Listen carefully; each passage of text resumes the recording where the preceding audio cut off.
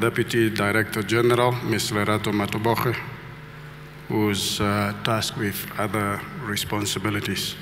First of all, just to thank the government and people of Kenya for the warm welcome, and also to thank the organizers of this event from Caproba and the Ministry of Trade, Industry and Investment of the Republic of Kenya. Thirdly, we just want to thank all the CEOs of state-owned institutions and also the private sector business executives who have traveled from South Africa to join us here today. We appreciate the effort and the fact that you have set time aside to be here with us today. Likewise, we also want to thank business representatives and CEOs from state-owned entities and the private sector for joining us today. This gathering would have been meaningless without your participation. I don't want to dwell on our historical past because we all know that we have got very good, strong political relations. But we are here because our presidents have met previously, and the last time they met was on the 23rd of November, 2021. And during the state visit by former President Uhuru to South Africa, both presidents instructed us to make sure that we achieve three critical things. The first is to ensure that we can increase the volume of bilateral trade between our two countries. The second directive was on the need for us to work very closely with private sector in both countries to remove all trade and investment barriers that continue to hamper our ability to increase bilateral trade, but also that act as an impediment in the fulfillment of the Continental Free Trade Agreement to which Kenya and South Africa are party to. Just on trade-related matters, I was doing some research over the few days, and it's easy for us to always look at the trade imbalances. While that is an important matter, we also looked at what is Kenya and South Africa currently importing from other parts of the world that we could naturally produce within our countries, that we could naturally trade with one another. And together we import over 4,500 products, if not double that number, spending almost $100 billion importing some of the goods that we could produce. The question is, as we bring private sector here together, as governments, we don't manufacture, we don't trade. What governments do, we create the enabling environment. So from our perspective, we are here today to bring private sector from our two countries together so that we can find solutions to increase our trade. And that's why you'll see in the program we have got different industries, but we have also made sure that we do not forget the financial services institutions because they are key cog to make this wheel of trade and investment to flow between our two countries. Our presidents have been very clear and unanimous in this. And the task given to us is to say, go and engage. As government, we create this platform for you to start those deliberations. But as private sector, it's on you to then find the opportunities and alert us as government what we must do to support you in achieving your goals. So having said that, we'd like to encourage both the Kenyan and South African delegations to ensure that as you go and have lunch, as you go and go for tea break, that you mingle with one another, that you begin to exchange your cards. And as our president normally says, that you can start deliberating on deals, and hopefully there'll be a few of you that will sign and close some deals during your stay. 2 days ago, we held a joint commission for cooperation between our two countries by officials, and we deliberated on a number of issues, including market access issues and challenges facing both South Africans and Kenyan businesses entering the South African market, or vice versa, South African businesses entering the Kenyan market. We are here as government officials to continue to engage you, to look at what are the details. And we are also inviting our Kenyan counterparts, if there are issues that you are facing in penetrating the South African market, that you can share it with us as government officials from South Africa. And we'll also encourage our business community who travel from South Africa to do likewise with the Kenyan officials that are here. We also agreed, finally, that we needed to be more proactive in facilitating business-to-business engagement, because ultimately, you are the ones who will help increase the volume of trade and investment flows between our two countries. And we have agreed to do so on a quarterly basis. We would like to encourage you to also engage with us, how you are going to organize yourself. And the fact of the matter is, we must not wait for everybody to jump on board. If there are businesses that are pursuing and have concrete deals on the pipeline, please use this platform to start your conversation and discussions so that we can see progress. And in the next 12 months, we'll be able to reconvene and perhaps report back the progress that we have made. I wish you all very productive and successful deliberations during the course of the day, and we remain at your disposal for any further engagement. Thank you very much, and I thank you.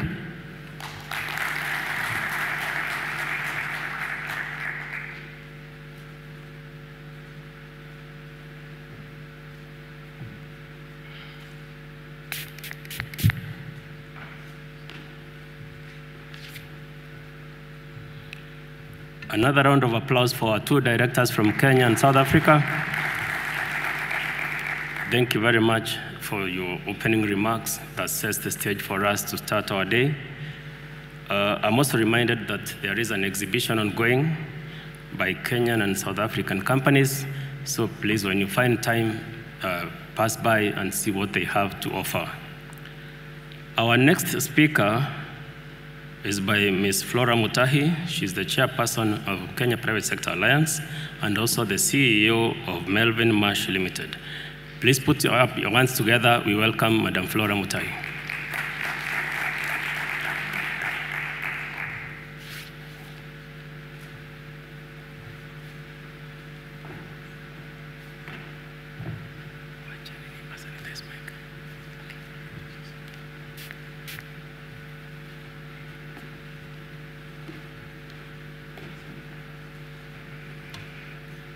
Our Principal Secretary, State Department of Trade, Chief Director John Rocha for Trade Invest Africa, Captains of Industry, ladies and gentlemen, good morning. Surely, I think we can do better than that. Good morning. We say in Kenya, Karibu Kenya, welcome to Nairobi, welcome to Nairobi, I believe that's South African, and at the worst, Sawubona. I remember it's exactly 1 year ago when we visited your convention center in Pretoria, where we had similar high-level South African-Kenyan business forum with captains of industry from both sides. And it gives me great pleasure to actually welcome you to this green city in the sun, a city that has been ranked by expatriates as the best city to work in Africa, on the continent, and the 12th in the world out of the 57 cities. On behalf of the private sector in Kenya, I would like to say welcome. I can say some faces look familiar, not too many, and I hope you recognize some of us too. I've noticed the team is slightly larger, and this could be one of two things. Either the trade is improving and we are more interested in doing business, or we are better hosts. We'll find out which of those two is correct. So the importance of international trade to economic prosperity is well appreciated and has been acknowledged for centuries. Trade, of course, is a powerful source of economic, technological, and even societal change. As we open trade and provide access to markets, we produce what is a competitive advantage to either country. Of course, this goes and increases our markets, and that in turn then reduces, of course, the cost of what each country is doing, driving consumer prices and widening product variety for importing countries and consumers. Eventually, ideas and technologies flow more freely across the countries, which encourage innovation and further productive growth. So international trade is already part of our lives, from what we are wearing, to how we came here, to how we are even convening today. These parts were made by different countries of different areas. Our daily routines depend on complex trade flows and production processes scattered across multiple countries. Why can't we make this trade among ourselves? Why can't we keep this trade within Africa? The planes we came on, the cars we drove, the clothing we are wearing. It is no secret that intra-Africa trade is only 15 to 19%. The Asian trade among themselves, 45 and growing, and the Europeans are as high as 65, if not more. Africa, we must begin to trade with each other a lot more than we do. South Africa and Kenya. We must trade and invest because these are powerful engines for growth and job creations. We must keep it here on the continent. Ladies and gentlemen, I proudly observe that based on the mutual partnership between our two countries, trade between us has consistently been growing. A quick scan shows that Kenya's exports to South Africa averaged over $36 million in 2021 compared to 34 in 2020. So obviously an increase. Similarly, Kenya imports from South Africa doubled in the first 3 months of 2022 compared to the same time in 2021. Note, this was after the one-year visit last year, growing at 64% to 17.7 from 10.8 billion. So consequently, investment-wise, South Africa remains among the leading investors in Kenya, accounting for 9.8% of our FDI flows to Kenya in 2019, and a total of 141 billion FDI stock, mainly invested in finance, insurance, and ICT sectors.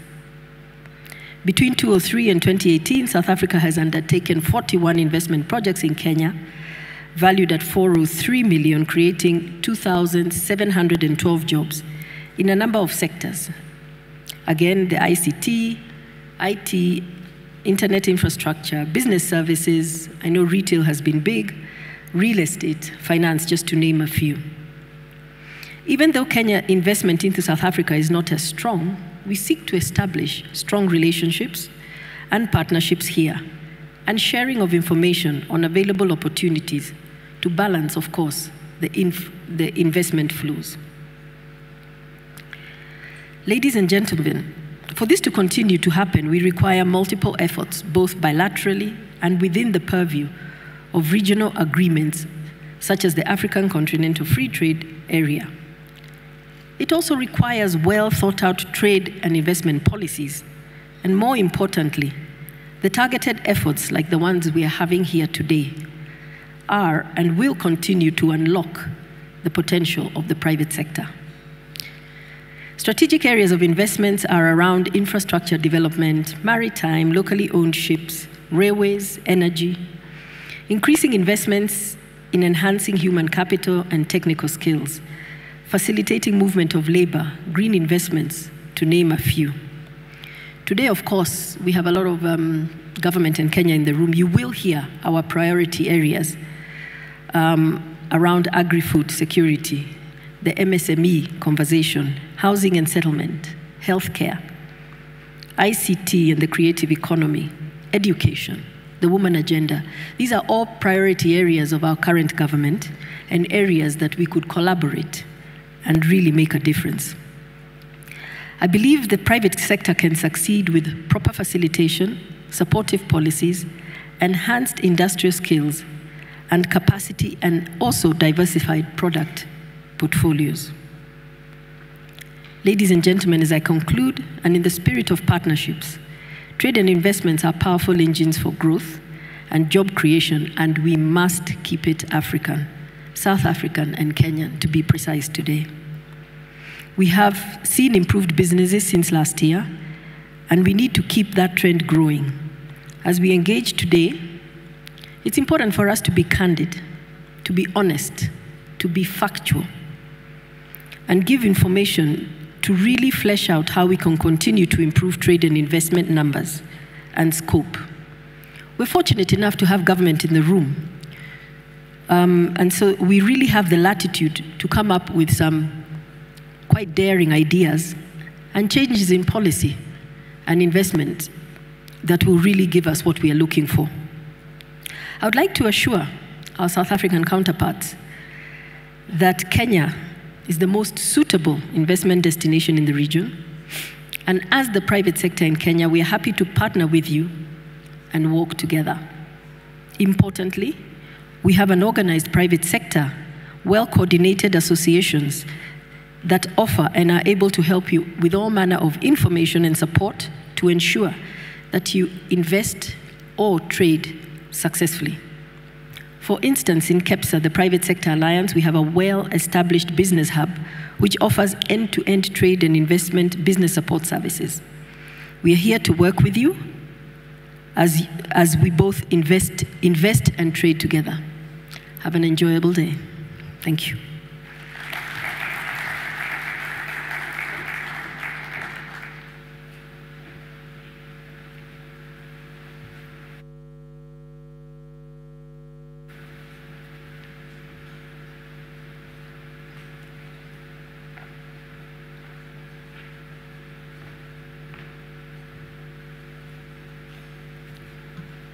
Thank you very much, Madam Flora.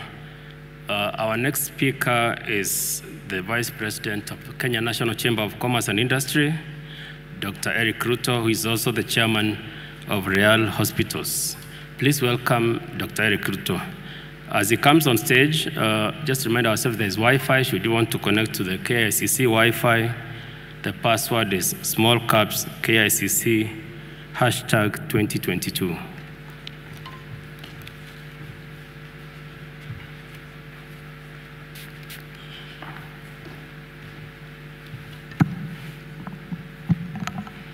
Okay, thank you very much, our moderator. The Directors of Trade, John Rocha from South Africa, and our counterpart, Director Oliver Konje, other senior government officials, distinguished business leaders who are here, exhibitors, good morning. I receive greetings from Kenya National Chamber of Commerce and Industry, and we want to warmly welcome South African business people to Kenya. We know in Africa that for quite some time, we've always been facing north. So as we are on the northern side of South Africa, we are facing north. And South Africa also is facing north. But we do not know why sometimes you miss Kenya as you face north. So if you look at the trade volumes that we do, most of our trade volumes is to the northern side of where we stand. But I think these business meetings will be able to change that tide. We do recognize that Kenya is among South Africa's leading trading partners in Africa and a major recipient of foreign direct investment from South Africa. South Africa also Kenya is the second largest market for South African goods and services in the Central and East African region. As a Kenya National Chamber of Commerce, in addition to providing business networking, we do provide trade facilitation. And in the year 2022, up to September, we've been able to process certificate of origin of direct exports of 185 and 4 indirect exports of non-preferential certificate of origin. Yeah, definitely, as attested by the Chair for Kenya Private Sector Alliance, that Kenya has a very vibrant, open private sector. We want to welcome our South African counterparts to trade with us, do joint ventures, manufacturing together. We want also, as stated by the previous speaker, Flora, that the trade volume although there is an imbalance of 11 times in favor of South Africa, the trade volume is still very low, just above $400 million US. As Kenya in the year 2021, we exported goods and services worth 35 million, and we imported goods from South Africa, or South Africa exported goods worth 390 million. So definitely, if you look at the volumes of import-export for both countries, this is a very small figure. And I think it is due to the statement that I said earlier that we are always facing north and we are not facing at each other. So therefore, and as stated by the director for South Africa, there are a number of challenges which I hope the panels that are going to have a discussion today can be handled. And as Kenya National Chamber of Commerce, we have had businesses who have come to us, and there are a number of challenges. I'm going to list 6 of them, and I hope we can, in the process of panel discussion, and even the recommendations that we are going to have today, I know there is a summary that is going to be presented to both leaders of 2 countries, the President for South Africa and the President for Kenya, is that the Kenyan business people have been complaining about the visa issuance, that currently Kenya business people apply for visa to South Africa, which are granted 3 months, while South African business people get a visa on arrival. We need to harmonize the process and consider long-term visa for Kenyan business people, because trade in services and goods cannot happen without the people. So that is one recommendation as Kenya National Chamber of Commerce. We want to be sorted as quickly as possible, and if possible even before the end of today. Advance rulings. I'm saying that because we were part of a negotiation when we went to Ethiopia, and in a forum like this, the 2 presidents were able to sort out some issues. So I hope we can be able to present those issues in the evening. Advance rulings, business people would appreciate advance ruling, which will provide decisions on classification, origin, valuation of commodities prior to the importation or exportation, thus improving certainty and predictability. A number of Kenya National Chamber of Commerce exporters have reported excessive documentation and bureaucracy required to facilitate products to South Africa, unlike other countries of similar standards of goods. Some exporters and importers have reported delay on payments on exports.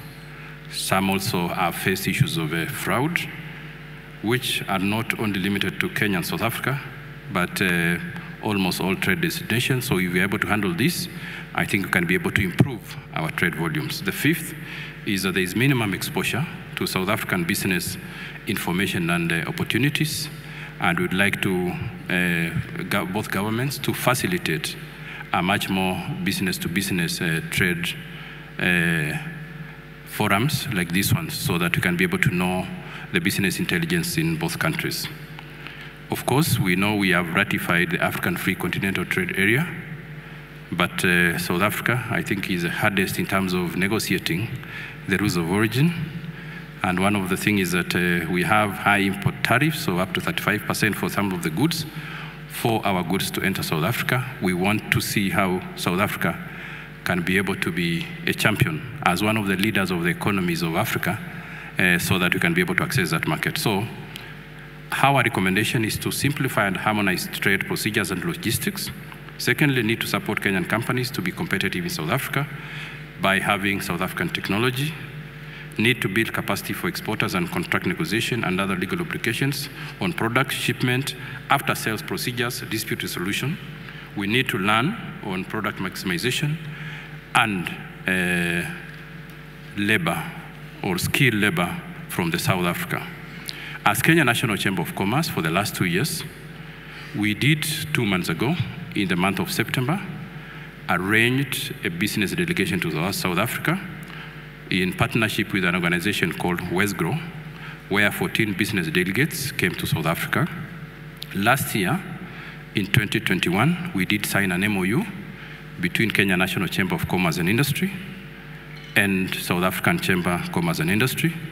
And from our analysis for the last 1 year, we have had 15 businesses from Kenya and South Africa who have been merged through that MOU. So there has been a progress in that line. And in process of that signing that MOU, we are in the process of doing joint business councils between the business people of Kenya and South Africa. And I urge the business delegates who are here to be part of that process so that you can form a vibrant private sector. Thank you very much for listening to me, and I wish you the best in terms of doing business deals here in Kenya today. Welcome.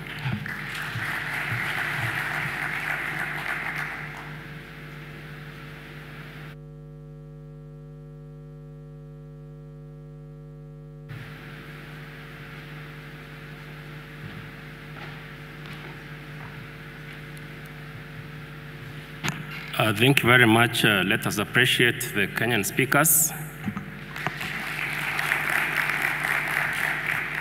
Now, next we go to the remarks by the visiting South African delegation from the private sector, and we shall start with Dr. Stavros Nicolau, Business Unity South Africa. Please welcome Dr. Stavros. Let us appreciate him as he comes on stage.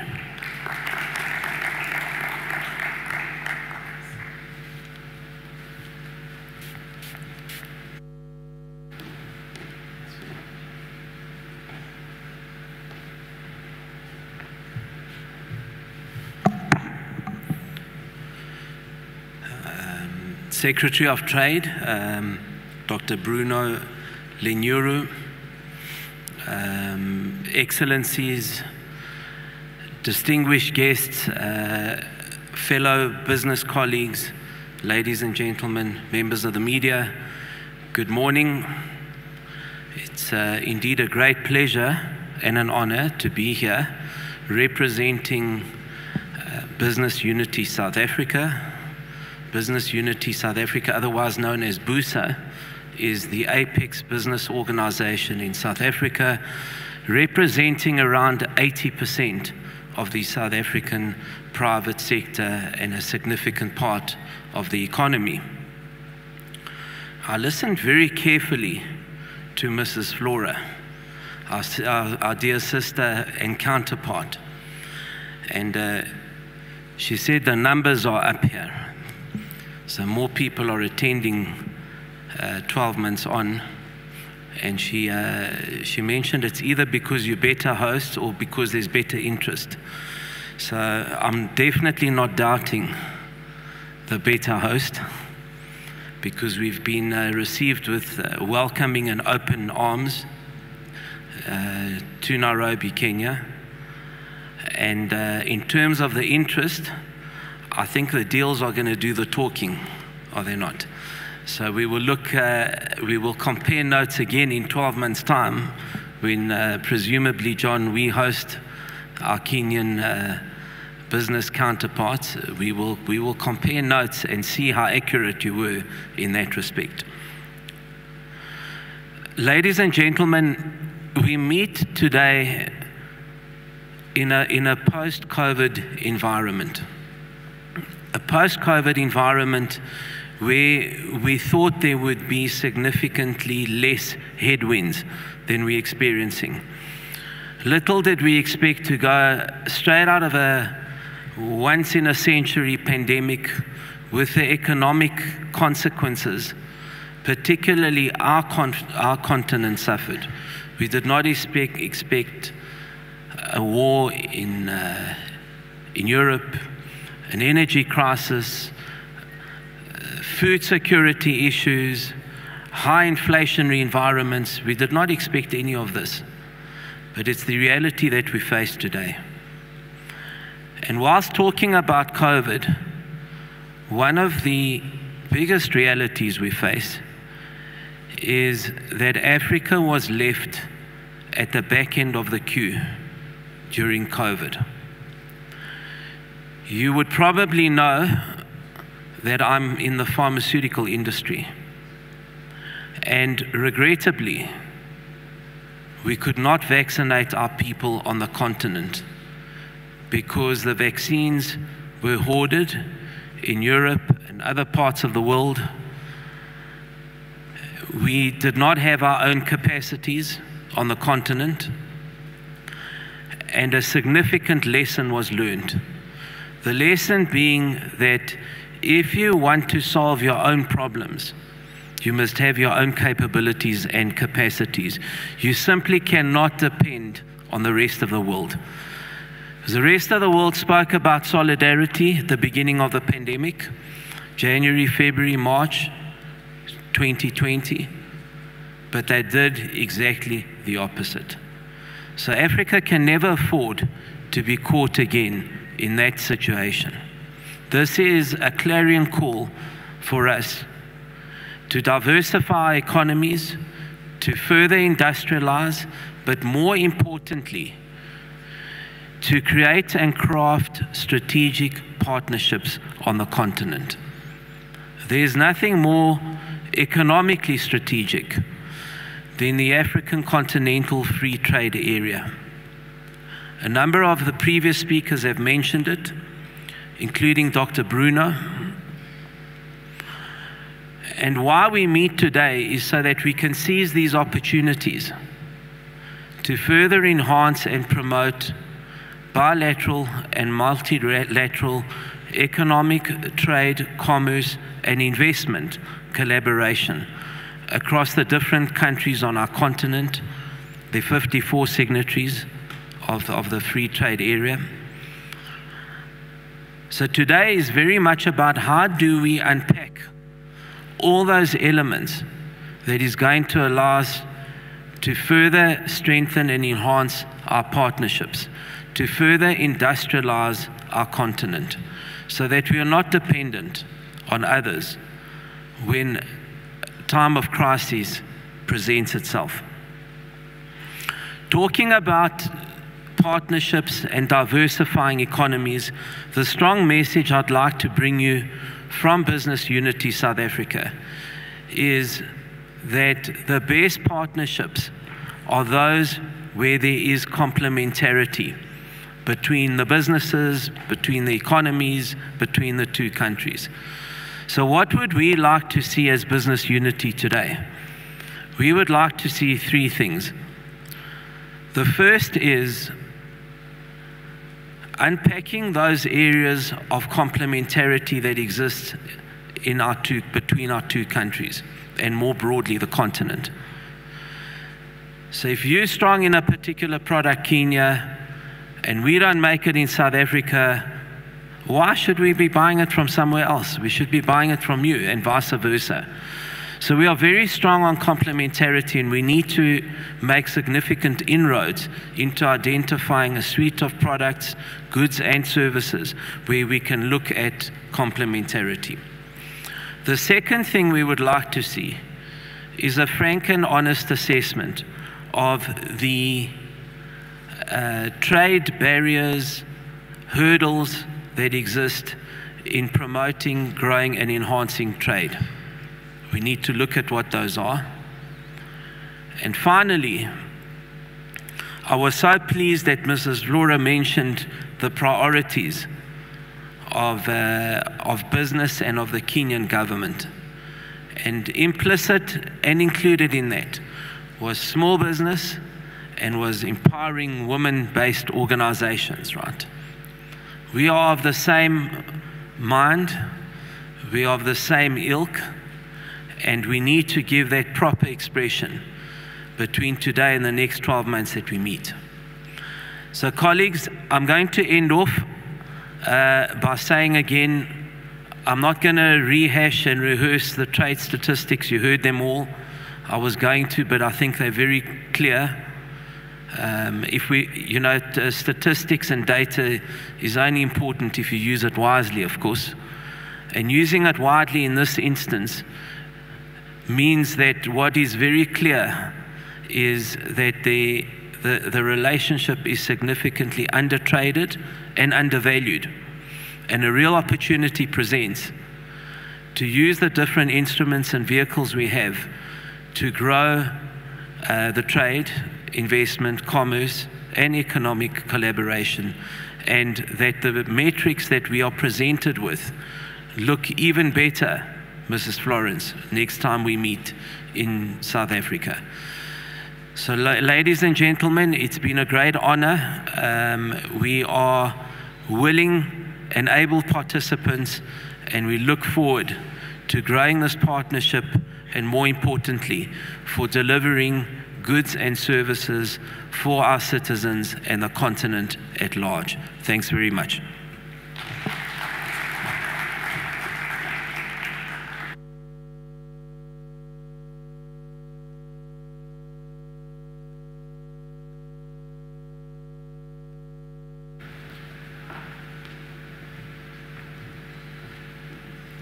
Once again, let us appreciate Dr. Stavros, please. Let us keep the conversation going. The hashtag is Unlocking Africa. Our next speaker from the South African delegation is Lungiza Fuzile, the CEO of Standard Bank South Africa. Please welcome. Let us appreciate him.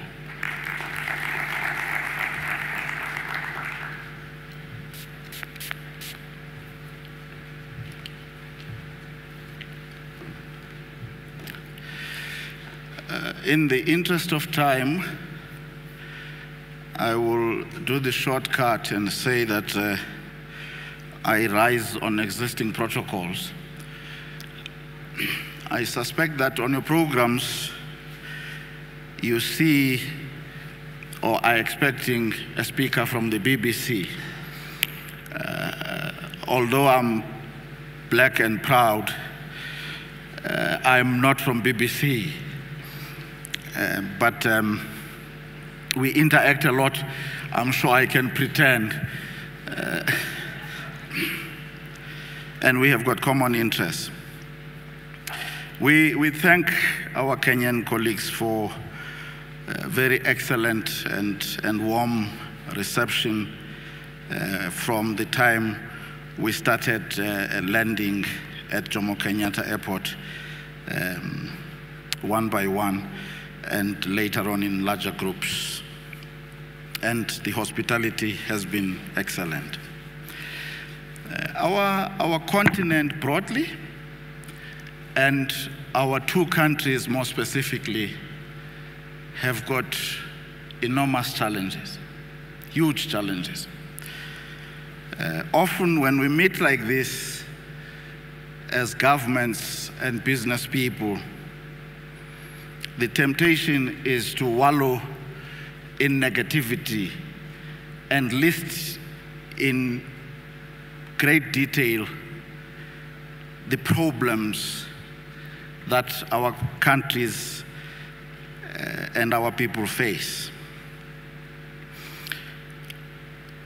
But we can do something different, and I can feel it palpable here this morning. We can elect to focus on solutions. And usually for every problem, for every challenge, there is a very long list of solutions. Sitting in this room are people who craft policies that can make the development of those solutions and their execution possible.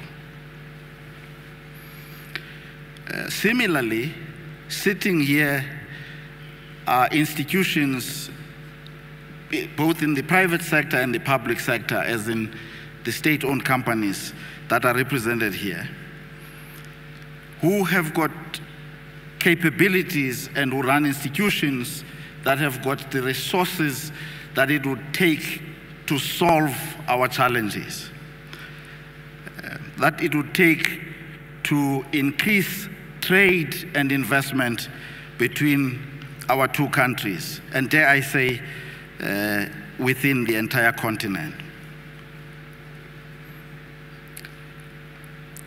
I come from the financial services sector in South Africa. Many of our institutions have got a presence here. A couple of them are represented here in the room. We do serious business in Kenya with Kenyan businesses and with the Kenyan people. We would love to see a situation where Kenyan businesses in financial services and beyond find their way and are able to do serious and important business in South Africa. because these things work well only when they are mutually beneficial. They work well only when the relationship is truly two-way. And I'm hoping that today, during the course of the day, we will interact in a manner that gives expression and takes us forward in coming up with workable solutions that can translate into increased investment and trade between our two countries. And I want to end on the note that I suspect, but I don't know this for sure, please don't say that BBC said this, but I suspect that had our colleagues been here, they would emphasize that more often than not, when we gather like this, generally big business dominating the terrain, which is correct because you need big business to solve the big problems that our continent faces. But the mistake we cannot afford to make is to forget small businesses, because they are an important part of solving our problem of economic growth, our problem of employment, and our problems, of course, in our case in South Africa, of inequality. So working together, South African government, South African business, I would hope that using all the might that we have, and we do have capabilities, we do have resources, we would marshal all of these to find solutions to our problems. Thank you very much.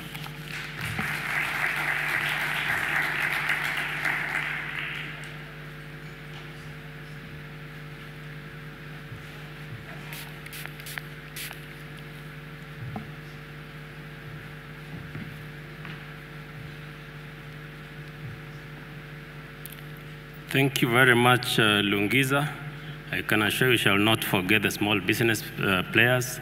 In Kenya, they contribute a substantial amount to our GDP, and in addition, they create the largest pool of employment, so for us, they are quite critical. Even the tea that we plan to sell to South Africa, it comes from the smallholder farms. Thank you. We are done with that segment of representation.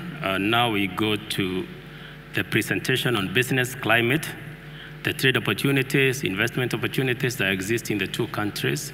So we shall have a speaker from Kenya to be followed by a speaker from South Africa. To start us off on this, we have Olivia Rachier, the Acting Managing Director of Kenya Investment Authority. Let us appreciate her as she comes to make her presentation. She's not making remarks, she's making a presentation. Let us be very keen and follow. Thank you very much.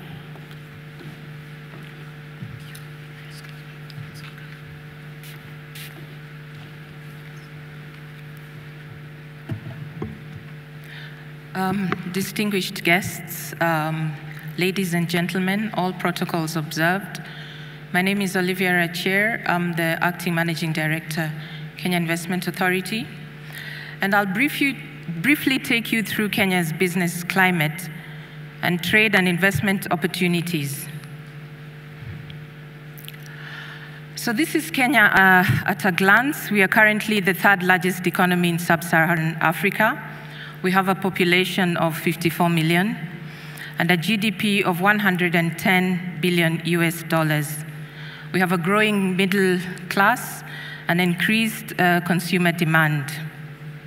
We have a very conducive investment environment. We have a very liberalized economy. You can repatriate your capital and profit which is guaranteed, and our constitution protects against expropriation. Again, investment is guaranteed against non-commercial risks because we've signed agreements with ICSID, MIGA, and ATIA. With regard to investment facilitation, we have a one-stop center with the government agencies that facilitate investors when they're coming to invest in the country.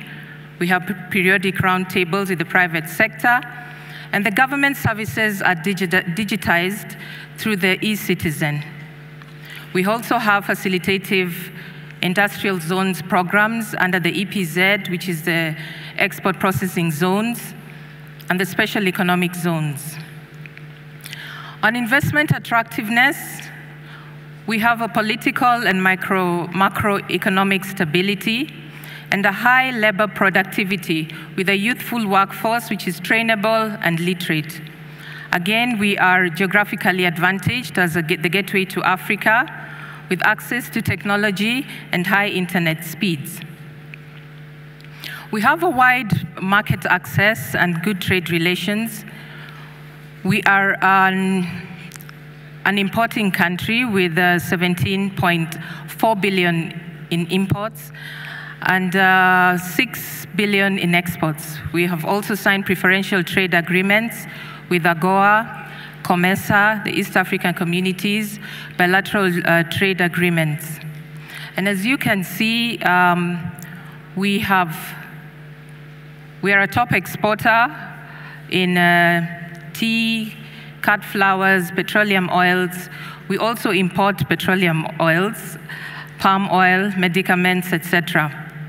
Kenya's export market is majorly Uganda, who are our neighbors, the Netherlands, the US, Pakistan, United Kingdom, Tanzania, the UAE, Rwanda, DRC, and China, and other destinations that comprise 36% of that market. With regard to trade between Kenya and South Africa, we export about 31 million US dollars, and we are importing 478 million worth of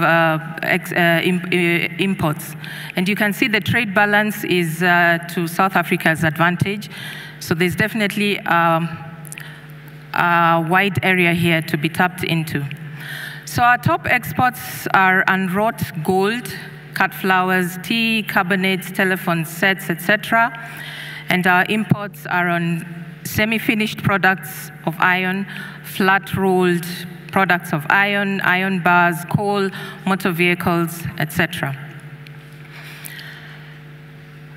We connect to markets under very established infrastructure. Kenya is well suited as a distribution base, and we serve Africa, Europe, the Middle East, and South Africa. We also serve as a communications logistics hub in the region with access to regional transport corridors. We have 4 major airports in Nairobi, Mombasa, Kisumu, and Eldoret, which directly connect to Europe, Asia, and the US. We also have the Mombasa port and the Lamu port, which was launched last year, 2021, that increases Kenya's cargo handling capacity. We also have the state-of-the-art ICDs at Nairobi and the Naivasha Special Economic Zones. And we have the standard gauge railway with 30 freight trains and 2 passenger services daily between Nairobi and Mombasa. As you can see, we have a large number of multinationals that have set up regional and countrywide headquarters in the country: Coca-Cola, Google, Volkswagen, Old Mutual, to name but a few. So what are the investment opportunities and the incentives? Under our Vision 2030, which is a blueprint that aims to transform Kenya into a newly industrialized middle-income country, we have 8 priority sectors, that is oil and gas, manufacturing, business process offshoring, IT-enabled services, financial services, the blue economy, wholesale and retail trade, agriculture, and tourism. The Accelerated Development Plan is aimed at transforming the society, transforming the nation, and transforming lives. And the current focus is on agriculture, manufacturing, the SME economy, the universal health coverage, and housing. And the enablers are targeted infrastructure investments, improved governance, technology and innovation, to ensure competitive cost of energy, and to equip the youth with vocational skills. So you can either invest in any part of the country, or you can choose to invest in the export processing zones and the special economic zones where you have specific incentives in corporate tax, withholding tax, exemptions, and amongst others. And the other benefits are you'll get a single license, project approval license within 30 days, unrestricted investment for foreigners, green channel to port clearance, factory buildings, and high security. So you can see where the export processing zones and the special economic zones are located. Currently, we have 82 gazetted export processing zones, 77 of which are privately owned and operated, and 5 are public zones. We have 15 gazetted special economic zones, 12 of which are privately owned, and 3 are publicly owned. So how do you get started? And that is where Kenya Investment Authority comes in. We are a state corporation under the Ministry of Industrialization, Trade and Development, Enterprise Development, operating under the Investment Promotion Act. And our main functions are to promote investments. And we facilitate the investor once they come in through a one-stop service center, which has a company registration, the Kenya Revenue Authority, the immigration, the environmental impact assessment certificate can be obtained from us, power connection, and we also have the Special Economic Zones Authority and the Export Processing Zones Authority represented in the one-stop center. We also track investors thereafter, and we offer aftercare services. Kenya Invest facilitative platforms include the e-regulations portal, which is a step-by-step procedure in investing in Kenya, creating transparencies, and we have 275 procedures uploaded on this portal.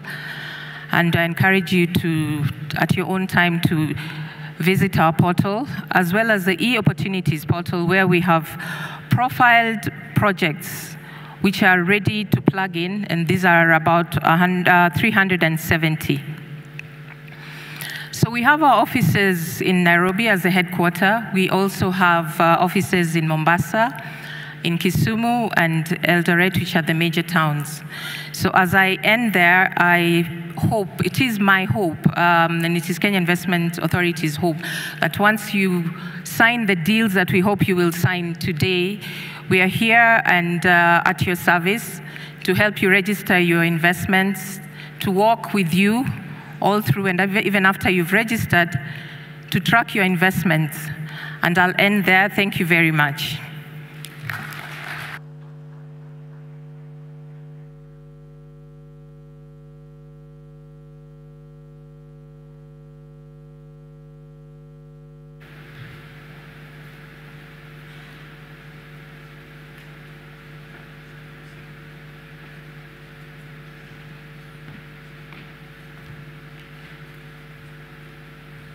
Thank you very much, Olivia. That was a wonderful presentation. Let us appreciate her once more.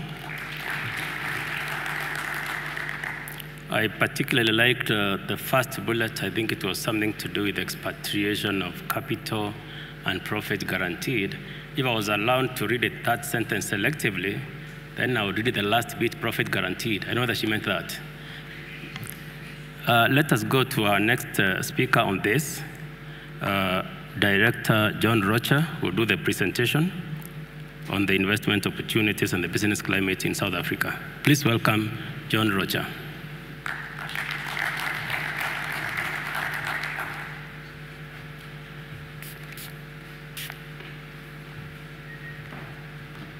Thank you, Program Director.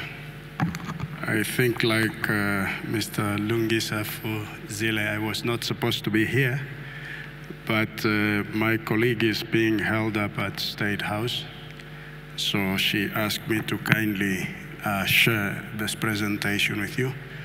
Can I share the presentation? Can it please be flighted?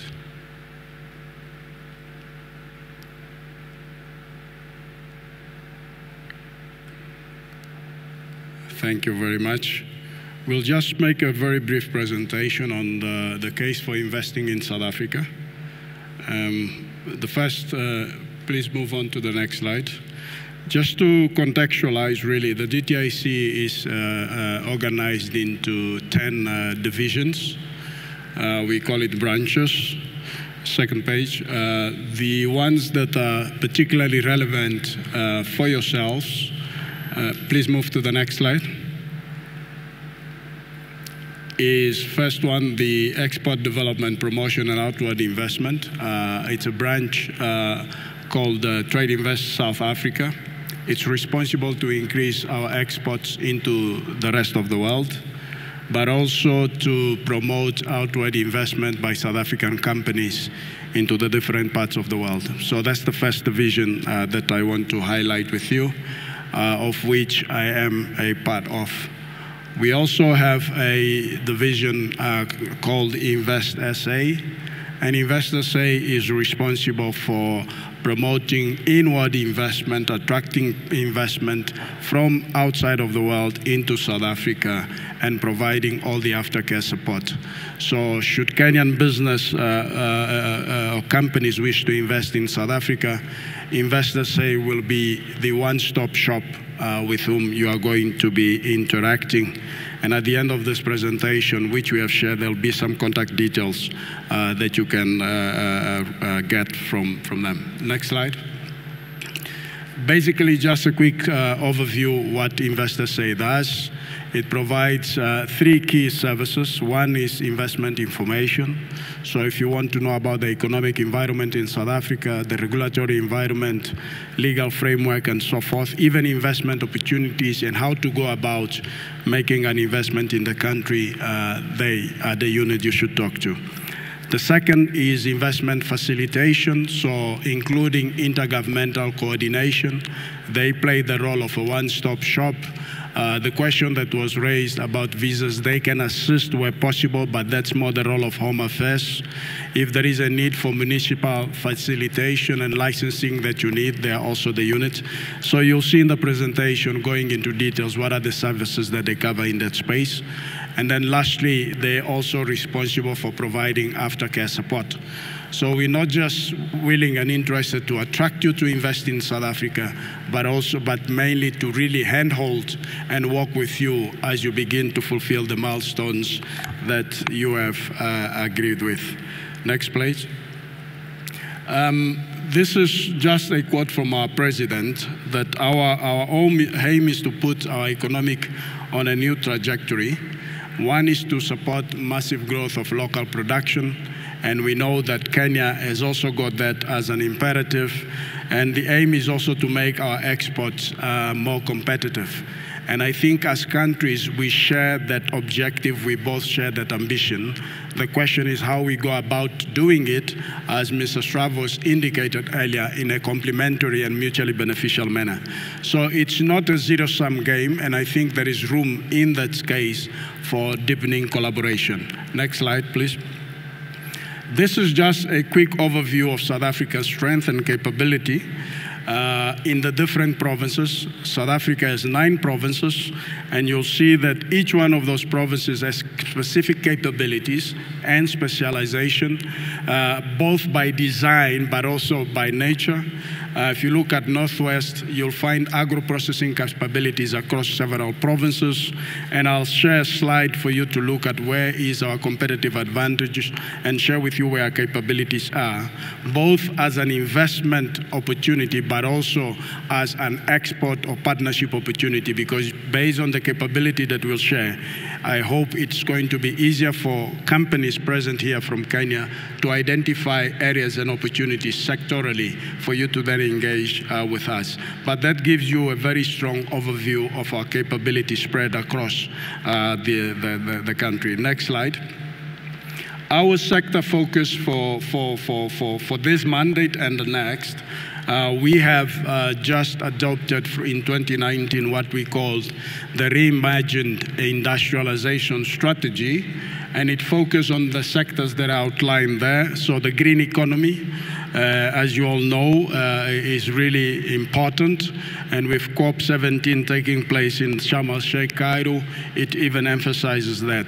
So within the green economy, we are looking at green energy, recycling, hydrogen economy, biofuels, water infrastructure, and cogeneration as well. Our country has just recently adopted the Just Transition program that is going very well and is starting to be rolled out. So that's opportunity number one. Number two, as we all know, South Africa has got very strong resource-based industry in the mining sector, from gold across all the other minerals, agro-processing, aquaculture, agriculture. Mineral beneficiation is also a major priority because we export a lot of raw material. The priority now is to see how do we add value to our minerals within the country so that we can begin to export a little bit of more intermediary and finished products. And then obviously the ocean and the blue economy. When we look at the Kenyan National Development Plan and Vision 2033, we see also an opportunity for collaboration in these areas. In the area of services, we're quite strong in gas, oil and gas. We have a very strong capital goods and services sector that can support oil and gas industries, and we see that Kenya and the region is also moving quite strongly in that direction. Shipbuilding, ship repairs, business process outsourcing. We have also a very strong creative industries and a range of exploration in natural resources. Next slide. Manufacturing, the focus is automotive. I know that there has been quite a number of discussions amongst ourselves within the Africa Automotive Initiative, AAAM. Kenya is also being a key part of that, and we believe, based on what we are seeing, that there is an opportunity here. Leather and footwear, clothing and textile, rail, metals fabrication, yellow goods, heavy vehicles, cosmetics, and FMCGs, and I will not forget pharmaceutical starters. Forgive us for not highlighting it here, but pharmaceuticals is very important. Again, is that when we look at this from a simplistic perspective, we might be frightened and think we are competing. But if we dig deeply, we'll find areas of complementarity and collaboration. And I think that's where private sector is important, because you know what you are doing, you know what the gaps are, what the needs are on both sides, and the dialogue that we need to unlock is for both of you to then find those areas of collaboration and encourage Kenyan companies to invest in South Africa in this sector. We also have a focus on advanced manufacturing, as Pharma is here, so plastics, electronic goods, white goods, aerospace, pharma, chemicals, biochemical, and defense industries.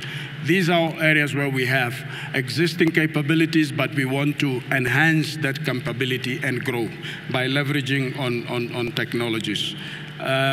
So that's in terms of sector focus. Next slide.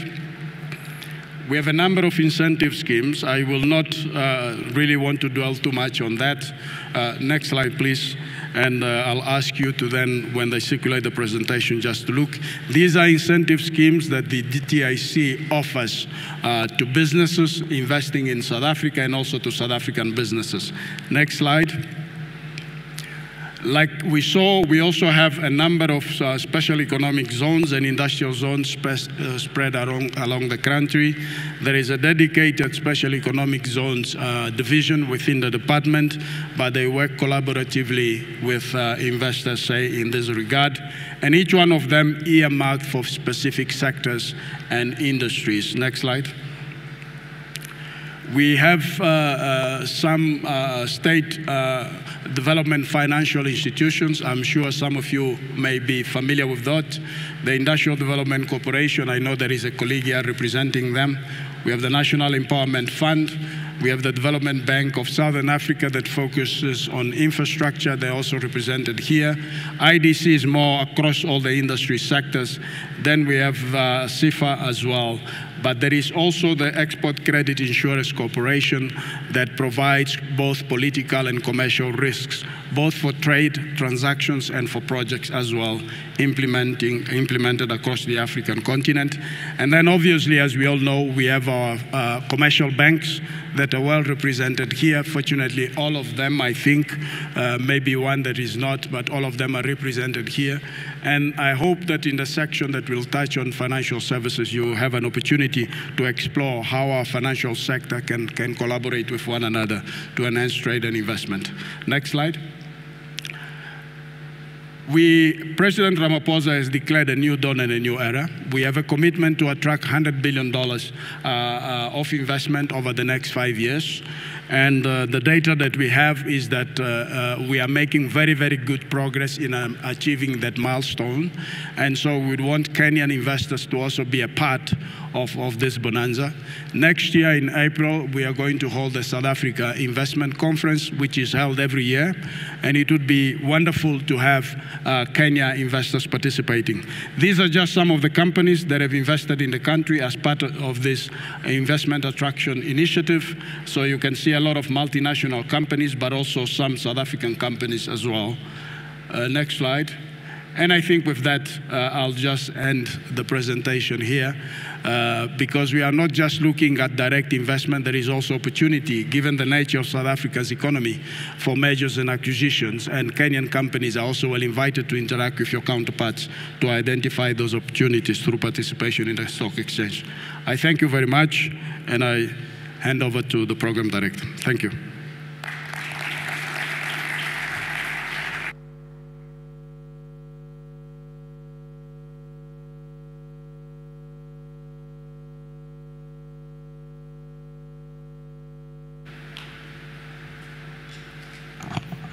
Thank you very much, John, for that presentation. As we progress, allow me to recognize the presence of my boss, Ambassador Johnson Weru, the Principal Secretary, State Department for Trade. Balozi, you can just wave for the crowd.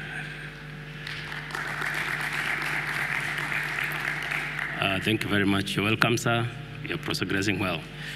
Now, our next session is the interactive question and answer session. I will invite Ambassador Fred Matwanga from the Ministry of Foreign Affairs, and he's also the Director, Economic Affairs and Commercial Diplomacy. As he does that, I'll ask the officers with the microphones to come at the front, or somewhere they can be seen. We are trying also to make up and keep time, so I believe we'll make the session interactive but brief. Thank you.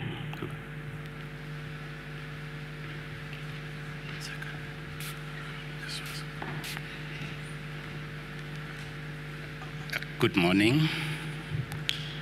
Good morning to you all. I've been given a very simple task to make the question and answer session as interactive as possible. I don't know how I'll do that, but you are the ones to do it. Wakenya mpo? Amchambo? Asanteni. South African? Sanibona? Kulingile?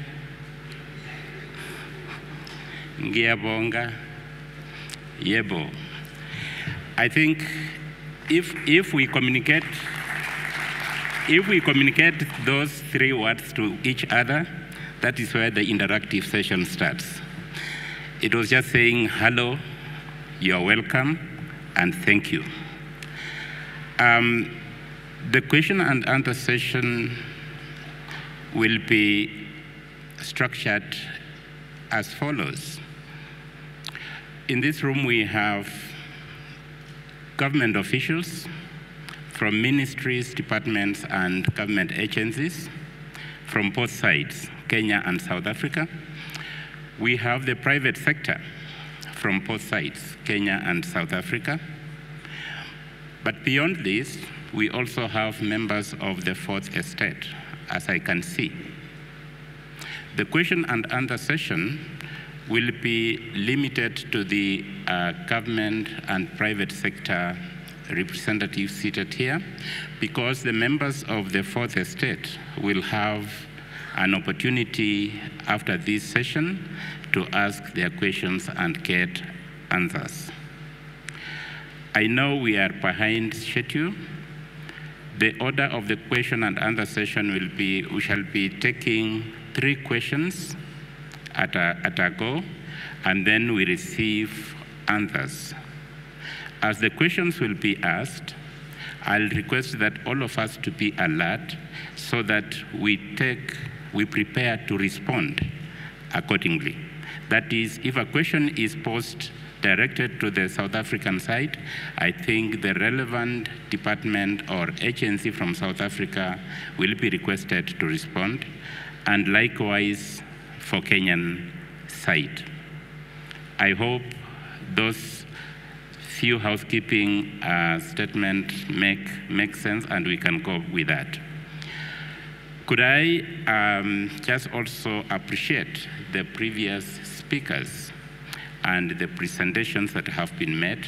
I'm sure they have given some eye-opening knowledge or information which can provide a basis for questions and answers. And with that, I would like to ask who will be the first to go to give us a quick start on the questions. The first question. I think we all understood the presentations. Is there any question that any from South African side? Is there anyone who'd like to ask a question? The first to go on the question side, before I look for who will give the answer. From the Kenyan side, who will be the first to go? The first question? I can see there's a gentleman on the far right, and then we have a gentleman on the front bench. Please pose your question. Okay, thank you so much. My name is Caleb Ikenye. I am a law student in the University of Nairobi. My question goes to both presenters from both countries, that is from Kenya and from the South African side. You have done very wonderful presentations to us, but there is still a question that is being left unanswered. The question on youth unemployment, and especially in our African countries, and for this case, the South African country and Kenya as a state. So I want to know the position of industrial investments on youth employment. And basing on this issue, I understand that 12.7% standing at, as for 2022, 12.7% of the African youth are unemployed. So I hope that as we come out of this conference, or rather this seminar, we are going to have an answer to the issue of unemployment to the youths and how it's going to be settled through industrial investments. Thank you. Thank you, Caleb. Your question is taken.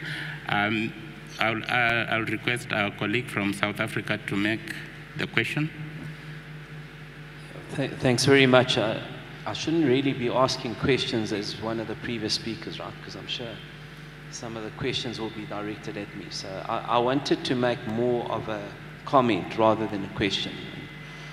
And the comment, it's a comment come appeal as well, is that as we work through the day, because we're going to have to present for 4 or 5 minutes to the respective presidents later, that we pay a particular focus on those sectors that are, that are conducive to industrialization, first of all, the complementarity aspect again, and then I'm so pleased there was the previous speaker, because we also need to look at those opportunities that are labor absorptive, particularly for women and youth.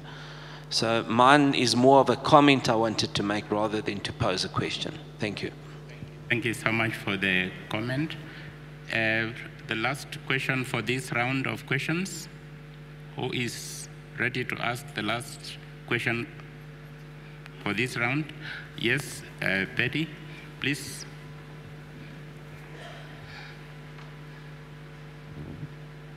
Thank you very much. And I think my question would also be largely around a comment from the chair of BUSA. And in his presentation, he said that maybe we should look at sectors that are complementary between South Africa and Kenya, and maybe unlock some of those items that we are probably importing from the rest of the world as opposed to from the two countries. The question is that under the SADC protocol, there are lots of SADC countries that actually make their way into South Africa duty-free. That includes Mauritius, Madagascar, Tanzania, Malawi, and what have you. Now, Tanzania is an East African Community member state, a partner state of East African Community, and a close ally of Kenya and one of our largest trading partners. How would you segregate Tanzania, which is a SADC member, to be given that market access, and actually leave out the other East African Community countries?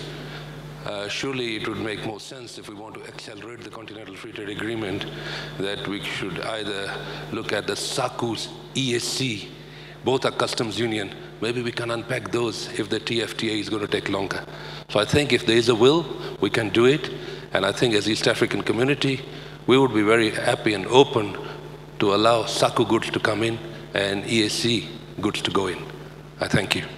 Thank you, Paddy.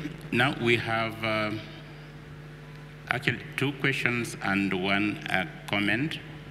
And so that we move forward, I would want to put across the first question, which was asked by Caleb, that the issue of youth unemployment is prevalent both in Kenya and in South Africa, and generally in Africa. Through this discussion, Caleb is asking what kind of solution can we provide on the issue of youth unemployment, both in Kenya and in South Africa. Maybe if I were to start by the South African side, I don't know if there is one of the officials who can voice himself or herself to that question of youth unemployment. Roger?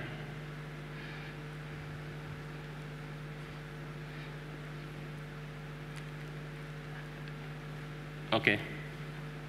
Thank you.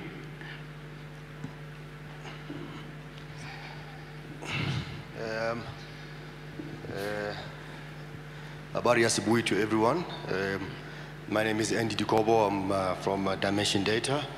I'm not speaking on behalf of the government, but I thought I should just give perhaps a part answer to the question being asked around youth unemployment. I mean, in South Africa, we've got a high level of youth unemployment. I think particularly around the black youth specifically is about, I think about 60.4%. So it's quite high. It's actually quite, it's actually a crisis. But what I do want to maybe share with our colleagues here today is that from, I'm in the ICT services, so we're with Dimension Data, and what we're finding is that the rest of the world is actually coming to South Africa, is actually looking to Africa for skills. So we've got massive investments around Kenya, is the fact that you've got such a massive drive for industrialization. So if you look at what's happening in the port of Lamu, what's happening from the port of Lamu, the Lamu-Isiolo Road, the stuff that you're doing around the rail infrastructure, there's a lot of sort of industrialization that Kenya is currently undergoing, and I believe that those type of initiatives are the initiatives that should be able to absorb a lot of sort of low-level skills as well as high labor skills.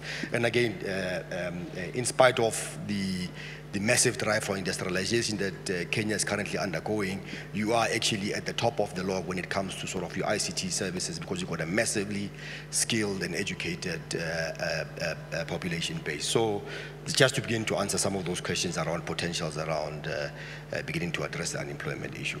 Thank you very much. Thank you so much for that response. I hope, Caleb, you got part of the answer. Our colleague from South Africa talks about we need to enhance our investment and industrialization so that we can create opportunities for youth employment. From the Kenyan side, because that question was for both. Yes, we have microphone. A response to the question of youth unemployment. Yes, thank you. My name's Hitesh Medirata, representing Kenya Association of Manufacturers. One of our key pillars is SME growth. And if we look at the engagement we're having with the government, the new government, we're trying to achieve that, one, through industrialization, and second, through SME linkages. So there is a big opportunity that will arise. One example I can give you is the housing program, where 500,000 planned housing or affordable housing, and the multiplicity or the multiplier effect of youth unemployment that can take place. There are several organizations that are pioneering this in Kenya, in which they create SME linkages. So there are great opportunities that are arising from industrialization, and we believe manufacturing is going to be a key item to unlock unemployment in the youth. Thank you. Can I take it that we have gotten responses to the question of unemployment? But Flora has something to say, because I want us to move to the next question so that we have the next round of questions. Flora, and then I'll give a chance to let your colleague from South Africa. Flora, please. All right, just to add to that, to what exactly he's saying, we also have a lot of youth programs around the IT, where we are digitally training the youth to use the computers for technology. We are digitizing the private sector. For example, we are digitizing the judiciary right now. We've offered ourselves to the county governments. So there's a lot that we are doing on top of what Medirata has said. In fact, we've committed as private sector to deliver 1 million jobs per year for the next 5 years. Colleague Letty from South Africa. Good morning. I'm Portia Darby from Transnet. I wonder if it's not time that we let youth determine for themselves what they want and figure this out. So I'll use an example which is in South Africa, because I think that in South Africa we need to listen to other people around how they're dealing with the problem, because it's crisis proportion. It's over 70% youth unemployment. And then when we put women into that, it's even bigger. Is that there's this young man in South Africa. We still have a 350 Rand monthly grant as a part of dealing with COVID. Young man took the 350 Rand that he got every month, put it together, and he started himself a business where he makes ice cream in Soweto on his own. My point is, the youth know exactly what they require. We and our systems and our institutions and the programs are in the way. Now, if we were to deal with our institutional corruption, and I can speak this as a civil servant, if we were to deal with our institutional corruption and find a way to let young people to decide what they want, and then we give them what they say they want and let them be. Thank you so much. I think we can, on the issue of youth unemployment, maybe we can stop there, but we shall move to the next question, which I hope we shall also have very good answers. But for the youth, I think there is a challenge there. The business people and government, they're also asking, what do you want? You must know what you want so that you can also be supported to get what you want. With those remarks, I would like us to go to the second question. Actually, it was a comment on the issue of COVID and the opportunities that were accorded that we need to take advantage of to create opportunities. And then the third question was from Mr. Petty, that we need some complementarity or coherence in the way we operate within our regional blocks, especially where some countries are in both blocks, and the need to find a middle ground so that, for example, Tanzania, which is in the EAC and is also in SADC, seems to have an upper hand in accessing the opportunities in SADC. The other East African countries, they need to get access to these opportunities too. How do we fast track the process of harmonizing the EAC, SADC and the COMESA arrangement to make the trade and investment playing ground equal. Could somebody say something about this? Maybe if I would start with the South African side. What is it that we can do to fast-track harmonization of the playing field, both within the COMESA and the EAC? Yes? Microphone? Thanks very much. I'm going to tackle both of the questions, right? Because there was also a COVID question, and they are interrelated. Earlier when I spoke, I made a comment that Africa was left at the back end of the queue when it came to vaccines and other therapeutics. What will rescue that situation is if we have aggregated procurement on the continent. So we need to see the continent as a continent of 1.3 billion people, not of individual countries where you have 60 million in South Africa and 200 million in Nigeria. So if we are to succeed, and this point is quite important because it also addresses youth unemployment, it addresses all the other challenges. If you're able to aggregate and pool your procurement on the continent, you can much more swiftly move towards regulatory harmonization in the first instance. In the second instance, it will allow you to ratchet up quite significantly local or domestic procurement of goods and services. Okay, because I come from the pharmaceutical sector, I'm with Aspen Pharmacare, which has a significant presence here in Nairobi and in the rest of East Africa. It's an injustice to the continent that we continue to import 99% or more of our vaccines, but yet we are one of the biggest consumers of vaccines in the world. We continue to import 75 to 80% of our antiretrovirals, yet we consume around 60% of the world's antiretrovirals. So these things don't make sense. So what we need is a radical reform of procurement policy across the continent, and that's got to be an AU, African Continental Free Trade Area initiative. And if we get that right, it makes accelerating towards regulatory harmonization, mutual recognition. It makes it a lot easier and a lot more plausible. My final comment is if we don't do this, we can never sustain manufacturing capacities and capabilities on the continent, because if we are put very differently, during the pandemic, I worked very closely with Strive Masiyiwa. He was the AU COVID special envoy appointed by President Ramaphosa. And he said to me, but Stavros, you at Aspen, how do you allow all your volumes to be outsourced to Asia and Europe for your own continent? And he's right. So in summary, radical reform of procurement policies on the continent will give you a swifter pathway to regulatory harmonization. Thank you.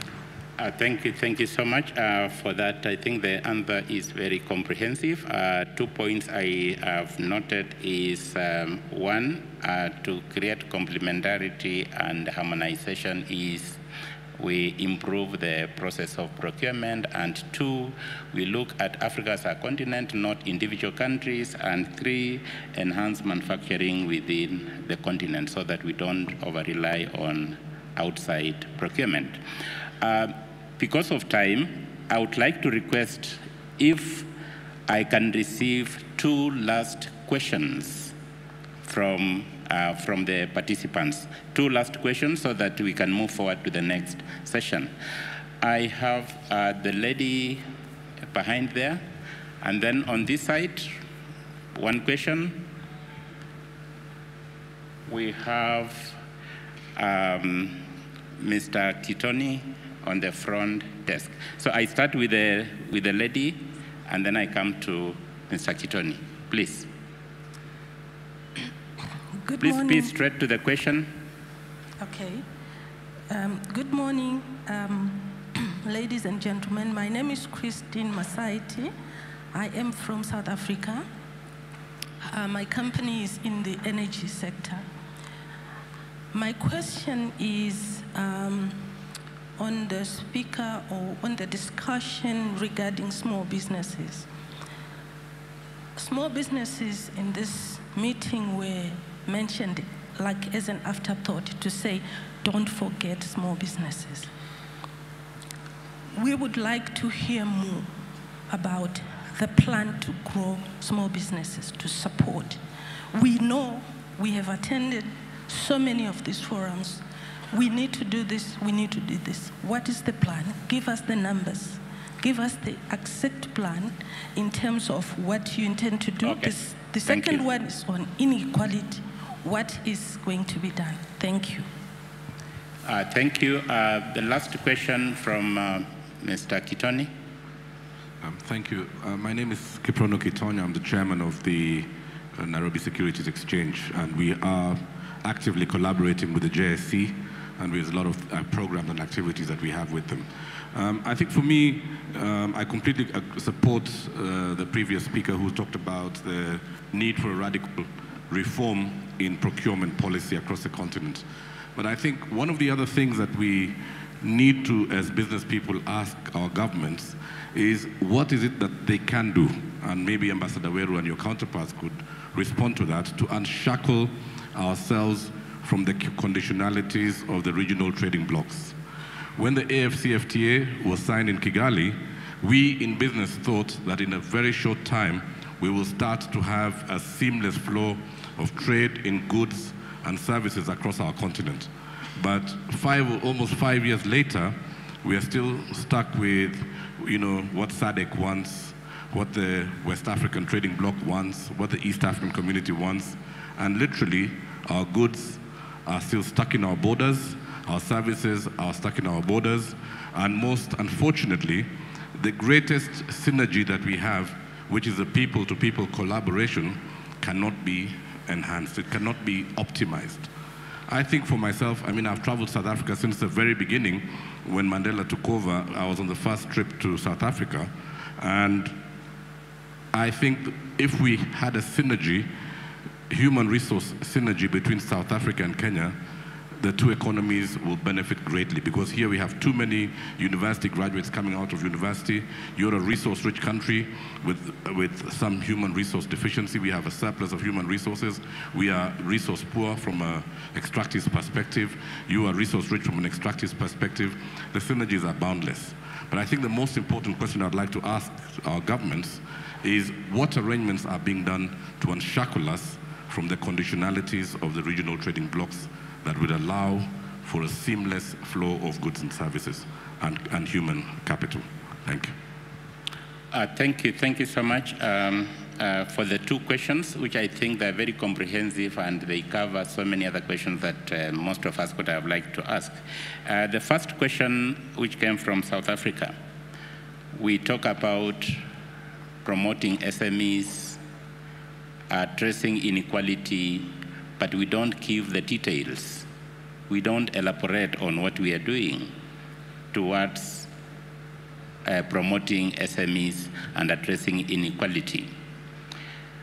What specific actions that are we taking to address SMEs and inequality? Who will be the first to attempt and provide an answer to that? Maybe because it was asked from the South African side, could I ask who from the Kenyan side can talk about what exactly we are doing to promote SMEs and address inequalities? Anyone to help me from the Kenyan side?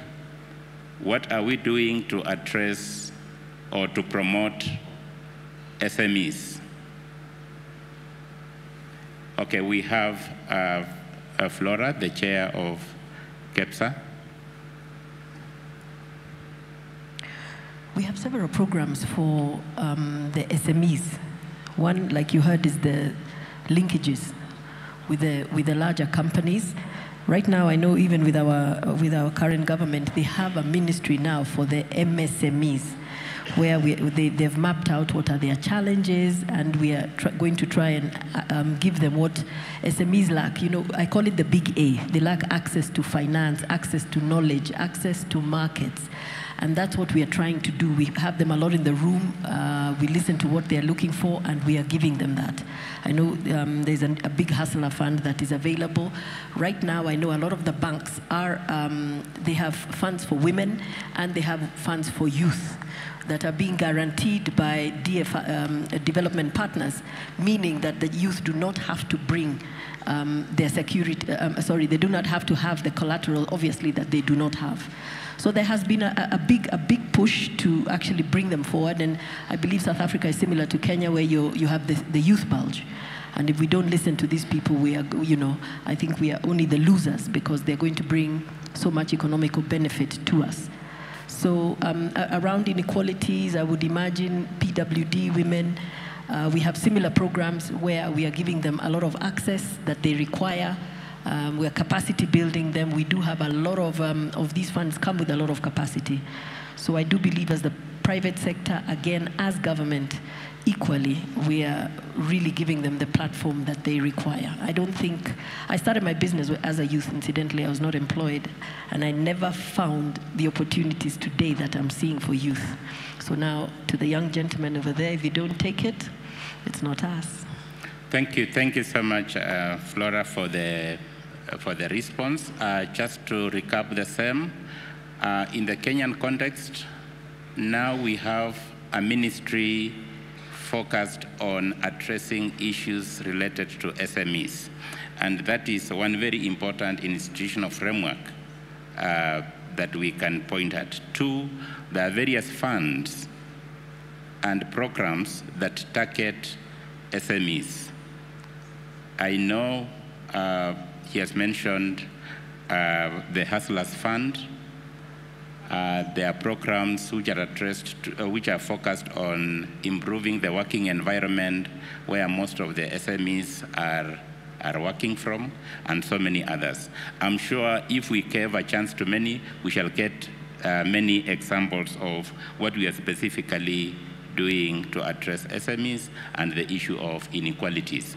The last question from Mr. Kiprono Kitoni is about what are we doing, or what can we do to remove dysfunctionalities or conditionalities within our regional blocks so that we can move fast towards implementation of the African Continental Free Trade Area.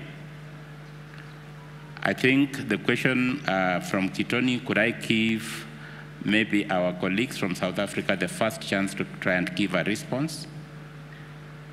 Yes, we have.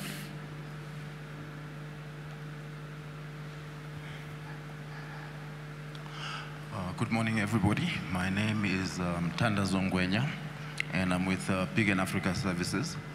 I'm not representing South Africa's government view, but I am in the engineering space, and one of the areas we specialize in is creating transport corridors, building long rail infrastructure, rail, ports, pipelines, and from my perspective, the biggest impediment to the implementation of the African Continental Free Trade Area is access.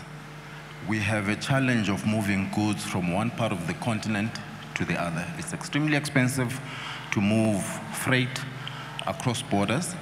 I mean, you see it in terms of just moving people. A 45-minute flight from here to a neighboring country costs far much more than it would in Europe, for example. So people who want to go to our different countries to either meet, engage in trade, or go on holiday, find it prohibitive to fly between the two countries, even neighboring countries at times. I think the other element which relates to non-tariff barriers that are imposed by regional blocs or individual countries is, in my view, a direct representation of the different levels of integration in the different regions. So you're finding the East Africa community has probably progressed significantly in terms of smoothing the movement of people within the East Africa bloc. There's a passport that you use across, which makes it easier for people to move between the different countries. The West Africa region is moving at its own pace. Southern African region is moving at its own pace. So while there's still that imbalance in terms of unification of migration-related issues, both for people and goods, individual blocks are making different deals with the bigger trading partners. We saw from one of the slides that was presented earlier on that while we have a large volume of trade between countries, it's only 15% of total African trade. So it naturally follows that most of the focus of regions and countries is towards their bigger blocks, and so they facilitate that trade. But between the different regions, there's still quite a lot of barriers to smooth out those non-tariff barriers that are being imposed by different governments, and that slows down the movement of goods. But thank you. Thank you so much for that response to the question. And just to recap, before I give the chance to, maybe I wish to give the chance to PS Principal Secretary, Ambassador Weru. Thank you very much, Moderator. In respect to the CFTA, ACFTA question, and specifically what Kiprono Kitonyi, our chair of Nairobi Stock Exchange, raised. And since we are discussing here between two friendly countries, South Africa and Kenya, I think we should lay the cards on the table, because to overcome the challenge of Kenya being in the EAC Customs Union and South Africa being in the SACU Customs Union, and therefore you cannot trade because you are bound by the treaties and the commitments of both SACU and EAC, I would like to report that East African Community has submitted its schedules to the ACFTA Secretariat. Unfortunately, SACU has not submitted its schedules to the ACFTA Secretariat. I believe you are consulting, and we had a conversation with your Minister, Honorable Patel, and he assured us that he is talking to your neighboring country to speed up. I think there's going to be an appointment this week and for the cabinet, and please pressurize that particular country, because you have influence over it, not to tie you down, so that we do not tie our businesses, we do not tie our private sectors, we do not tie our investors, and we not tie our development partners just because one small country of 1 million plus people can hold together a combined population of 110 million people. That is the combined population of South Africa and Kenya. So I urge you as South African delegation to hold your influence over that country and submit your schedules, and then we free our people, we free our private sector, we free our investors, we free our trading partners to trade under the ACFTA. That is the only solution that we have at the moment. And remember, Africa, intra-Africa trade only accounts for 19%. 19%. If you compare to the EU, which is doing close to 70% of intra-EU trade, we have a lot of opportunities ahead of us. We are just laying the bush, clearing the bush for our people. Let us make it happen. Thank you, Moderator. Thank you, PS. I think that is a very good wrap-up of the session of the question and answer, and I think the question asked by Kiprono Kitoni has been given some good response. 1, creating transport corridors. 2, harmonize regulatory frameworks. 3, address issues of NTPs between regions and countries. And 4, let's fast track our regional consultations so that we can submit our schedules to the African Continental Free Trade Area Secretariat. With those few questions and answers, I want to believe that many of you could have asked questions and many of you could have liked to make comments on the issue of business and the investment environment between Kenya and South Africa, but time is not allowing for now. We should take the opportunity during our tea break or any other interactions during the roundtable discussions to ask questions that we have not asked in this session and get responses as appropriate. Thank you so much, and I hand over to the program director.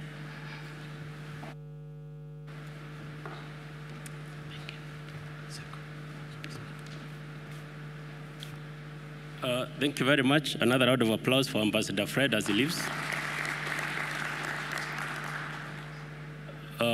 As we progress, allow me to recognize the presence of the Governor of the Central Bank of Kenya, Dr. Patrick Njoroge, who's with us. If you could just wave to the delegation. Thank you very much. I know the issue of AFCFTA is quite topical. It's quite a discussion that we really want to have and devote time to. So that will be our next item shortly after taking a coffee health break also for just 15 minutes. And after that, we regroup again here. And the discussants will be led by the moderator, Jaswida Bedi, he's over there. We have from Kenya, Mr. Ashit Shah, CEO Sunripe. We have Ms. Carol Karaoke of Kenya Private Sector Alliance, Mr. Wilson Mudhaura from Kenya Tea Development Authority, and Dr. Narendra Naval from Devki Group of Companies. From the South African side, we have Mr. Gerard Victor, CEO PG Bison. We have Sylvia Nampio from MTN Global Connect, and Dr. Stavros Nikolou, Group Executive, Strategic Trade and Aspen Farm Care. So I'll invite you to take a short break of just 15 minutes. We are trying to catch up with the lost time because we don't want to overlap into the other program coming in the afternoon. So for now, this session is over. A quick coffee break on the left side. Thank you.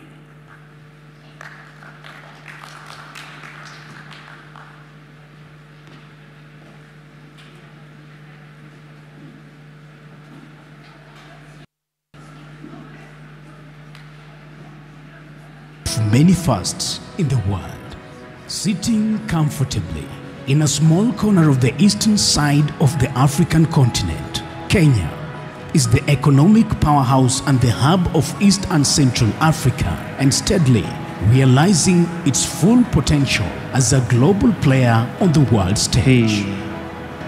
With a growing and youthful, creative and innovative population of about 54 million people, Kenya is the fourth largest economy in the sub-Saharan Africa, strategically located as a gateway to Africa, with strong growth prospects supported by an emerging urban middle class and an increasing appetite for high-level goods and services. Kenya is ranked 56th out of 190 economies in the Ease of Doing Business Index and boasts of a large pool of young, talented, highly educated, skilled and sought-after workforce in Africa. As an influential member of various trade blocs including East African Community EAC, COMESA and Africa Continental Free Trade Area, Kenya as a channel in providing seamless access to almost 560 million people across the region and potentially millions more through further integration into bigger economic communities across the continent and the world. It is the region's logistical hub, playing a big role as a transshipment hub for goods moving to landlocked countries in East and Central Africa through the expanded Mombasa and Lamu port. Kenya is also renowned for its coffee, flowers, fruits, vegetables, nuts and many more quality products, and continue to leave millions of international consumers in awe of the treasures of her fertile soil. Within Kenya's highly diversified economy lies countless opportunities for locals and international investment. There are brand new construction projects popping up all over the country, including city highways like Nairobi Expressway, expansion of the Jomo Kenyatta International Airport, and the Standard Gauge Railway, among others.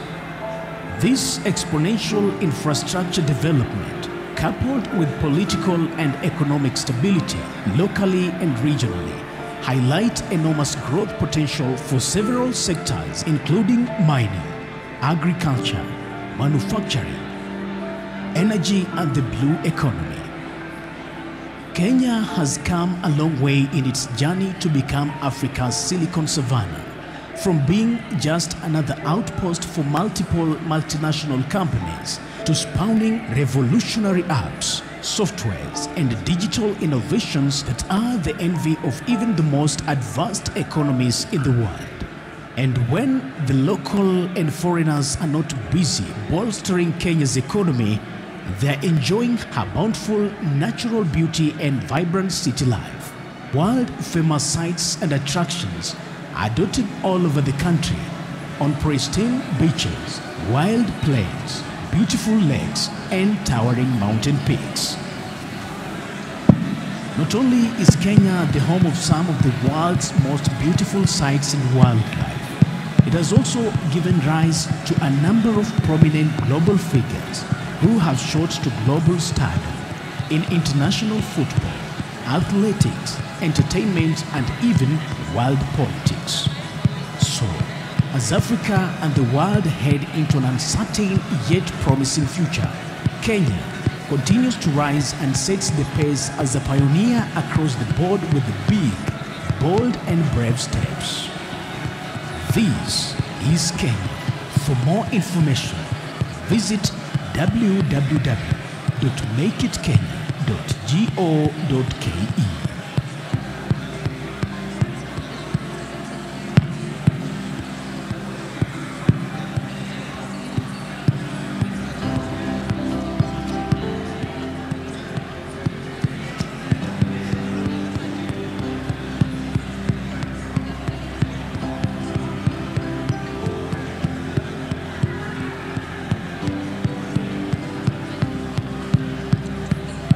Melvin Marsh was actually a company I created straight after college.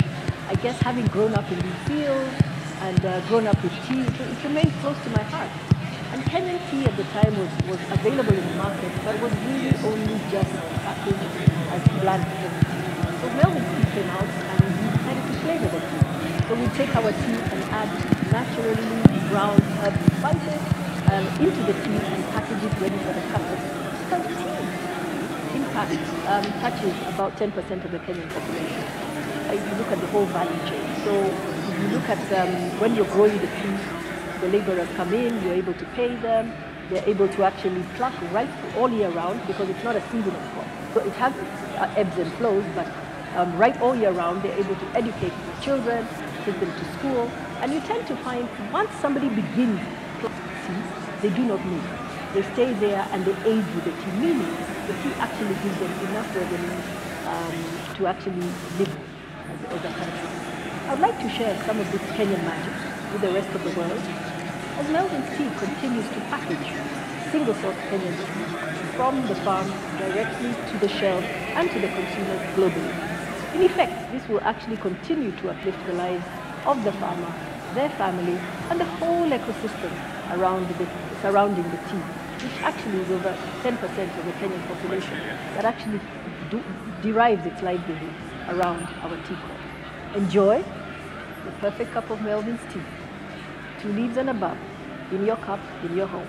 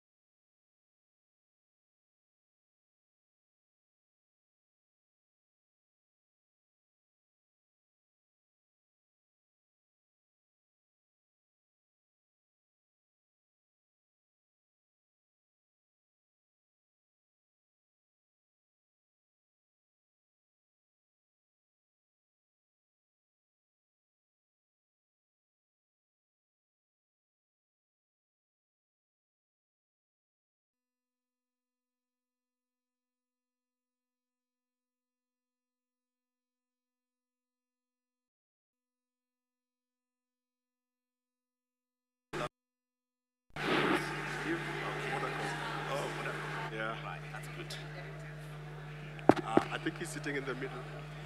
Well, he wants to sit there so that he can do both sides.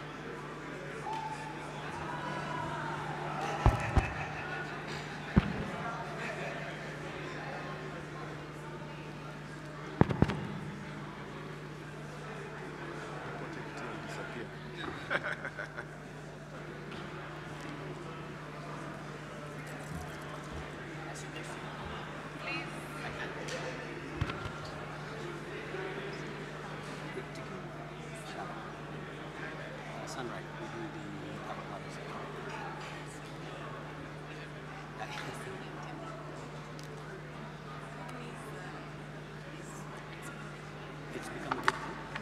We've been doing it for 50 years, and so it's beginning to now grow globally. It's all about marketing. Mangoes, blues, not much mangoes. Market is tightened. No, we can't allow food there. No. Let's get going, cameraman. Do it from out there. We get going. We get going. We get going. We get going.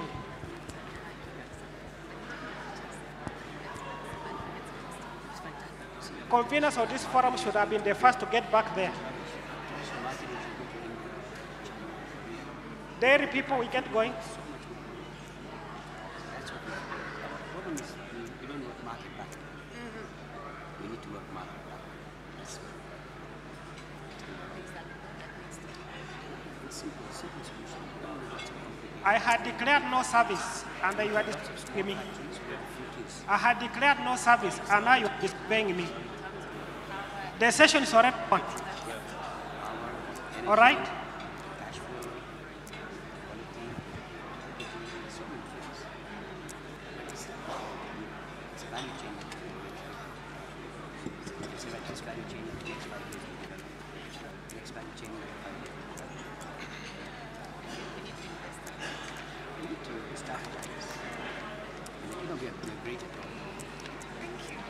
I had declared no service, please.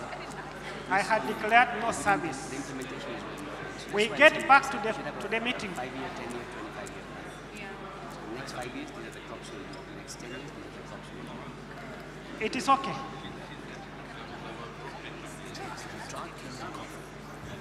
Yeah, the brother sees this quite often. Fantastic. Please, if you are done your photos, please, we get back.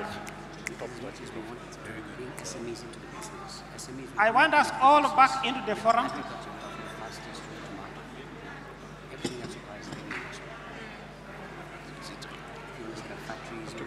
We get back, we get...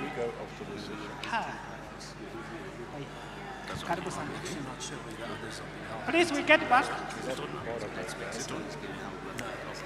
Do we need to push it off?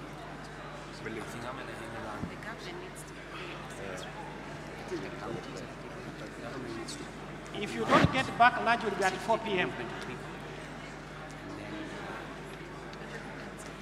And then the goods will start, and the goods follow. Let's get back, let's get back.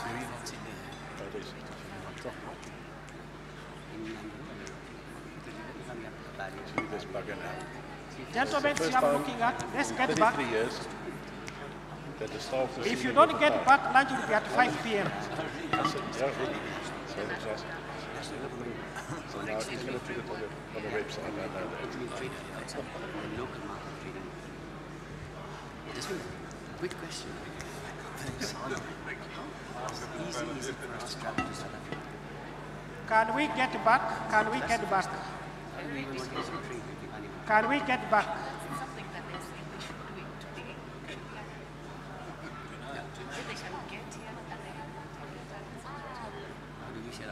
The hotel, you close the service. The trade is in a movement, like you're saying, of people. You close the service. Then you think service is very good. You can't move.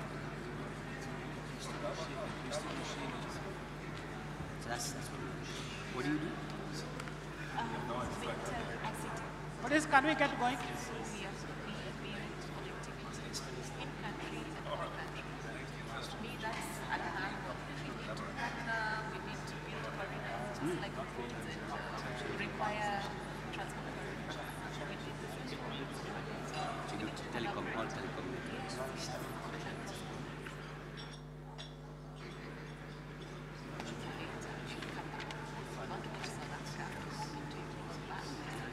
West Africa, we can't walk. It doesn't make sense. And even for us to talk to each other, if I want to go to somebody in Tanzania, it costs me more than to call China. Than to call.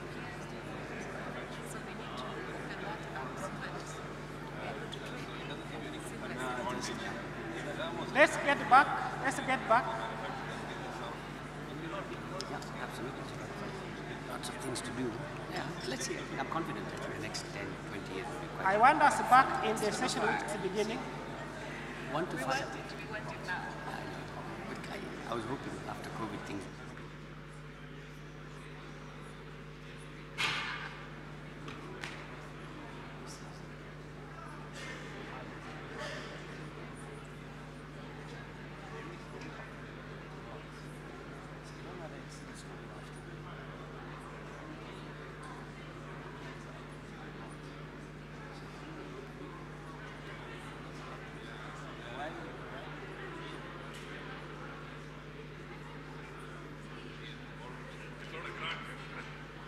Kindly let us get seated. We shall continue to network during lunch hour and thereafter.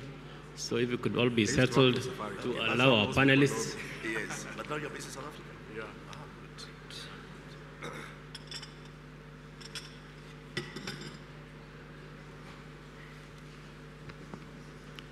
So thank you very much. I want to hand over the session to the moderator of this session. This is about the maximizing of opportunities within the Africa Continental Free Trade Area to enhance trade and investment between Kenya and South Africa. Our moderator for this session is Jaswida Bedi, CEO of Bedi Investments. Other discussants we have Ashit Shah Sunripe, we have Mr. Wilson Modhaura, CEO KTDA. I'm sure they'll be introducing themselves, and Dr. Narendra Naval, that's from the Kenyan side. We have Gerard Victor, PG Bison. We have Sylvia Nampio, MTN Global Connect. We have Dr. Stavros Nikolou, Group Chief Executive, and also we have Mr. Stephen Chege. They will be introduced. Thank you, Tim. Thank you. Thank you very much, Dr. Bruno. And should I say good morning to everybody. This is a very interesting session and a session that everybody wants to be participant in. And yes, we have a goal. And the African Union on their 18th session in 2012 of the African Union meeting announced an Africa Union flagship project. That African Union flagship project was 2063, which you are all aware about. And subsequently, in following years, we saw the Continental Free Trade Agreement being signed in Kigali on the 21st of March 2018. Currently, as we speak, 54 countries have signed on to this Continental Free Trade Agreement. 44 countries have ratified. Kenya and Ghana were the first countries to ratify in the same year in 2018, on the 10th of May 2018. We have a serious opportunity on the continent. We have 1.3 billion people. We have a combined GDP of 3.5 trillion. The intra-Africa trade spoken about this morning ranges between 17 to 19%, one of the lowest trading activities that's happening in any regional economic community. Yes, on 1st of January 2025, 7 countries decided that we can move forward with this market opportunity under the Guided Trade Initiative. The 7 countries were Cameroon, Egypt, Ghana, Mauritius, Rwanda, Tanzania, Tunisia, and Kenya. And if you look at the 2 countries that are in here today, that is South Africa and Kenya, South Africa's GDP being 320 billion, Kenya's GDP being 110 billion, so a combined GDP of 430 billion, which is only 12% of the African Continental Free Trade Agreement area, the 55 countries with a combined GDP of 3.5 trillion. So it actually tells you if our combined GDPs are only 12%, we have a serious opportunity ahead of us, and that opportunity lies almost 88% ahead of us. And yes, the second largest economy and the third largest economy in Sub-Saharan Africa are right now sitting in this room, sitting on this platform. And I think we should be talking about how can we enhance the trade within each other, with each other, and within the regional economic blocks that we are working with, the economic blocks, the regional economic blocks that we have been working with in the past, which is SACU, SADC, COMESA, ESC, IGAD, ECOWAS. These were all building blocks on the continent of Africa that one day we will realize our dream of having a continental free trade agreement, which has been signed on, but it's really far from working to its full capacity. And I'm very happy to introduce a distinguished panel from various sectors, from pharmaceutical industry to telecommunication to the agribusiness, to tea, which is a big business for us, to the wood industry. And we have a very high distinguished panel, which has already been introduced. So I will actually give the floor to each and every one of them to quickly introduce themselves and to actually talk about the Africa we want. So what is the Africa we want with that huge opportunity ahead of us? What would you like to see in your sector? What do you think should be the right modus operandi? How can we operationalize this huge opportunity? How can we move that intra-extra trade where we're trading outside Africa to almost a tune of 88% or 82%? How can we move that to maybe 60% trade within the continent? And I know with our colonial past and with our heritage, a lot of the industry in Africa, or all the infrastructure in Africa has been built for extractive industries. So you have copper in Zambia, how can we get it out to China? You have gold in South Africa, how can we get it out to the marketplace? So that infrastructure is a big challenge on the continent, and to trade within the continent, we actually see that that has become a big impediment to trade, but there's a serious panel out here who can help us unlock this whole opportunity. And with that, I would like to ask my friend from Vodacom to maybe start the dialogue, because he's been telling me about the opportunities from Cape to Cairo on the digital expressway or highway that they were trying to embrace. And really speaking, I'd like to go through this in this first channel on the Africa they want and the opportunities they see, and then thereafter we can pull in the Q&A. Thank you very much. Thank you, Jazz. Good morning. My name is Stephen Chege. I'm a Kenyan, but today I'm representing Vodacom, which is also a big partner of Safaricom here in Kenya, and a company that basically combines the strengths of South Africa and Kenya. As Jazz has teed off, I'm going to be speaking about not trade in goods, but trade in services. There's been a lot of discussion about goods this morning, and very good updates all around. But I want us to focus on something else that, in my view, is the rails upon which trade in goods rides. This is communication. I'm going to communication because this is one of the services that is covered in the ACFTA agreement. And if you look at it, communication is one of the 5 of the 12 categories that WTO identifies under services. Under ACFTA, we cover business, services, communication services, financial services, tourism and travel, and transport services.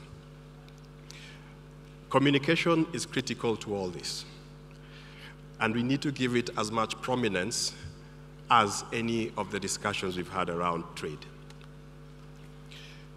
I just want to give some context and say that 60% of everyone in Africa who accesses the internet does this via their mobile phone. It is the most developed touch point for all of us as Africans to connect to the world. Now, of these 1.2 billion people who are connected to the mobile in Africa, 79% access internet through a technology called 2G or 3G. This is important for us to discuss here because a lot of the more developed world is now talking about 5G. So already a distance is happening between what Africa is consuming and using to empower itself and its economies versus what's happening to the rest of the world. Only 21% of us in Africa are accessing digital services via 4G, which is a more developed service. 5G is becoming more prevalent in the world. Now, 19% of us as Africans have actually got no service at all in terms of access to the internet. That translates to around 210 million people throughout Africa. That's huge. That's a population of quite a number of countries. And it might seem like an indictment to my industry that we have not been able to connect everyone to the internet or actually give access to simple communication services. But then this comes back to the agreement that we're speaking about today and the bottlenecks that have come up that may be preventing us from connecting these people. Good connection creates good customers for all other industries, whether it's banking, whether it's trade, whether it's transportation, every other aspect, because communication is like the oil that actually gets things moving. Now, if I was to frame the future we'd like to see as a communications industry, and to kind of have us at the policy level and through this trade agreement look at what barriers we should be able to tackle to ensure that we are able to develop the rails for Africa's leapfrogging. We have to look at a number of things, and one of them is taxes that are specific to the telecommunications industry, and there are many. Each of our 55 African countries has their own national laws and taxes around trade and investments, but many of them, and we operate in over 9 countries, have taxes that are specific to the mobile industry. These are taxes on handsets, so that when you buy a handset, you actually pay more in terms of the technology you're getting for a handset than someone would pay in Asia, in Europe, or in America. So we're creating our own barriers to have our people access the internet, whereas the internet is that opportunity that will allow us to leapfrog and join the rest of the so-called developed world. There are taxes on data centers. This is a big development area because a lot of the data that is produced now is going to be held in data centers through cloud. But we're seeing very specific taxes that are being placed on this kind of technologies. And this, again, in football terms, is a bit of an own goal, and one thing which our policy people should look at and rationalize under the ambit of the agreement. The other thing which I could speak about is that we are 55 different countries, and there's a very fractured way our national regulators look implementing telecommunications regulation. If it were possible for them to sit in a room and actually get some things organized, it would further fuel the connectivity that will allow our people to do more trade within Africa. The PA said that the trade within Africa is very limited, and there's a huge opportunity for us to grow it. We think that through proper policies that bring together the national regulatory authorities for communications can ensure that this actually happens. Yeah, just one more point. Jazz is actually telling me to wind up. One which is huge, and one which I think we need to actually keep an eye on, is data flow. A lot of our countries have developed data protection laws, as they should. And this is very critical to how we interact with customers and the confidentiality we keep the information. However, all the countries that have developed different data laws tend to want to keep the data inside the country. This is not practical in a world where cloud exists. We have to be able to export some of this data to the cloud and to be able to warehouse it where it can be made best use of. It's no good having something that's very valuable that cannot then be actually accessed and used. The last one is, we are the pioneers of something beautiful called mobile money here in Africa. And I'm very proud to see Governor of Central Bank, Dr. Patrick Njoroge here, who's been instrumental in the growth of mobile money. This is something that grew up and developed in Africa. This is something that can unlock how our economies work. If I'm able to come, I was in Egypt last night, I came in this morning. If I was able to go to Egypt and buy my coffee through mobile money, that would be something that is unique and different about how we do business in Africa. And these are some of the areas which we think should be challenged and looked at by our policymakers and our regulators to expand that capacity. Through Vodacom and Safaricom, we have over 50 million active M-Pesa users. This is huge. And in some markets, we've already tested the fact that you can cross the border and make a payment via mobile money. It can happen. The blueprint is there. It just needs to be expanded and exploited. So with those few remarks, I'll give my colleagues an opportunity to say their piece. Thank you. Thank you very much. I'm reminded that we have limited time, so if the panelists can restrict their comments to 5 minutes, because we have our big bosses coming in this afternoon and we don't want to run into their time. Thank you. Wilson, over to you. Thank you. Good afternoon. My name is Wilson Mudaura. I'm representing KTDA, that is Kenya Tea Development Agency.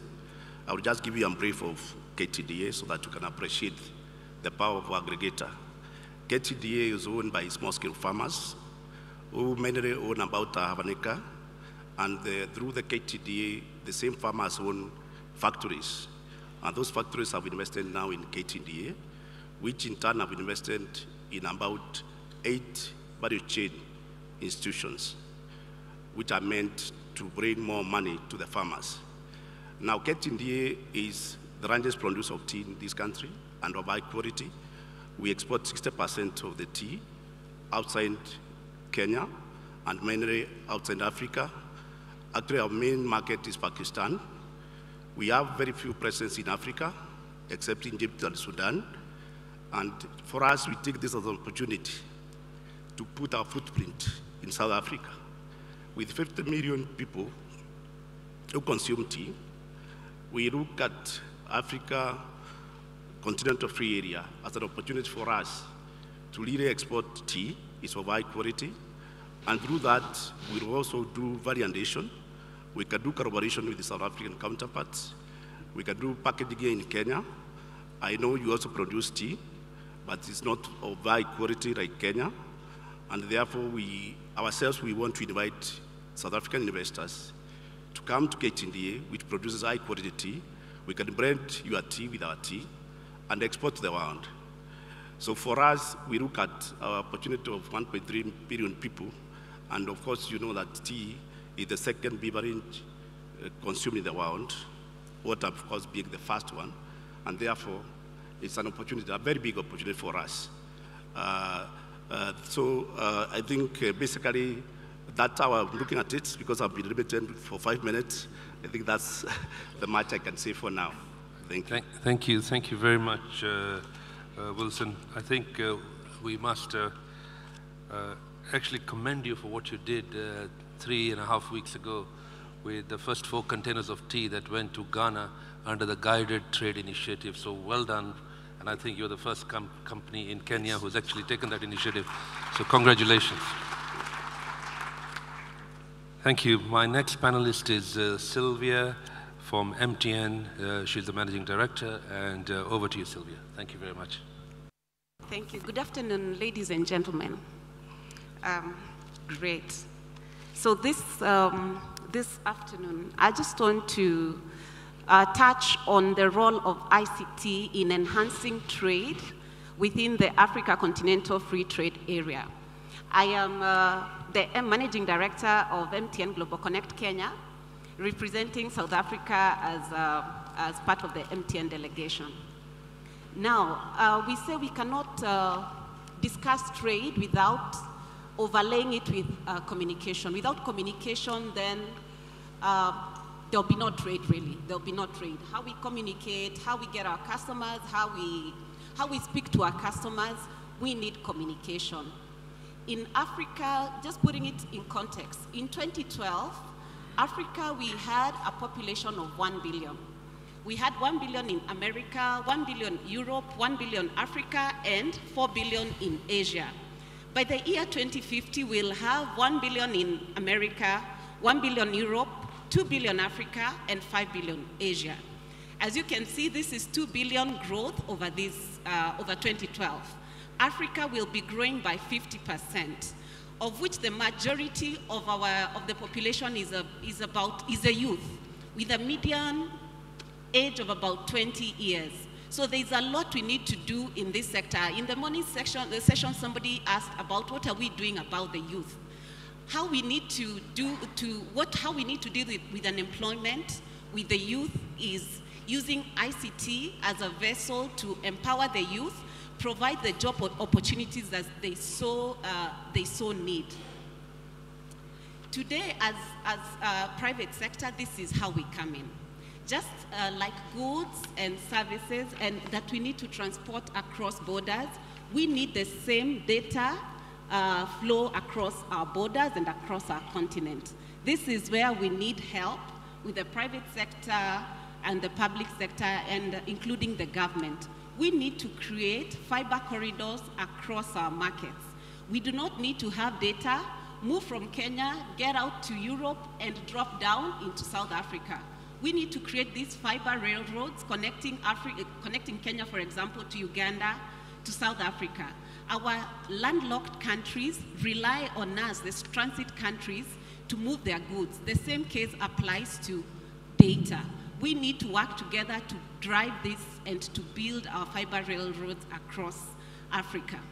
We need to, number two, we need to work on our digitization so that our youth are able to latch on this and be able to grow with it. Our e-commerce platforms, our online writing platforms, for example, and our software development. We need to get involved as private sector and as government to be able to enable youth to latch onto this platform. We as MTN Global Connect, for example, we are building these fiber railroads to ensure that the countries are connected. Today we stand at about 110,000 kilometers of own fiber. We are looking to grow into 135,000 kilometers of the same in Africa to ensure that we are all interconnected. So this is all I have to say. I'll hand it over just for the interest of time. Thank you. My next panelist is Ashit Shah. He's the CEO of Sunripe. And as you all know, Kenya has got a very large agriculture industry, and he's one of the pioneer exporters out of Kenya. And I've traveled with him far and wide, including China, where we unlocked the huge opportunity of exporting fresh avocados. I think he'll have an interesting story for us as well, for South Africa. Thank you. Thank you, and good afternoon, everyone, especially to our South African colleagues who've come across. As we know, Kenya is very centrally placed. We are about the size of Texas or France.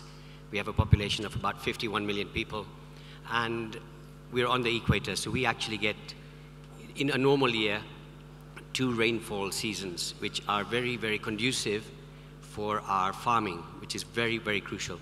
Now, I'm pretty much sure that everybody in this room has probably had an avocado in the last 2 or 3 weeks, definitely, and it's growing.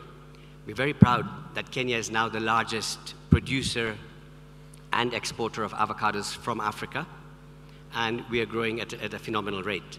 In the next couple of years, by the end of this decade, Kenya will be in the top 4 producers of avocados, and we continue to grow that crop in a very, very big way.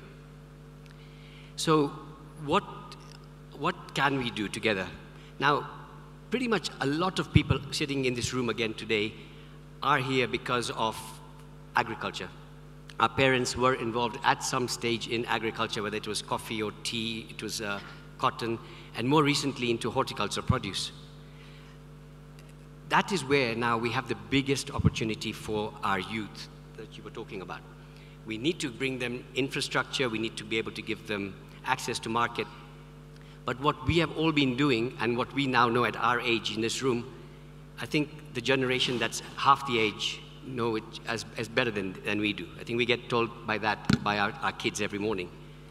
So what is very important for us is to say, how are we going to trade within our traditional markets, which have been export into Europe? We looked at the Middle East. With the team, with Kepropa and the government, we actually opened the China market in 3 years. I know South Africa has been knocking on that door for 10 years. It took Mexico more than 10 years to get to China. We achieved that in 3 years. So what can we do to look at the external markets, because that's where the growth is going to be, but how can we also trade internally within Africa? Because it's also fair that we also eat the same high-quality produce that we are producing in our region. Within East Africa, we also have a lot more production coming in. Ethiopia is planting, Tanzania is planting, and they're all playing catch-up with us. But I don't think this is really a competition that we're in. I think we have to really work to see how we can grow the market for the volumes that are going to come out of Africa, out of Kenya, and out of South Africa in the years to come. So what do we need to do? The first thing is we need to have a very conducive regulatory environment. So I really need our phytosanitary people to work together. We need our ministries of agriculture and finance to work together to remove the tariff barriers. We still cannot export avocados to South Africa, even because 10 years ago South Africa said Kenya has a pest, so we will not allow those avocados to come to South Africa. It took us 10 years to get through the phytosanitary conflicts. We've settled it, but it's still not a perfect product we can get down to you because of fumigation with methyl bromide. So we need to remove that non-tariff barrier that's in place. The second issue we have is getting produce down. Now, for me, traditionally, the world has evolved on 3 steps. It's been the movement of goods, the movement of services, and now telecoms and data. And the third thing is the movement of people. Kenyans can't even travel to South Africa to set up business. We need to apply for visas. That's really not conducive. People should be allowed to move.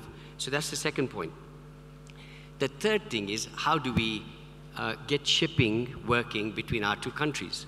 At the moment, I can get a container into Dubai in 4 days. I can get a container into China in 20 days. I can get a container to Bombay in 10 days.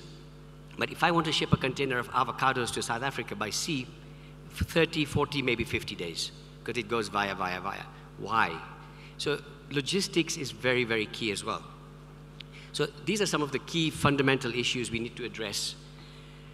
What can we do to now facilitate the trade? I think we have some great opportunities to do joint ventures. When South Africa has fruit, Kenya has fruit, how can we go to market together? How can we approach the Middle East, the Indian market? How can we develop the South-South trade together so that we have avocados on the shelf, for example, 52 weeks in the year in the Chinese markets? What can we do within developing markets into East Africa as well? I think there is a great opportunity to bring South African avocados to Kenya. We bring your apples, we bring your cherries, we bring your citrus and your grapes. But what about avocados? I think we are also starting to eat, so we need to really invest in marketing. And then I think if we are able to get into joint ventures on production, I would really say that the big opportunities in the future, in the next 10 and 20 years, lie in the value addition. And that's in creating avocado oils into cosmetics, and that will create also jobs for our youth. So I really do believe there's some very, very good opportunities in the years to come if we work together and remove all these barriers that are in place. Thank you. Thank you, Harshit. My next panelist is Gerald de Victor. He's the CEO of PG Bison, based in South Africa. I know they have a factory here in Kenya as well, where they do furniture. Over to you, sir. Thank you. So yeah, I'm Gerald Victor from PG Bison in South Africa, the CEO. I just want to tell you up front, I'm wearing 2 hats here today. So I've got a 100% South African hat, and I've got a 50% Kenyan hat that I'll talk about, and you can guys understand where I'm going with this. So in South Africa, we're a bulk producer of flat sheet re-engineered wood. Now this is used for all your kitchens, furniture manufacturing, your robes, developments, housing, wherever you build, everything to do with wood gets done by Chipboard and MDF. We're not only producers of that in the world, but we are a big player in South Africa. So in South Africa, we supply the raw products into resellers, merchants, furniture manufacturers, the furniture industries, and then in the building and construction. We are very active in the SME world. We got a department that only help and develop SMEs and small entrepreneurial businesses, highly successful. And you'll see it, and it's contrary to what the formal retail like, but there's a big opportunity for the SMEs and entrepreneurs to start to go into the area of manufacturing in terms of furniture. So what is important for us is not to deviate from our business model. And like I say again, we are bulk manufacturer of a raw material. The beautiful story now is when I go to Kenya, and I put on my 50% Kenyan hat. We've in a joint venture in Kenya, PG Bison Kenya, for the past 20 years. We had our 20th anniversary 2 months ago. The beauty about this, and this is what I want to bring to this room today, this business started off 20 years ago with 3 individual brothers that approached us that they wanted to go into JV with PG Bison South Africa. Today, these guys employ 240 permanent staff, highly technical people. They invested in the best kit that you can get in the world to produce flat pack furniture, to convert a raw material. We're not selling them a finished good, a raw material. When you walk out here today, you'll see that little coffee stand which I put up last night between 6 and 12 o'clock. It was done here, in a rush. I can tell you up front, there's not a factory in South Africa to the standard that these guys have built up here in Kenya. They've invested over the past 2 years 750 million Kenyan shilling in kit to improve and employ more people. There's such a great opportunity in Kenya for furniture manufacturing, for young people and for women in business. We see that in South Africa. Women in manufacturing are strong. They're running proper businesses. What do worry in this cumbersome? We're here today, again, we talk about Africa Free Trade Agreement and ease of business. After all this investment, after 20 years investing and growing a business in Kenya, a Kenyan business, in July 2022, we increased the duties from 25% to 35% on their raw material imports. Now guys, how can we encourage a local manufacturing, creating jobs, creating employment for youngsters and women, but we're putting them on the same tariff codes, import tariff codes, as you can import finished goods from Europe, China, and Turkey. We discourage investment in this country.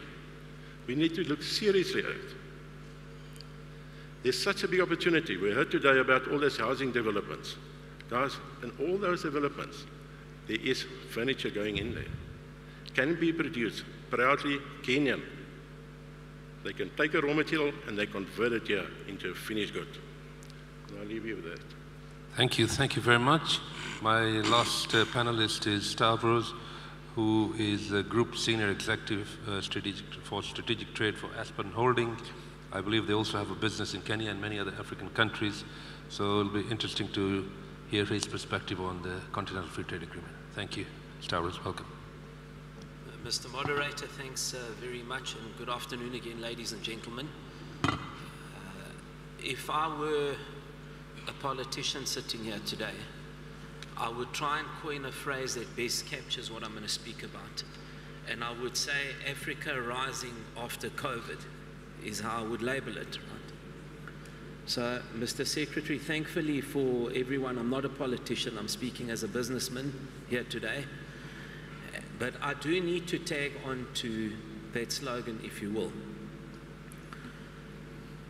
Before I tag onto it, let me also to state my credentials here. Aspen Pharmacare is Africa's largest pharmaceutical manufacturer. We occupy a global leadership position in general anesthesia, so we're #1 in the world in the manufacture and supply of general anesthetics outside of the United States.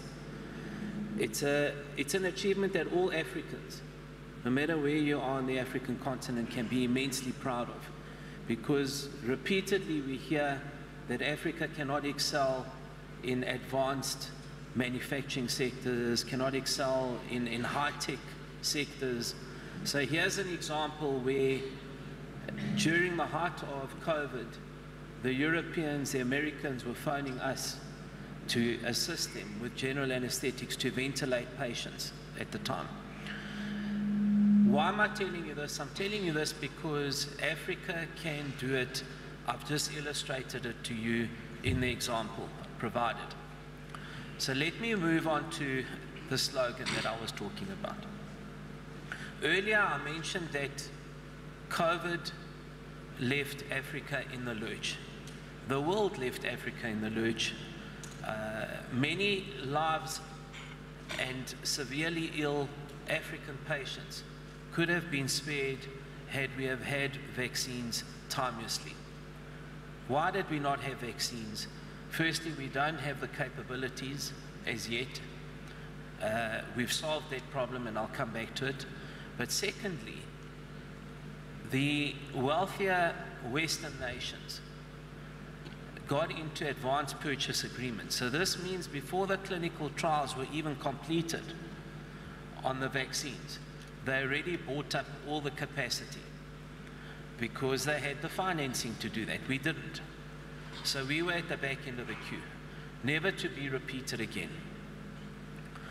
How do we solve this? Back to my slogan. We must look at Africa as a continent of 1.3 billion people, not as a fragmented, disaggregated continent. So when we go back into these global procurement cycles, we should be stepping up as a market of 1.3 to 1.4 billion people. And incidentally, by 2040, 1 out of every 6 global citizens will be an African. Why is the African continental free trade area such a critical element to the future economic growth and success of our countries individually, but the continent at large? It is because if we have a mindset of aggregating our volumes, we can then compete with the rest of the world. We can compete in terms of economies of scale, in terms of volume throughputs in our manufacturing facilities, in terms of accessing financing and funding. Disaggregated, we don't have a chance of succeeding. Aggregated, we can take on the biggest and the best on the continent. Largely, our fortunes reside with our ability to leverage the African continental free trade area instrument or vehicle, as we call it. What is the message coming out of all of this, colleagues? Because many a competitor has said to me, well, tell me about this free trade. You know, Africa's put all these initiatives together, but they never come off. This is different. It's different because for the first time, we can aggregate our muscle, and in aggregating our muscle, we can start developing our own continent. I'm going to leave you with something I paraphrased earlier. During the COVID pandemic, as I mentioned to you, I worked very closely with Mr. Strive Masayiwa, who comes from, he's a very successful businessman. I'd be surprised if anyone doesn't know him in this room. He's a philanthropist, but he was given the task by the African Union heads of state to be the special envoy for vaccines. And as I said earlier, he said to me, but how is it that we carry the largest disease burden of any continent? So we're 17% of the world's population, we carry 28% of the disease burden. How is it that we import most of our medicines, 99% of our vaccines, It is the most counterintuitive thing imaginable. We can change all of that. Changing it means making the free trade area work. It also means that we work together, in my instance in the pharmaceutical space, to find the synergies and the complementarities. Kenya is putting up a plant here, I believe, to manufacture vaccines. We should be looking to see how do we best collaborate on the continent so that we keep the economic value add in our continent and we produce products and goods for our people, from our companies, in our continent. Thanks very much. Thank you, Stavros. What I'm hearing very loud and clear is that yes, the Continental Free Trade Agreement is the single largest economic bloc in the world, serious opportunity ahead of us, 1.2 billion people. But there's a phrase I would like to share with all of you, and this is quite commonly used by President Museveni. He says the problem with Africa is we are all pygmies, and we are trying to see who is a taller pygmy. So we don't complement each other, we're trying to compete with each other. And I think what Stavros is saying is if we start complementing each other, we could be world-class, we could be bigger than the world's biggest companies, and we could be having a very vibrant economy on the continent of Africa. So I think it's time for us to throw that pygmy concept off and say, guys, we want to be world-class, and guys, let's do it, and let's create the biggest single economic trading bloc in the world. I don't know if we have time for questions, Secretary. I'm guided that, sorry, for this session, we're running out of time. So no Q&A unless it's something very, very urgent and burning. You can probably do it over lunch or over the breaks that we're going to have later on. And with that, I would like to thank all my panelists. Thank you very much. You guys have been great. And thank you for sharing your experiences on the Africa we want. Thank you very much.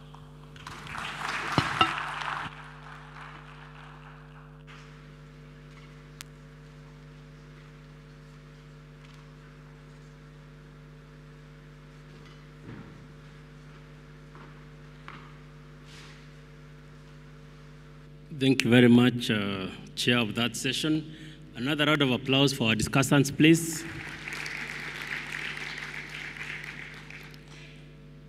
Thank you very much. Sorry we had to rush that a bit. We are running short of time, but almost recovering our time now. We are on the last item before lunch break, and this will take 45 minutes starting now. This is the breakout sessions for the 4 groups. Allow me to read out just the discussants, then the participants can join these groups. The first group, which is in this room, Savo Ballroom, this is resolving trade barriers and optimizing opportunities for trade in agricultural, agro-processed, and forest-based commodities. So the discussants from the Kenyan side, we have Dr. Wilfred Marube, we have Colonel Retired Banan Jiraine, MD KEBS, we have Professor Theophilus Mutui from KEFIS. We have Ms. Lillian Nyawanda, Commissioner, Customs and Border Control from KRA. Then we have Anthony Mwangi, CEO, Kenya Association of Manufacturers. From the South African side, we have Mr. Katima Temba, Mr. Andrew Fenwick, Managing Director, Sandler and Leather Crafts, Mr. Andrew Mugambi, Managing Director, Mule Estates, Mr. Justin Berry, Executive Marketing and Strategic Development, PG Bison. Then finally, Ms. Florence Wanja, Executive and Head Business and Commercial Clients, Stanbic. This is the group that remains here. We have 3 other groups. The rooms are labeled and there are ushers out there to show you they're in branded white shirts. Ms. Fatima is at the back there, she'll guide. These groups will go to room 2 and 3. And then the last group, number 4, downstairs. I'll read their discussants as well, and then from there we can start. So the second group is developing strategic infrastructure projects to support inter-Africa trade within the FCFTA framework. We have discussants. The moderator for that group is Stephen Ikua, DG Lapset. And I think I forgot to read the moderator for the other group. The moderator for the first group, sorry, my apologies, is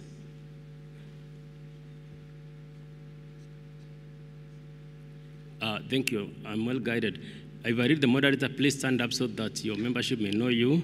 For the first group, the moderator is Mr. Itumeleng Winston, Makabanyane. I hope I've read it well. Thank you. That's the moderator. The other group, the moderator is Stephen Ikua, DG Lapset. He's over there. Thank you. So the membership for that group, the discussants are Mr. Edward Wamagata Gaido from PPP, National Treasury. I think there's a representative from there. Then we have Professor Architect Paul Mwangi, State Department for Infrastructure. I hope there's representation as well. Then Mr. Alan Kilavuka, Kenya Airways, Mr. Philip Mainga, Kenya Railways. From the South African side, we have Postia Dabe, Transnet, Mr. Mzolisi Nochulwana, Development Bank, Mr. Mdadazo Gwenya, Managing Director, Big Gen Africa, Mr. Mpokola Makara, Executive Director for Infrastructure and Energy in East Africa, Stanbic, and finally, Mr. John Muraya, Head of Sales and Commercial, MTN Global Connect. The third group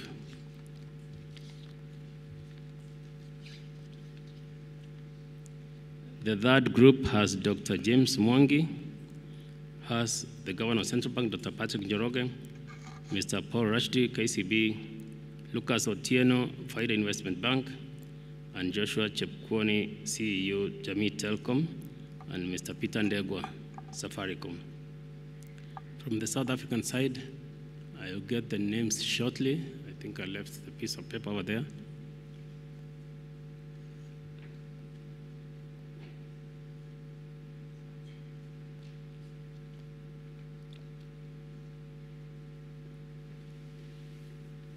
Thank you. So for this group on financial services, we have from South Africa, Mr. Stephen, MD Public Sector, Mr. Lungisa Fuzile, Stanbic, Standard Bank, Mr. Samuel Esanya, Head of Origination Netbank, Mr. Charles Mudiwa, Stanbic Bank Kenya, Mr. Yusuf Omari, Absa Bank. The other group we have, this is prospects for the automotive sector. The moderator is Mr. Shit Shah, if you could stand.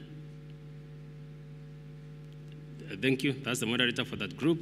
The discussants are Mr. George Makateto, Ms. Rita Kavashe, Mr. Nicholas Gilbert, Mr. Vinda Singh. All these are from the Kenyan side. From the South African side, we have Joy Balepile, we have Tim Jacques, we have Toyoki Kuno, we have Patzolo Nodada, CEO Basmat. Those are our groups. Kindly let us take to our respective rooms. The one that remains here is the first group as read. Thank you. This session will take maximum of 45 minutes. We expect to break for lunch at 1:15. Thank you.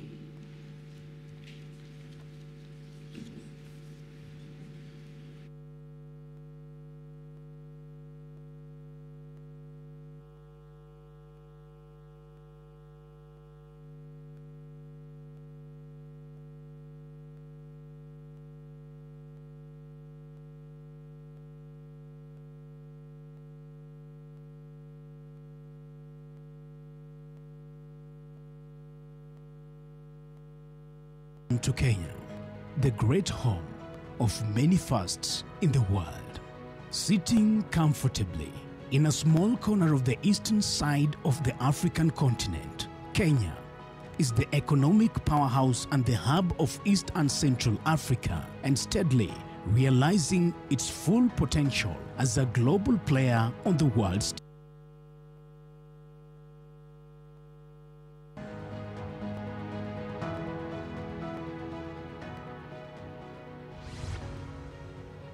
Welcome to Kenya, the great home of many firsts in the world. Sitting comfortably in a small corner of the eastern side of the African continent, Kenya is the economic powerhouse and the hub of East and Central Africa, and steadily realizing its full potential as a global player on the world stage. With a growing and youthful, creative and innovative population of about 54 million people, Kenya is the fourth largest economy in the sub-Saharan Africa, strategically located as a gateway to Africa, with strong growth prospects supported by an emerging urban middle class and an increasing appetite for high-level goods and services. Kenya is ranked 56th out of 190 economies in the Ease of Doing Business Index and boasts of a large pool of young, talented, highly educated, skilled and sought-after workforce in Africa. As an influential member of various trade blocs including East African Community EAC, COMESA and Africa Continental Free Trade Area, Kenya as a channel in providing seamless access to almost 560 million people across the region and potentially millions more through further integration.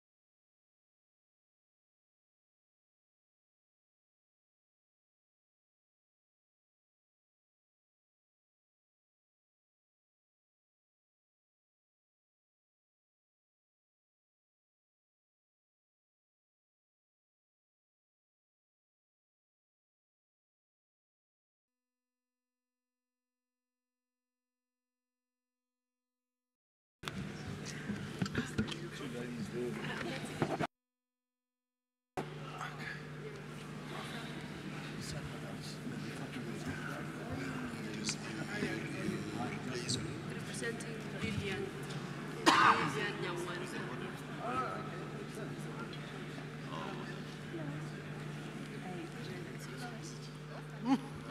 Yes, no seat. It's okay, they are okay. Just come and stand up here when we want seats. That's excellent. I'll give you one of my cards. Okay. Oh, I have it.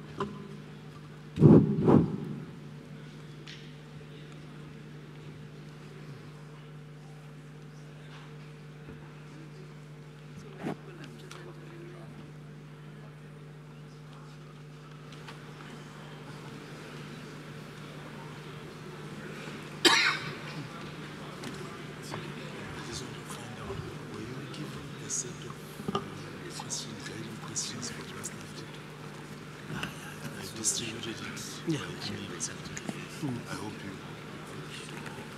Thank you. Good. Thank you.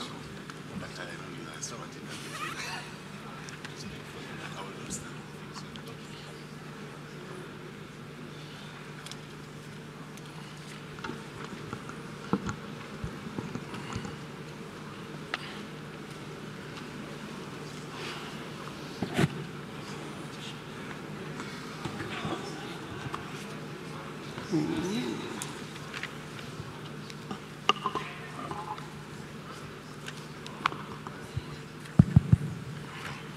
Good morning everybody.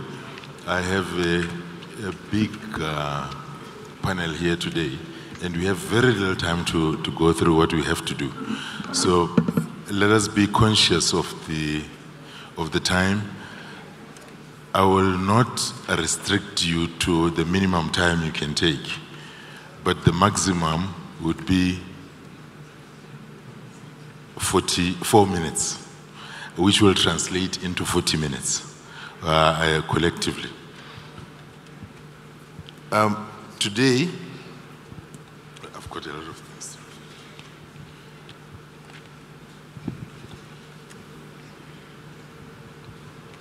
Today, this morning, we'll be looking at resolving trade barriers and optimizing opportunities for trade in agricultural, agro-processed, and agro-based commodities. I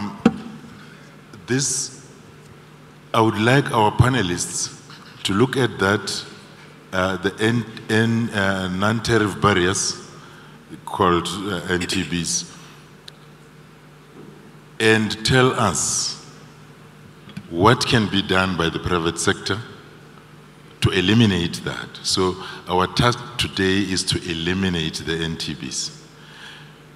Also, let us look at the public sector on what the public sector can do to eliminate that. I have requested my panelists to prepare a little bit on that so that they can be restricted to the time allocated to them.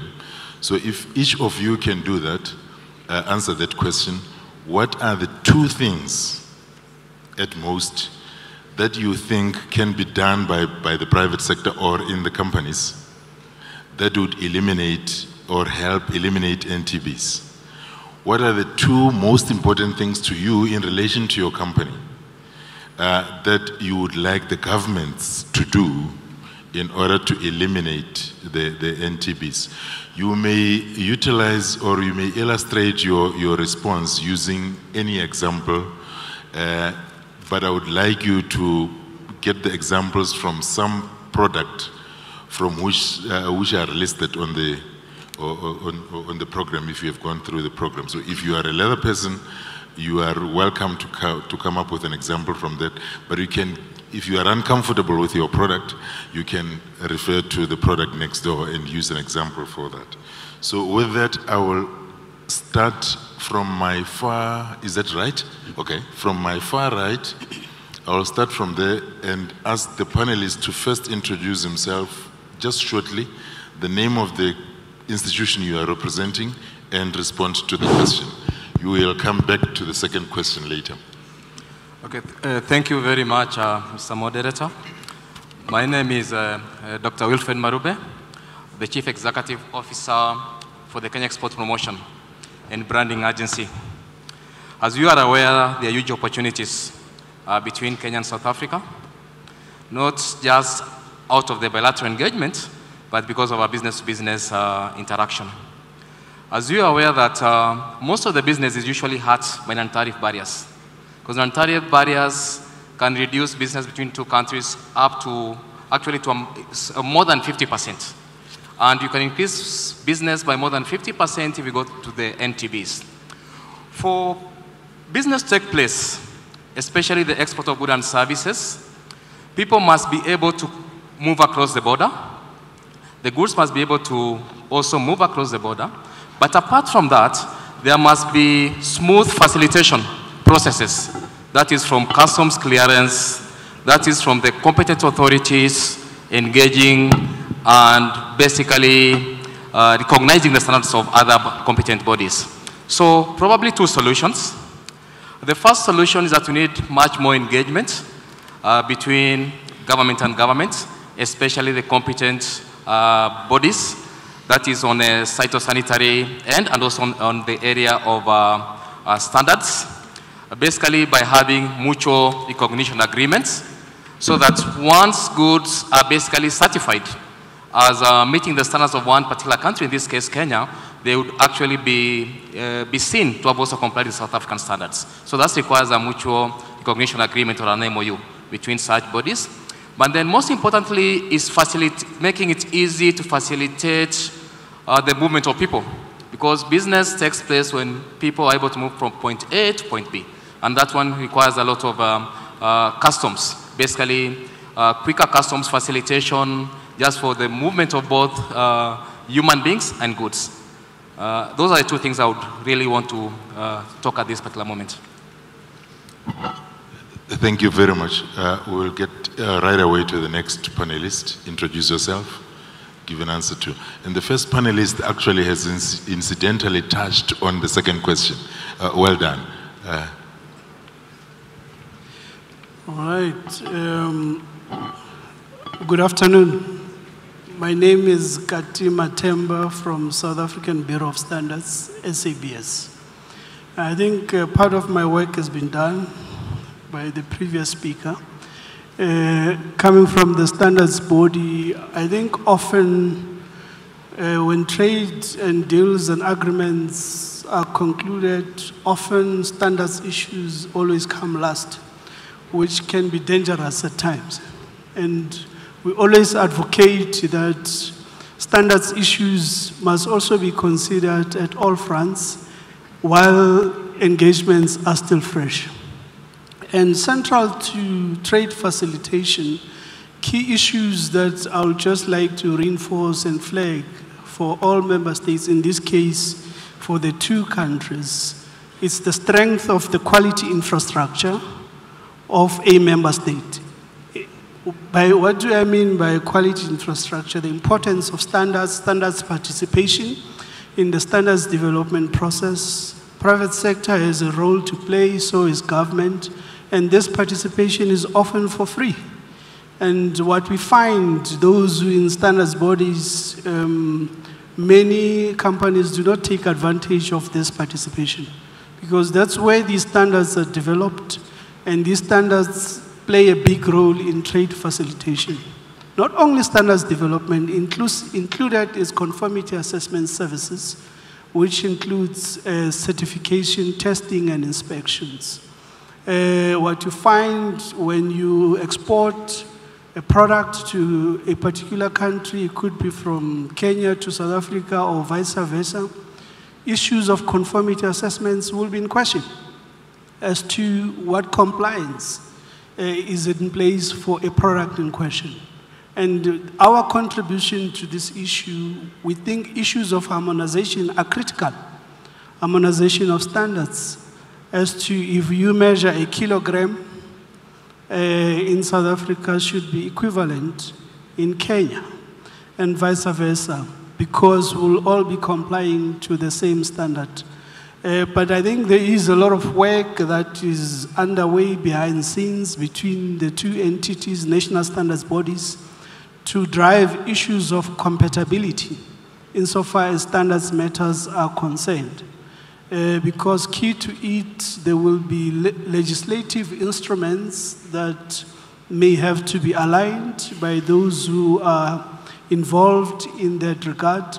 The Standards Act of Kenya, as we know it, may not be exactly the same arrangement as the Standards Act of South Africa, in this case, SABS, because the functions are devolved in various entities within the South African context. But we strive within that arrangement to drive issues of compatibility. Part of it, in closing, is the importance of utilization of accreditation bodies in the service we do to drive, to make sure that the products ourselves, as we certify and inspect these products that are moving from country to country, we all use accreditation services which confirm our competency to provide the service. Mr. Moderator, I will not want to give a lecture about standards matters, but the point is very simple to say standards are critical and are central to trade and do facilitate trade. Thank you. Thank you very much. You also actually have addressed the second question, which is a good thing. I'm not going to repeat what each panelist is saying. else I double the time we spend on this. Next panelist, please. Your name, institution. So my name's Justin Berry from PG Bison. As our CEO, Gerard Victor, said, we're 100% primary raw material producer in South Africa and a proud 50% joint venture partner in value addition in Kenya and that. And if you look at non-tariff barrier discussions and that, I think it was raised by the guys from the Avo industry and that around freight and logistics costs.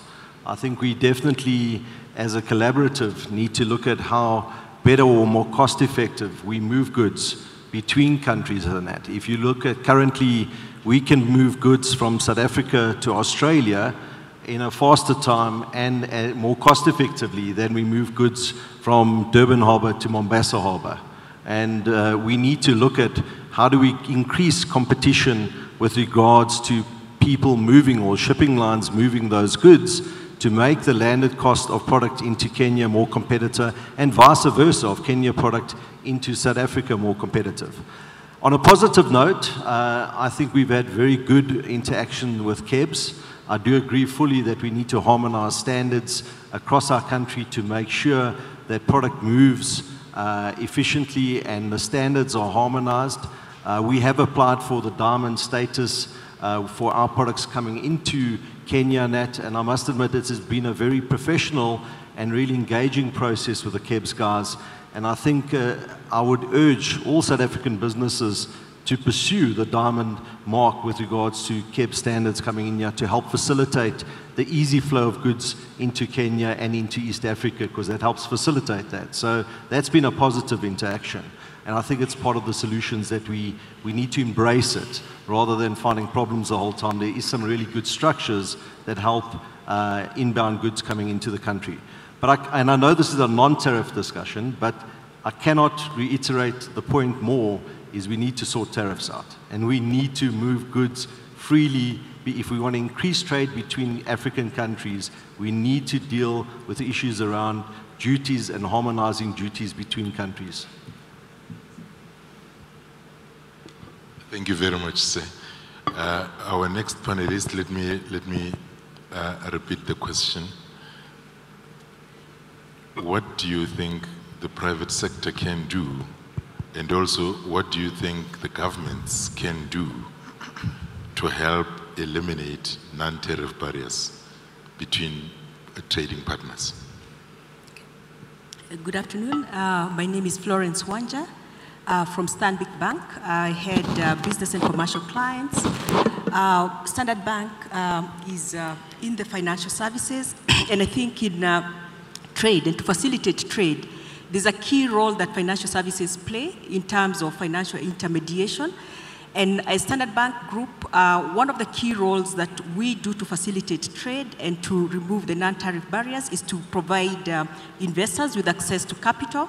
That's a primary role that we play. The other role that we're also playing quite actively is in just ensuring that we provide the right instruments to enable safe facilitation of trade.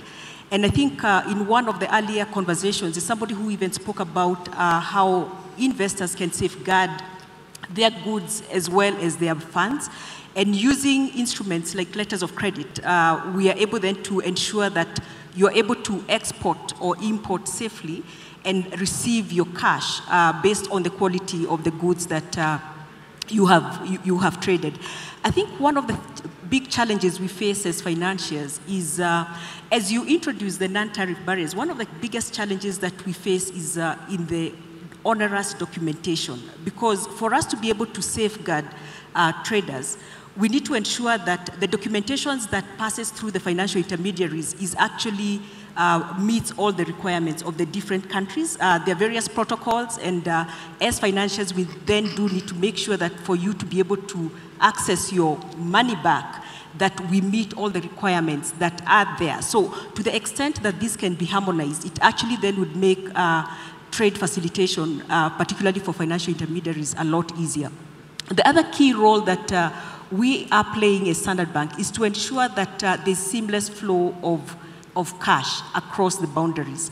Today, if you're expecting a payment to come to come through, you find that you have to wait 2 to 3 days because of the different exchange, the different central banks, the requirements, and the facts that you have to actually go through the central banks. So I think the other challenge then we need to look at is how do we enable free movement of funds from different countries, because this also goes in a long way to reduce the cost of doing business, because the longer you have your money out, there's a cost that you carry of financing that can otherwise be eliminated. From an East Africa basis, Standard Bank has come up with a solution that enables free payments and ease of payments across the Eastern African countries. So between Kenya, Uganda, Tanzania, South Sudan, you can actually be able to trade and receive your money on a real-time basis. And I think the challenge then we are saying, or posing here, particularly to the governments, is how can that be scaled so that you are able then to actually facilitate ease of payments across the African continent. I think the other big role that we play as financiers is in access to foreign currency. We are still very much a dollarized continent, if I may put it that way. And I think yesterday when we had a session with the new Cabinet Secretary Trade, he did challenge us and asked the financial sector to consider ways of actually being able to trade in our local currencies. And I think if we are able to embrace some of that, some of those challenges, we'll also be able to strengthen our local currencies. And also, that also contributes in a big way to the growth of our African economies. Thank you, my sister. We can get the next panelist. Thank you. Good afternoon.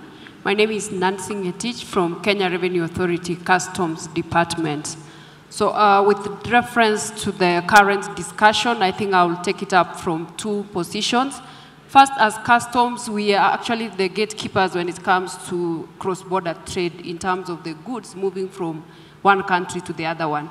And the second one, again, is on behalf of many other government agencies, we enforce certain regulations and requirements, mostly on restrictions, on prohibitions, on quotas, subsidies, and what have you. So on the first instance, of course, yes, we are expected to facilitate trade, and indeed, I think when you look at how customs world over operate, is that it's a pertinent aspect in terms of a country's economy. So that even if we have investments, but we have a lot of challenges in the goods crossing, then again, there would be no meaningful business. So at KRA level in Kenya, we have endeavored to ensure that we keep abreast with technology in terms of the systems that we've employed, and we are able to deploy to fast-track clearance. Currently, within the region, we've done a lot of integration so that we reduce the paperwork. However, noting the setup we are in, South Africa, of course, has been one of our exporting and importing country, not within our immediate borders. So, of course, they also do benefit from the simplified documentations we've had, the system we use. And of course, we are looking at the bigger picture, where we are going to the AfCFTA agreement in terms of implementation. And currently, what we would want to say we've done is we are riding on the international regulations that are already in place. We note that Kenya and South Africa are members of World Trade Organization and also World Customs Organization. So when it comes to which processes we would deploy, by and large, we are riding on the same, so that then we expect that the regulations that have been domesticated within the South African customs would more or less ride on what we've also domesticated in Kenya to make trade easy. Now, in terms of elimination of tariff barriers, customs also could be at times taken to be one of, division with barriers in the sense of the many documentations we have and the processes. So again, this has been simplified, and we definitely are certain that South Africa will be a beneficiary of this. Now, what the private sector would do from a government's perspective is, one, we at times feel like there is need for sector-based approach, so that when we talk of the documentations that would be required for South African goods to access Kenyan market, for example. They will be so varied depending on the industry. So currently, if we look at the agro-processing industry and the agriculture itself, you will see that the requirements, if they are approached at a sector level, then they would easily be monitored, and then again, the need for implementation even at the national monitoring levels. Secondly, the other opportunity we see that exists is the continuous training and capacity building. We at times find ourselves at KRA in terms of facilitating trade, that there are so many new requirements that have come, and we get directives to more or less like implement them immediately. You note at times that it would require change of systems in terms of having the system to take into consideration the new legal or provisions that have come on board. So at times, if there was that continuous training and capacity building within even the exporters themselves, the importers, and the clearing and forwarding that are in between, then again, it will make the implementation of the new changes quite viable and easy to implement. Of course, just also to say that certain products at KRA level, we've been able to undergo what we call ease of doing business and give the green channel clearing, meaning that then if we had the same products crossing over from South Africa, they would easily be able to be cleared within the shortest time possible. We practice advanced ruling, we practice customs valuations in advance, which again, at times we find that if there is proper exchange of information, even before the goods arrive, then it would be easy to facilitate the shipments as and when they cross, because we appreciate that while we do not have a one-on-one MOU maybe with the South African revenue authorities, we do agree that the WCO allows us to exchange information. So at times we find a shipment is being held at the port for certain requirements, yet there was that possibility of having that information exchanged prior to the movement of the goods. Thank you. Thank you, Nancy. Let's get the next panelist. At this rate, we're not going to get to the end, so I won't be long. My name is Andrew Finnick. I'm from a manufacturer in Durban, South Africa. I'm the MD of the company and the second generation. We've been going for 32 years, and as a manufacturer, there are not a lot of manufacturers in this room. It's not easy. Anywhere in the world, I think. I'm also a board member on SAFLEC, the South African Footwear and Leather Export Council. We represent the manufacturers to export, so of shoes, bags, and leather goods like belts, which is what we make. Walking around Nairobi yesterday, it's true. It has belts from India, from China, and from Turkey. None of those countries are on this continent, so I agree we should trade more with each other.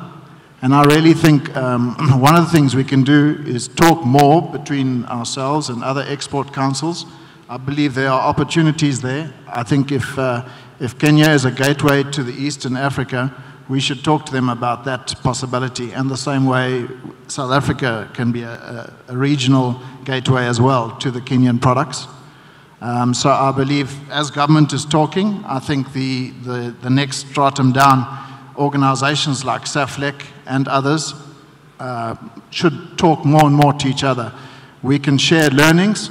I've also been very fortunate in my country to have accessed grant funding to assist us with machinery over the last more than a decade. And we're in a better position now than we were a decade or two ago because of that. And that extends across training, machinery, etc. So I think there's a lot of learnings we can share amongst each other, and I look forward to that opportunity. Thank you. Thank you, Andrew. The next panelist, please. So my name is Anthony Mwangi. I'm the CEO for Kenya Association of Manufacturers. So with my panelists, we as a government discuss what they need to do. We also need to do more. But I think if you look at the trade between Kenya and South Africa, it's shocking.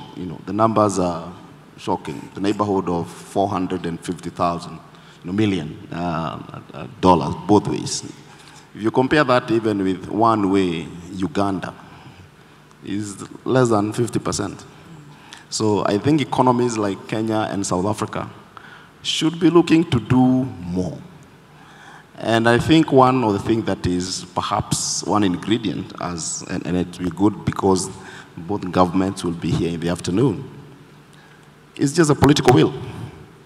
If, for instance, you're talking about harmonization of standards between Kenya Bureau of Standards and the South Africa Bureau of Standards, and both of them are here in the room, it's just to be given through political will to be told within 3 months, we need these things done.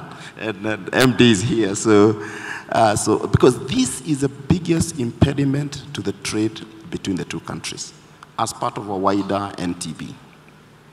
Looking at the private sector to private sector, recently, about 3 weeks ago, we hosted a group of 16 OEMs, vehicle manufacturers under Africa Automobile Association, and they're looking at opportunities in the market. And the opportunities are huge. So without necessarily focusing on export, import, and I'm not saying that is important, there's also opportunity to come and invest in Kenya as a manufacturer. We are net importers, and I'm sure even South Africa imports quite a bit, but here especially, we import almost everything. So there are huge, huge opportunities, even for leather. Okay. So I don't want to extend that, but I'm saying I think there's an opportunity to do more. And now that we're here, we just need to tell our excellencies, the two presidents, to give us targets to finish this within 3 months. Thank you, Anthony. We will go to the next panelist. Introduce yourself and go straight to the answer. Yeah, thank you, moderator. My name is Professor Theophilus Mutui. I'm the Managing Director for Kenya Plant Health Inspectorate Service, KEPHIS. KEPHIS is a state agency in the Ministry of Agriculture, Livestock Development.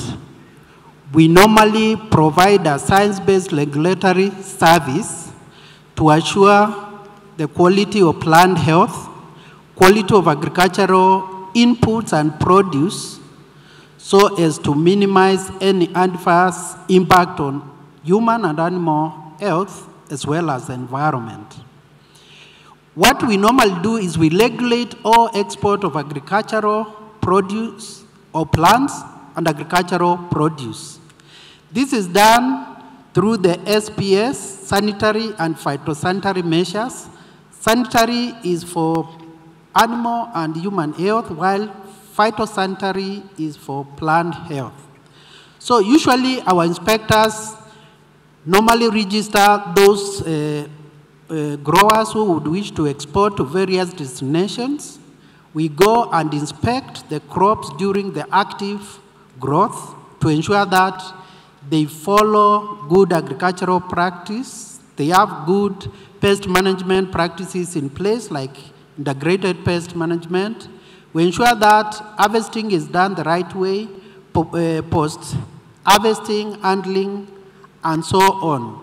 We also make sure that we inspect the produce at the point of exit to be free from pests and diseases.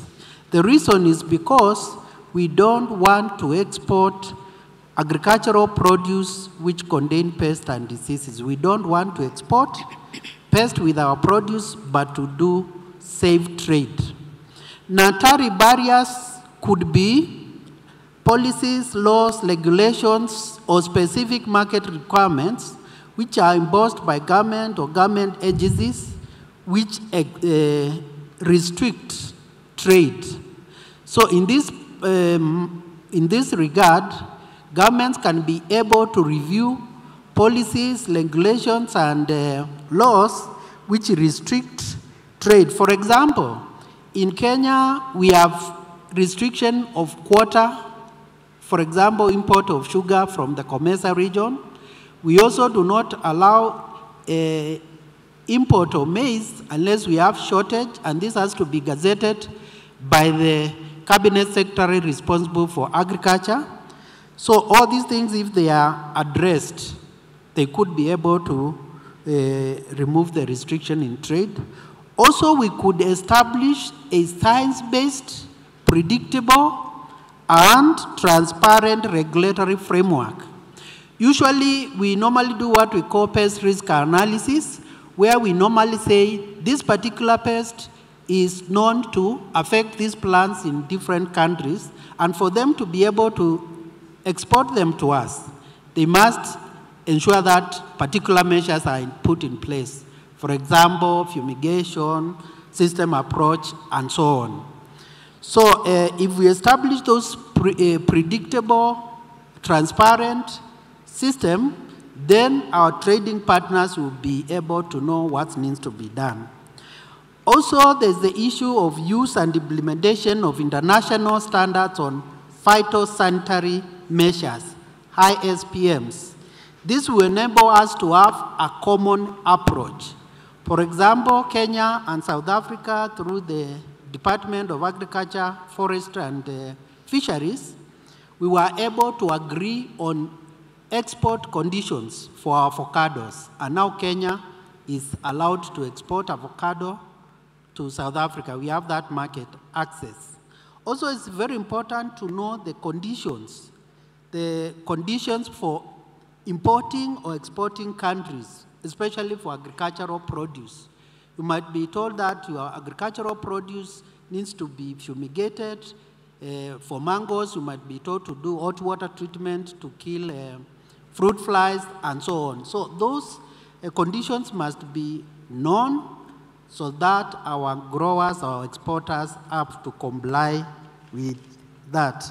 Also, government could come up with an enabling environment. For example, if we were to zero rate the VAT for agricultural inputs, like fertilizer, pesticide, and so on, that will mean that the cost of inputs will be low and our produce will be produced cheaply and will be competitive so that we can be able to export to various destinations. Thank you so much. Thank you, Prof. We will right away move to the next panelist. Thank you very much. My name is Lieutenant Colonel Retired Bernard Giraini. I'm the Managing Director, Kenya Bureau of Standards, the agency that is responsible for governing and maintaining standards in Kenya. I think this is a great opportunity for us to discuss this topic here on how we can be able to eliminate the NTBs to be able to facilitate trade. As you are all aware, standards are tools for facilitating trade. And I think the easiest way we can be able to address this is to have mutual recognition agreements. As East African community, we have, under the EAC Common Market Protocol, we have mutual recognition of quality marks. And this has worked very well in all the 6 countries that we are operating here. I think the easiest way to facilitate trade and enhance and become more competitive in terms of trade within the region is to have mutual recognition agreements. This has been discussed at the ALSO level, and we have already commenced discussions between Rwanda, Zimbabwe, and I think Kenya has also participated in that. So we need to also have an agreement with the Republic of South Africa. I would like to say, when you look at the private sector, this week is the World Quality Day. And the theme is focusing on, doing the right thing. I think if the private sector focuses in doing the right thing under the product certification scheme, which they have signed under the ISO 17065, they do the right thing, they comply to what they have agreed, then they get the quality documents. It will be very easy for conformity assessment bodies to be able to certify their products. Because I know when we talk about the NTBs they are facing, one of them is the process of getting COC, Certificate of Conformity. It's very easy to get it if you have quality documents. If you are manufacturing, you need to have certificates of analysis, test reports indicating that you are complying to the standards that you prescribe to. So As KEBS, we also facilitate traders to be able to bring their products into this country. And we have different ways of doing that. We have a green channel we call the DMARC, where we visit the factories, if it is in South Africa, and we confirm they have quality control measures for their production. And we are able to give them a green channel where they can be able to import or export to our country without the pre-shipment procedures. So that is one of the ways. The other ways is you can be able also to bring this product here locally so that we can inspect them. So I think what we need to do, and this is what we are trying to do, is to come up with a framework on how, under the MOU, to agree on how we can have the mutual recognition agreement that will now allow recognition of the marks issued by the NSBs from the other country. Thank you. Thank you, sir. You are going to our last panelist. Good afternoon. My name is Andrew Mugambi. I'm a director of Anchor Shareholder in a business based in South Africa. So we're one of the few Kenyans who have actually gone down to invest in South Africa. It's in the agricultural sector. We have a macadamia farm and nut processing operation in Nesprit area in Mpumalanga. In terms of the questions and in trying to address this, my focus will be more on the private sector. And I'll say it this way. One of our panelists talked about political will, but I think also we need to take it the next level and talk about business will. And by business will, I mean the willingness among private sector players to collaborate. And the example I'll give you is this. So for the business that we have invested in, we've put in about 500 million rand. Obviously, we need a bit more money to invest. We went talking to local financiers, and I had the opportunity during morning to speak to the CEO of Standard Bank. I think they've gone to another panel. And when we made the approach, and we thought we had a decent business model, there seemed to be a bit of reluctance or disinterest, especially when it came down to who are the shareholders, being Kenyans. The business model seemed to stack up, but there was just a reluctance around that level. And the interesting thing, and one of my colleagues also here is from Standard Bank, is we have a lot of facilities with the same Standard Bank who trade here as Stanbic in Kenya, and we've not had issues. But in trying to access that debt funding from Standard Bank in South Africa as a Kenyan investor, then became an issue. So I think it's one of the things we also must be willing to do as private sector players, to collaborate and promote one another. I think related to that also, and again around that political will and being able to give each other an opportunity to collaborate, is when you look at opportunities, let's say for companies where there's either a case for business rescue, like I know recently in South Africa there's been a business thing called Tongaat Hewlett that has had a bit of difficulty, it has been put on a business rescue. Again, it's in the same sector that we play in. And one of the things that we'd like to see is in those kind of opportunities, whether they're private sector purely or quasi-government type of investments, that players from other markets within Africa are given an opportunity. A lot of times you go and say you want international investors, and yet you have successful players, for example in Kenya, who have been able to run successful business in the agri-sector, agri-processing, and we think they should be given an opportunity. And that's why our suggestion here is around being able to create that business will among businesses in Kenya and in South Africa in the private sector. Thank you. Thank you very much.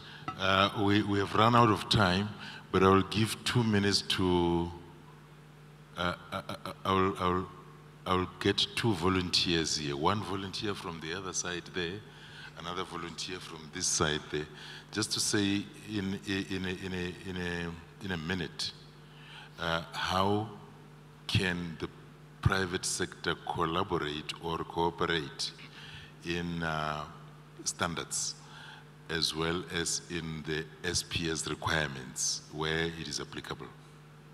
Can I get somebody from the other side? Anyone?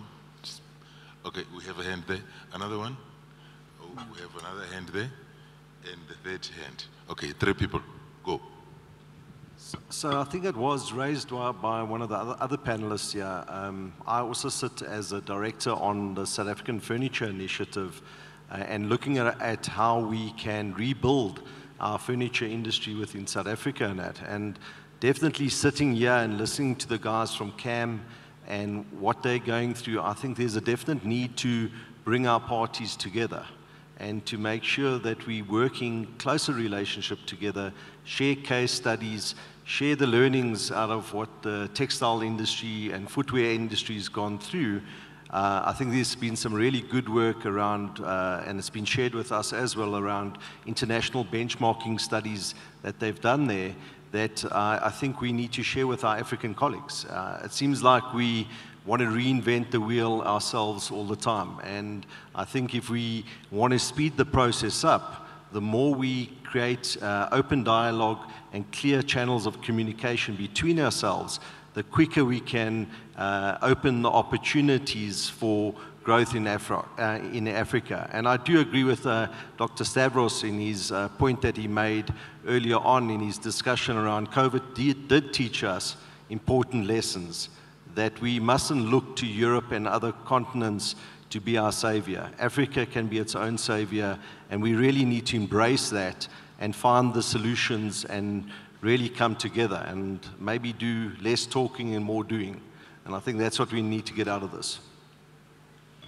Thank you. The next volunteer, Andrew. Yeah, just to add to what Andrew, good name Andrew, said about banks, and earlier we heard that a lot of these private sector companies can be the grease to facilitate things.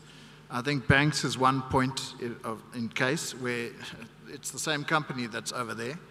Earlier we heard from MTN and Vodacom. I'm paying 100 times for my data here when there's supposed to be an association with Vodacom where I'm from in South Africa. 100 times the data cost here. That's not greasing anything. So I think there's a lot that, you know, those sort of companies can do to grease the wheels of trade, I really believe. And then just one more point.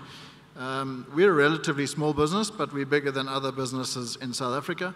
And as SAFLEC, the South African Footwear and Leather Export Council, there's been a lot of training and a lot of bringing smaller businesses into the network. And so I think, you know, it was spoken about earlier with small businesses. I think there are a lot of businesses in Kenya that are also small businesses like we have. I'm just very sorry to hear about your drought in this country that I learned about recently. It must be terrible.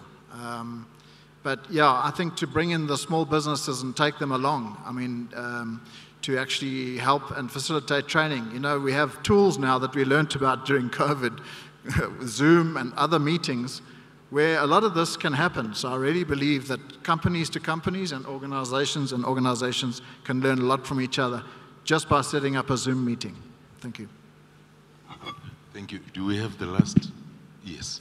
I don't want to add too much because we aligned on what private sector can do.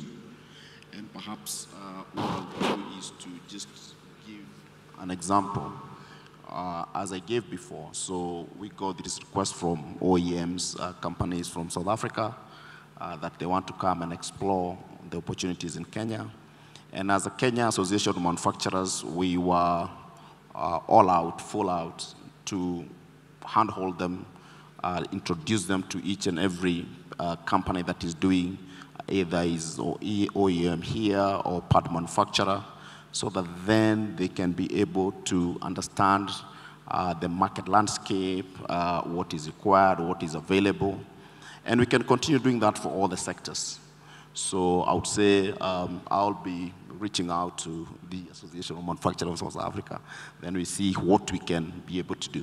So we have a lot of knowledge. We're very organized sector-wise. So it's just about reaching out and sharing information constantly so that they know what is available and we know what is available on the other side. Thank you very much. I wish I could have time to ask a follow-up question on that. But I will invite one last panelist to take a bite on that, on standards, cooperation in standards and in SPS requirements among the private sector players, if you like. Bureau of Standards, do you want to take a bite, the last bite?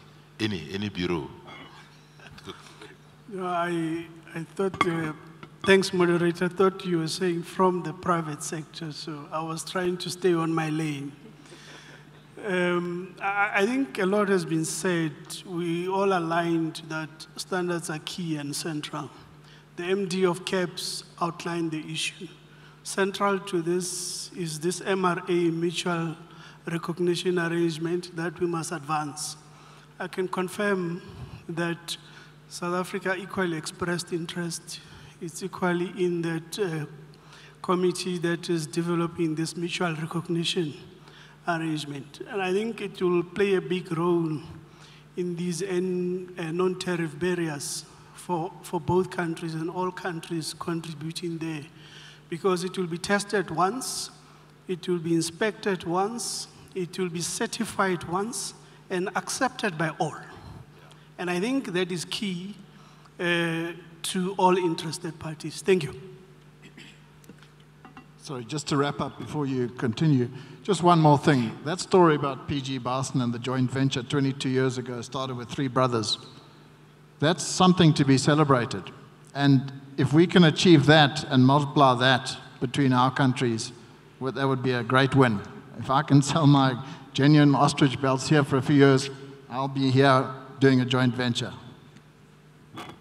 Thank you very much. Can you give a round of applause for our panelists? They did a very good job under the circumstances with this restrictive time. Another NTB, we couldn't do our business well because we have a barrier, a time barrier to our thoughts.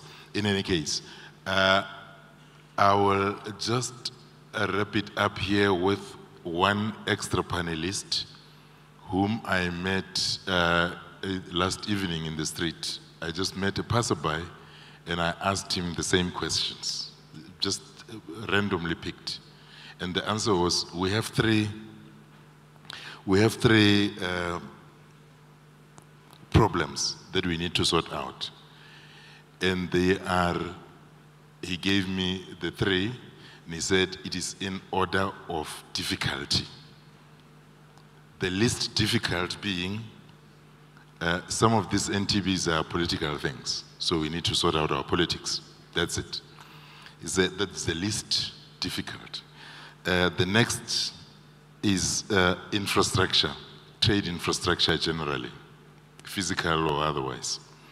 And then he said the most difficult one is the 3rd one, which is Kenyans and South Africans should begin to think like one country and behave like one country. The problem will be naming the territory. Thank you very much. Enjoy your lunch. Thanks to my panelists, we can, I'm told we can now go for lunch. Thank you very much. Welcome to Kenya, the great home of many firsts in the world. Sitting comfortably in a small corner of the eastern side of the African continent, Kenya is the economic powerhouse and the hub of East and Central Africa, and steadily realizing its full potential as a global player on the world stage. With a growing and youthful, creative and innovative population of about 54 million people, Kenya is the 4th largest economy in the sub-Saharan Africa, strategically located as a gateway to Africa, with strong growth prospects supported by an emerging urban middle class and an increasing appetite for high-level goods and services. Kenya is ranked 56th out of 190 economies in the Ease of Doing Business Index and boasts of a large pool of young, talented, highly educated, skilled and sought-after workforce in Africa. As an influential member of various trade blocs including East African Community EAC, COMESA and Africa Continental Free Trade Area, Kenya as a channel in providing seamless access to almost 560 million people across the region and potentially millions more through further integration into bigger economic communities across the continent and the world. It is the region's logistical hub, playing a big role as a transshipment hub for goods moving to landlocked countries in East and Central Africa through the expanded Mombasa and Lamu port. Kenya is also renowned for its coffee, flowers, fruits, vegetables, nuts and many more quality products, and continue to leave millions of international consumers in awe of the treasures of her fertile soil. Within Kenya's highly diversified economy lies countless opportunities for locals and international investment. There are brand new construction projects popping up all over the country, including city highways like Nairobi Expressway, expansion of the Jomo Kenyatta International Airport, and the Standard Gauge Railway, among others. This exponential infrastructure development, coupled with political and economic stability locally and regionally, highlight enormous growth potential for several sectors including mining, agriculture, manufacturing, energy and the blue economy. Kenya has come a long way in its journey to become Africa's Silicon Savannah, from being just another outpost for multiple multinational companies to spawning revolutionary apps, softwares, and digital innovations that are the envy of even the most advanced economies in the world.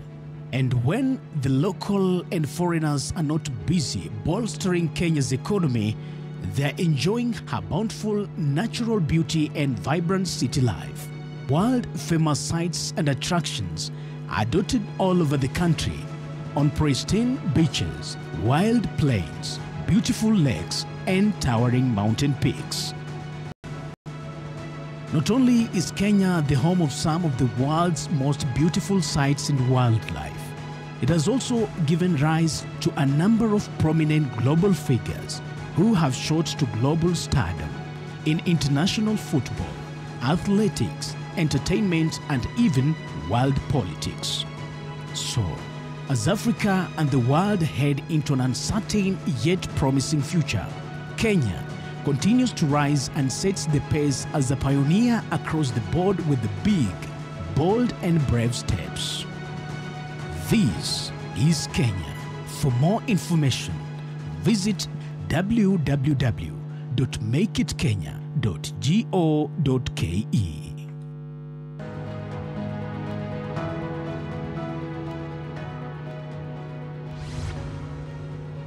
Welcome to Kenya, the great home of many firsts in the world.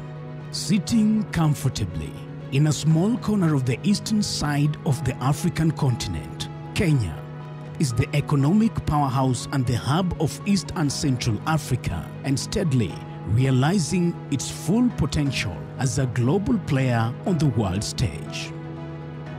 With a growing and youthful, creative and innovative population of about 54 million people, Kenya is the fourth largest economy in the sub-Saharan Africa, strategically located as a gateway to Africa, with strong growth prospects supported by an emerging urban middle class and an increasing appetite for high-level goods and services. Kenya is ranked 56th out of 190 economies in the Ease of Doing Business Index and boasts of a large pool of young, talented, highly educated, skilled and sought-after workforce in Africa.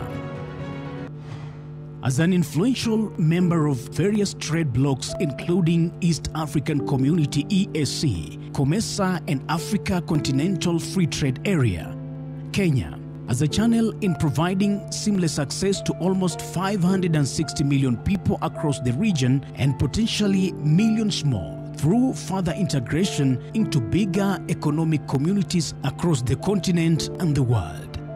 It is the region's logistical hub, playing a big role as a transshipment hub for goods moving to landlocked countries in East and Central Africa through the expanded Mombasa and Lamu port.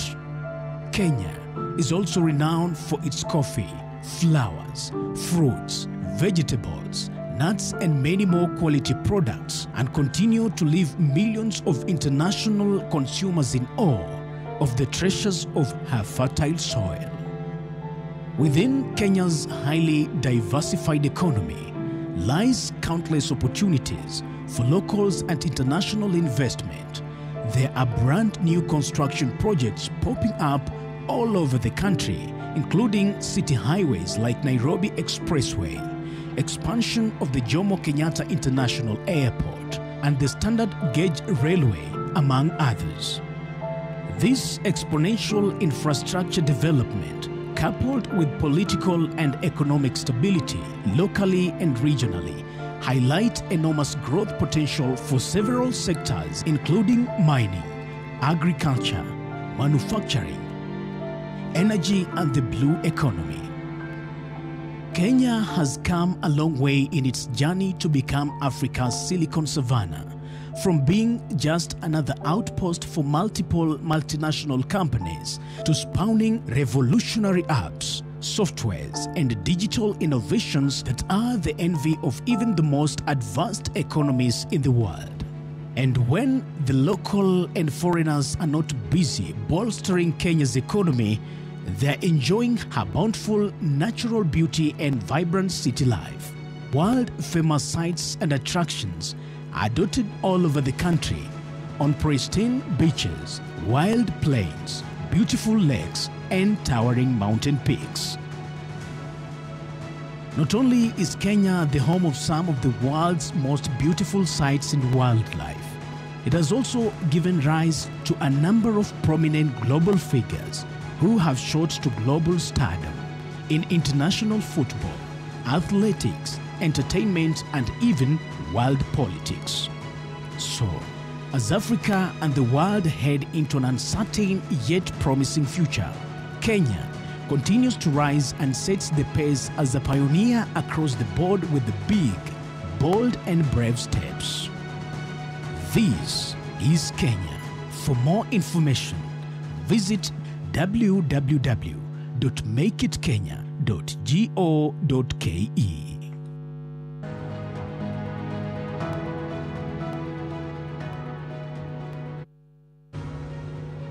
Welcome to Kenya, the great home of many firsts in the world.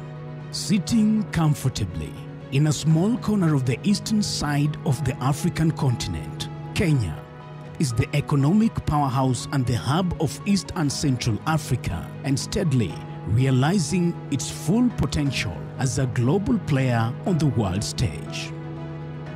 With a growing and youthful, creative, and innovative population of about 54 million people, Kenya is the fourth largest economy in the sub-Saharan Africa, strategically located as a gateway to Africa, with strong growth prospects supported by an emerging urban middle class and an increasing appetite for high-level goods and services.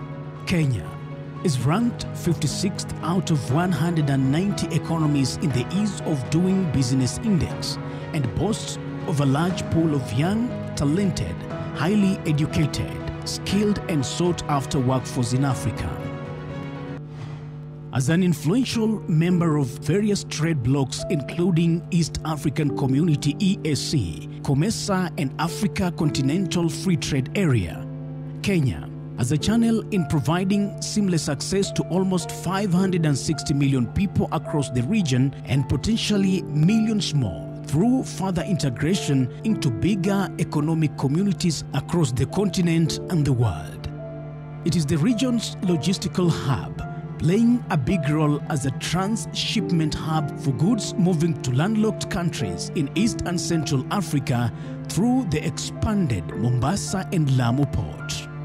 Kenya is also renowned for its coffee, flowers, fruits, vegetables,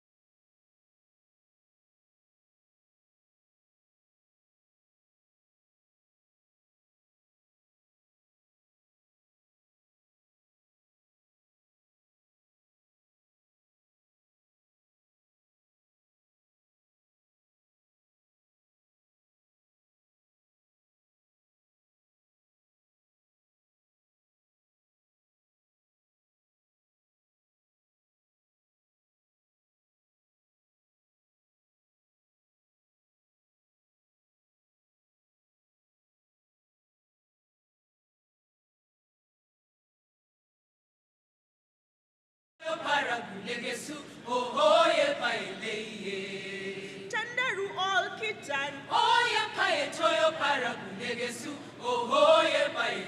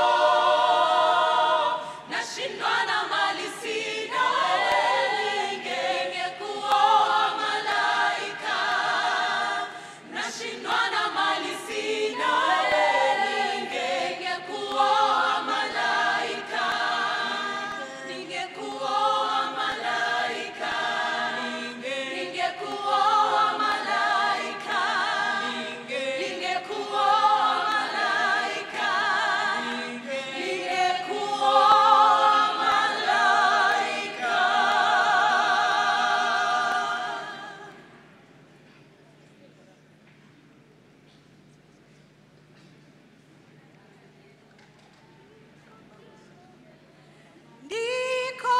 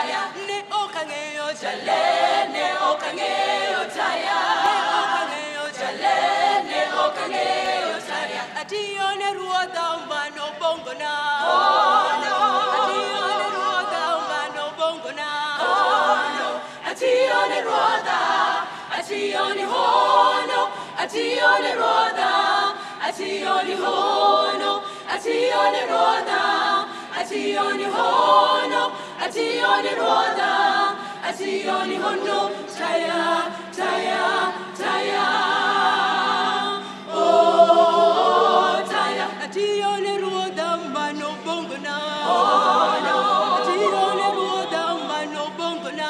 Oh, no, ationi roda, ationi hono, ationi roda, ationi hono, ationi roda, ationi hono, ationi roda, ationi hono, taya, taya, taya. Oh, taya, ebolo wana miela miela, ebolo wana miela miela. Alelele, samaya sukelo mele, towandu towanu bange. Hallelujah, alelele, samaya sukelo mele, towandu towanu bange. Hallelujah, ebolo entendereza, ebolo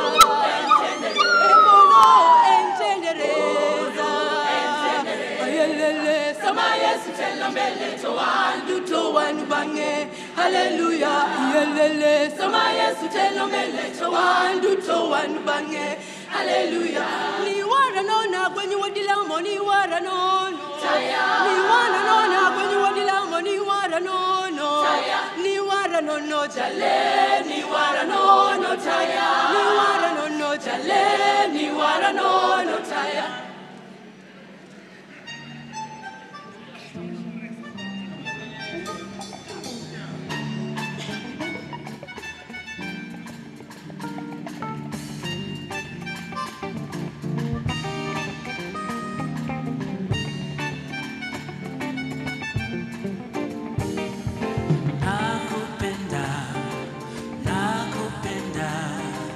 Nakupenda wewe,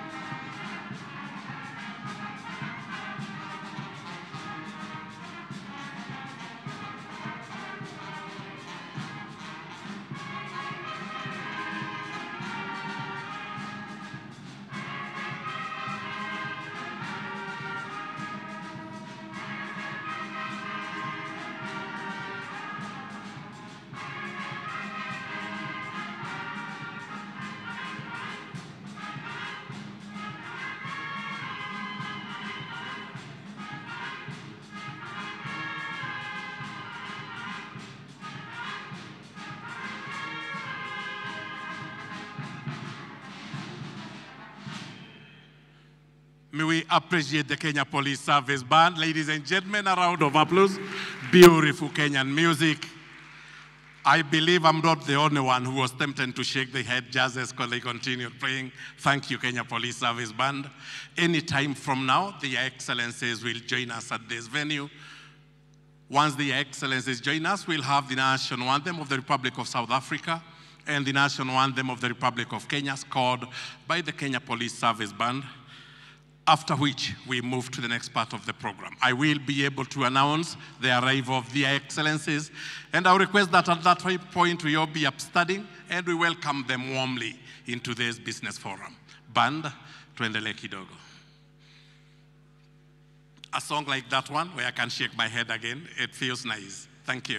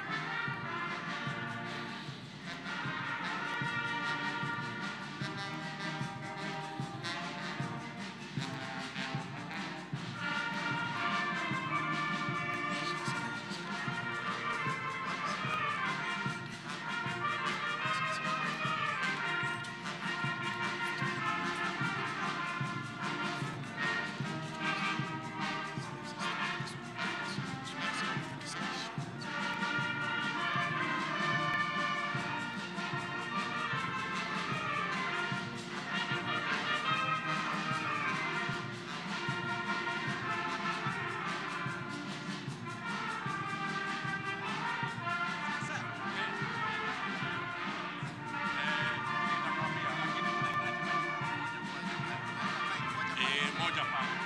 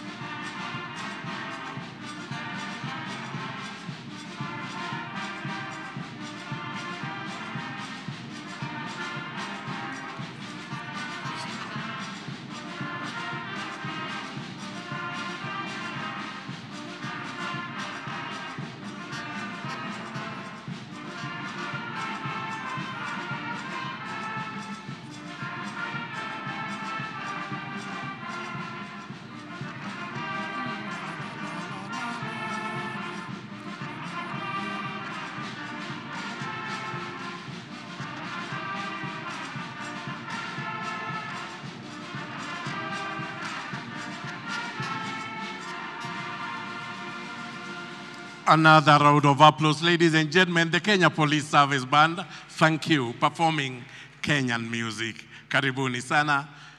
Just one more director of music, just one more. Thank you, kindly.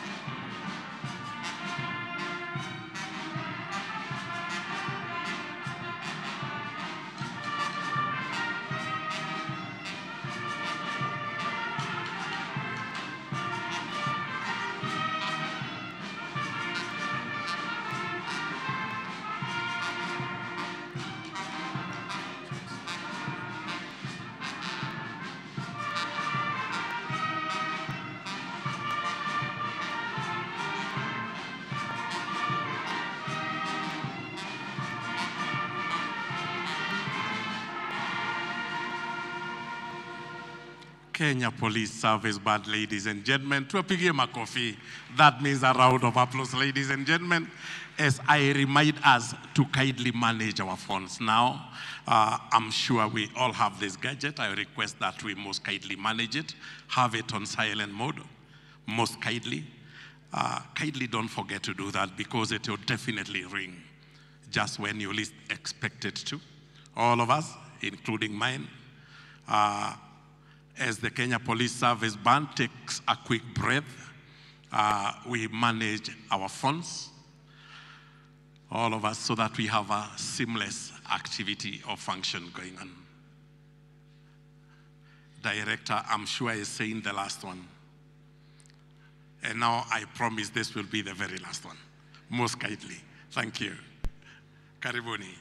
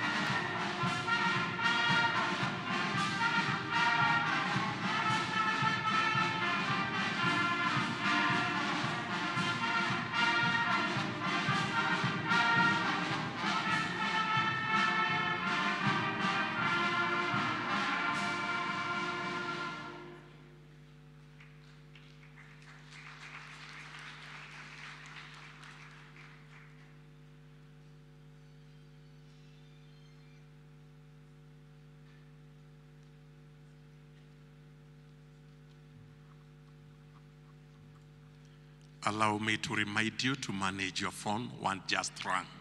Most kindly, we manage our phones so that our function can move smoothly with no interruption. Most kindly.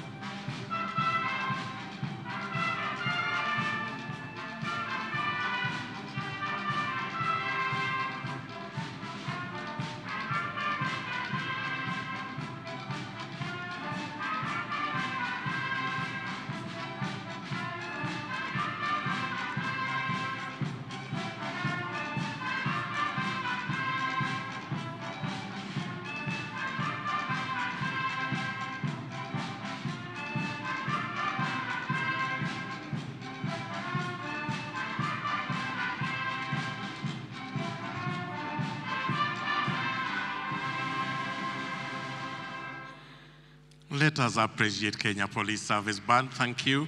And thank you for saving my skin. I promised one. Thank you. Thank you, Kenya Police Service Band.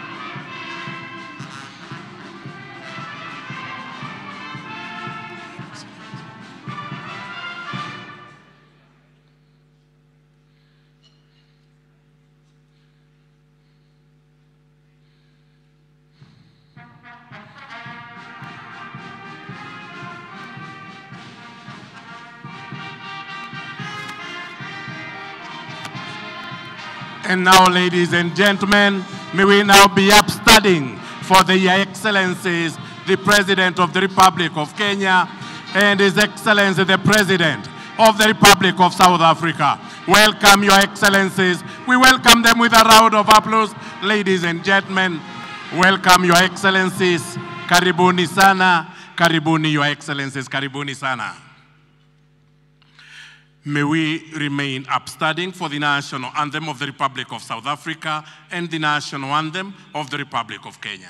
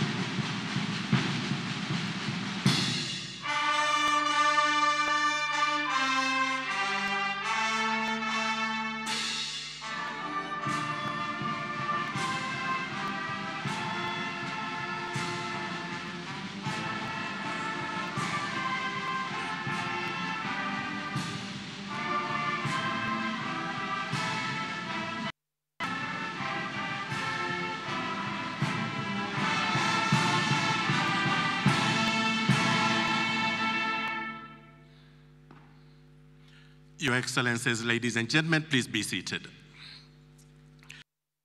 Excellency Dr. William Ruto, President of the Republic of Kenya, Your Excellency Cyril Ramaphosa, President of the Republic of South Africa, members of the Kenyan and South African delegations, distinguished ladies and gentlemen. Your Excellencies, earlier in the day, the Kenyan and South African business executives took time to engage on unlocking trade and investment opportunities between Kenya and South Africa. I wish now to most humbly invite Your Excellencies to watch the screens for a snapshot of some of the discussions. Welcome, Your Excellencies.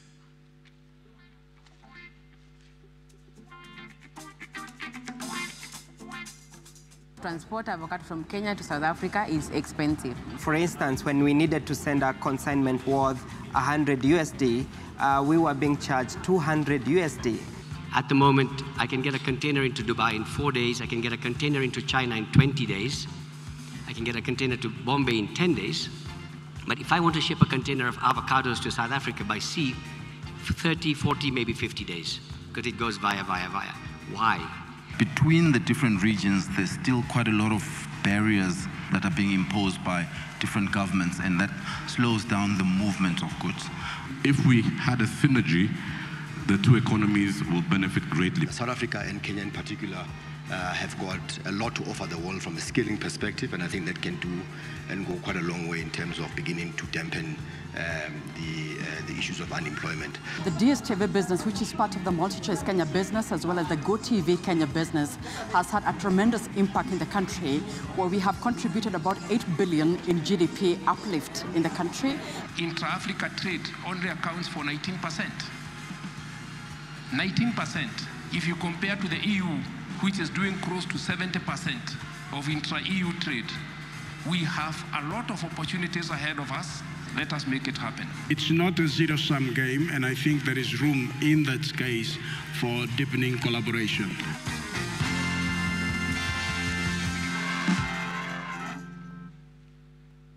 Unlocking Africa, unlocking the opportunities, ladies and gentlemen. If it pleases Your Excellencies, Mr. Richard Ngatia, Chamber President, Kenya National Chamber of Commerce and Industry, and Dr. Stavros Nicolaou, Board Member, Business Unity South Africa, will present a summary of the Business Forum resolutions. Bwana Ngatia, karibu.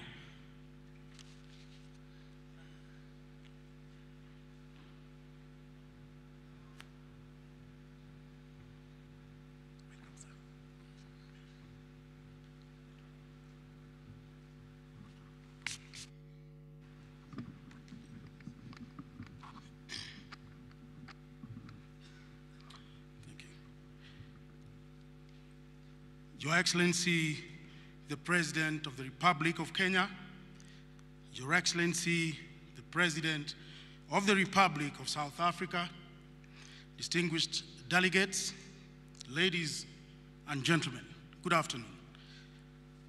I'm very delighted today, Your Excellencies, because this day now marks 1 year since we had a conversation with the captains of industry in South Africa, Pretoria. That was in 23rd November. And therefore today was a day for us to have a conversation, and the whole day we've been looking at ways on how we can be able to unlock South Africa, but most importantly, unlocking Africa. Your Excellencies, you have seen, because you have walked through the exhibition, the limitless opportunities in this country. Your Excellencies, we have about 110 million population in both countries.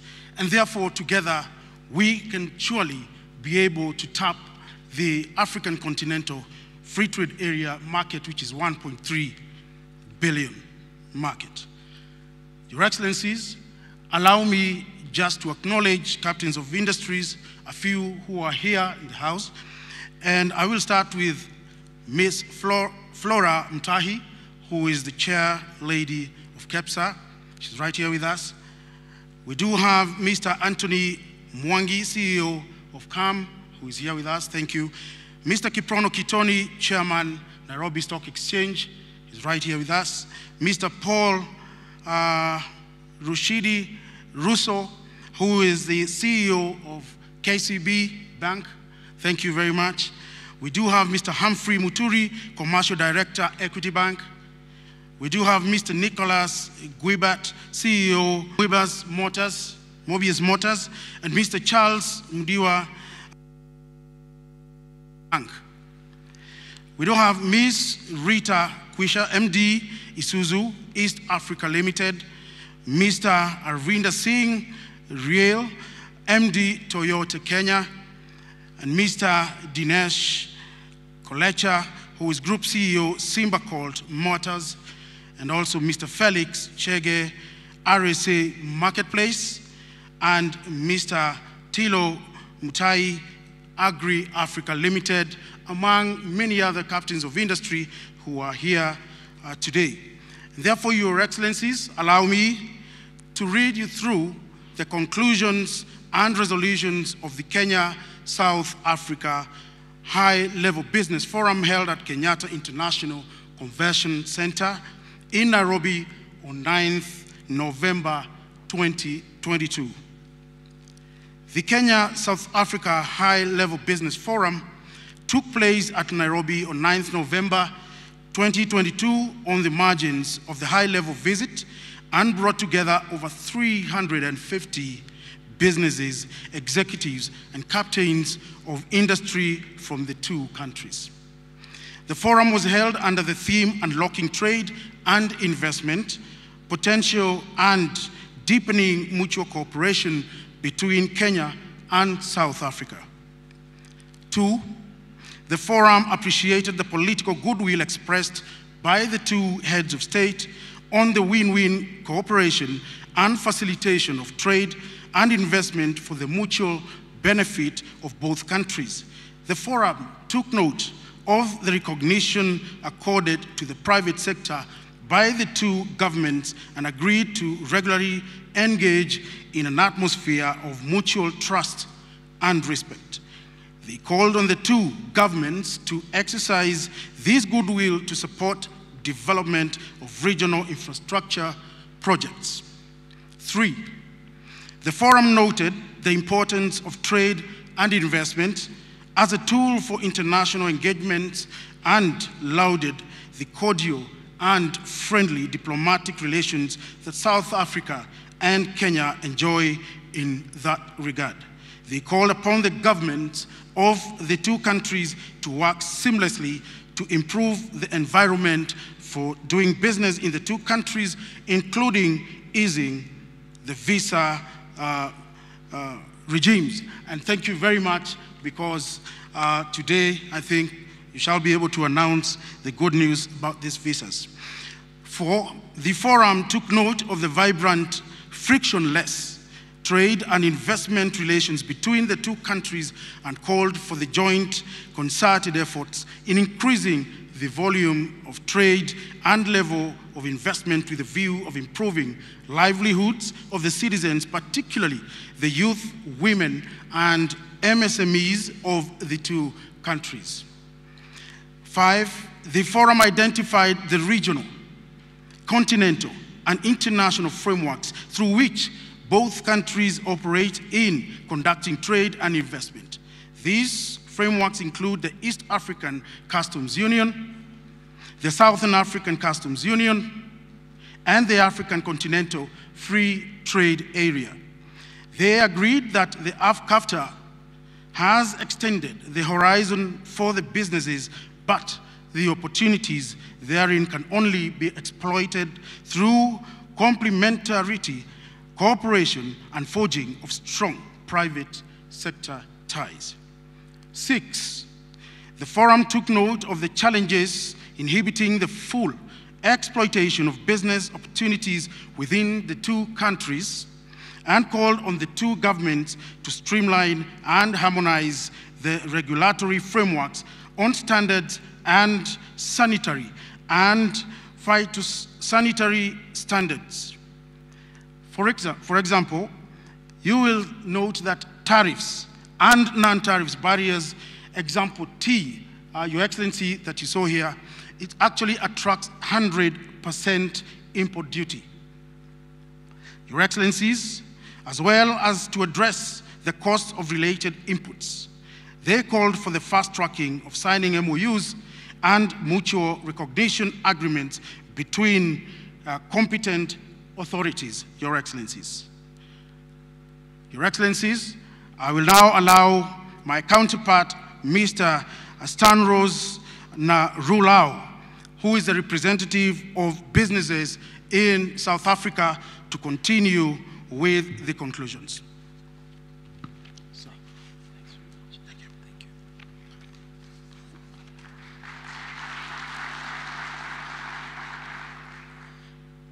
Mr. Richard Ngatia, let me firstly acknowledge the presence of the Excellencies, respectively the Presidents of Kenya, Dr. William Ruto, and our President, our very own President, President Cyril Matamela Ramaphosa. Excellencies, Honorable Ministers, distinguished business colleagues, ladies and gentlemen, members of the media. It's indeed a great pleasure for me to deliver a short and brief message for and on behalf of South African business, and particularly business that is represented in this delegation on the state visit today.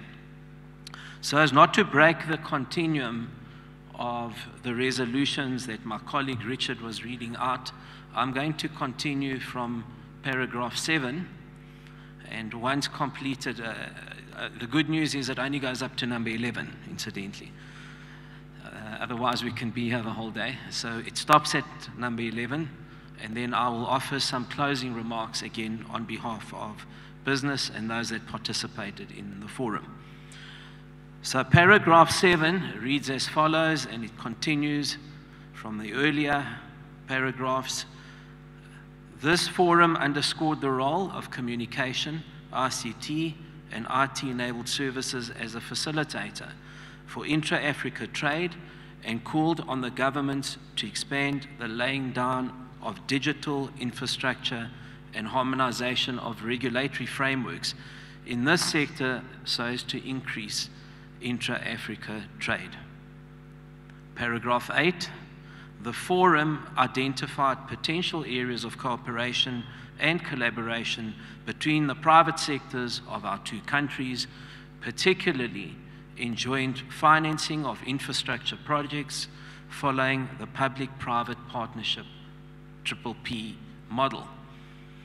These projects cut across ports, railways, roads, and energy, and provide the firm foundation for enhanced trade and investment. In this regard, ladies and gentlemen, the forum proposed the establishment of a special fund by our two governments to support preparatory work for strategic infrastructure projects that will ease project financing by the financial institutions. Paragraph 9. President, I'm sounding like a lawyer, like you are, going through all these paragraphs, but paragraph 9, the forum highlighted specific opportunities which could be harnessed for enhanced economic growth in Eastern and South Africa, including automotive and component manufacturing, agro-processing, trade in services, industrialization, and inter-trade between our two countries. Paragraph 10, the forum took note of the progress of the growth of trade volumes since our last meeting in Pretoria 12 months ago. The captains of industry therefore appreciated the importance of the forum as a platform for exchanging views and ideas of jointly working together to harness the many opportunities that exist between our two countries. Furthermore, the forum underscored the importance of cooperation and complementarity between the private sector of our two countries and the need to meet regularly to deepen these ties. Paragraph 11, which is the final para, the forum recognized the importance of agriculture and value addition in the two economies and the whole continent, and called on financial institutions to increase their lending to these sectors. In this regard, financial institutions committed to develop unique products that suit the agricultural sector. That completes the resolutions and the conclusions from the forum earlier today. I'm going to just very briefly offer some closing remarks, as I said, on behalf of South African business and all of those of my colleagues who were present in the forum. The first order of business, may I convey on behalf of South African business our congratulations to His Excellency Dr. William Ruto on your recent election, and in particular what we're excited by is business, because business always wants certainty and predictability and stability. We wish to commend you and your government for the transition that took place from the previous to the current administration. These are all very positive investment signals for us. May I also add that a key thematic during the forum and this was punctuated throughout the entirety of the forum, is the lessons learned from COVID. Africa found itself at the back end of the queue on many and most occasions, and we recognize as business the role that we need to play to establish value chains, supply chains, manufacturing capabilities and capacities, expertise and skills on the continent. We can never ever afford ever again to be on the back foot the way we were, particularly in healthcare. So drawing from that lesson, the biggest lesson communicated during the forum was the need to view Africa as 1.3 billion people. And in fact, in a mere 20 years' time, 1 out of every 6 citizens on this planet will be an African. We need to aggregate our markets. We need to look at pooled procurement opportunities. And our simple call to our governments here today is we need to accelerate local procurement and aggregated procurement on a pooled basis for the continent across multiple sectors. That's a clarion call we'd like to put out to the 2 presidents and heads of government. Lastly, before I take my seat, we're very conscious of some of the more operational matters which we discussed at length. These are all operational matters, of course, that will move the needle in business. My colleague Richard has alluded to some of these, and I'd like to just very quickly invite the Group Chief Executive Officer of Transnet in a minute or so, just to highlight some of the supply chain and more operational issues that will move the needle. We listened very carefully to 50 days to get avocados to South Africa, and Portia's got all the answers for you now. Thanks, Portia.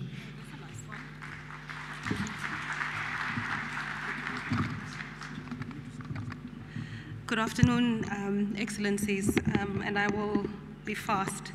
So, being thrown under the bus on the avocado, I might as well explain that one of the key issues that we have to deal with is to develop feeder vessel systems on the continent. What a feeder vessel system would do, it would enable bilateral flows of cargo, so avos would be able to move from Kenya to South Africa and the other way around. But as the gentleman with the avos would tell you, we have to deal with another problem, which is phytosanitary rules and the standards of entry between the 2 countries. We actually need to get to a point where we standardize to whatever's the highest, because at present, Kenya is able to export everywhere in the world but to South Africa because of our standards, which don't allow it to come in. But on the same breath, we're not able to get berries into Kenya coming into this country, partly because of a shortage of infrastructure.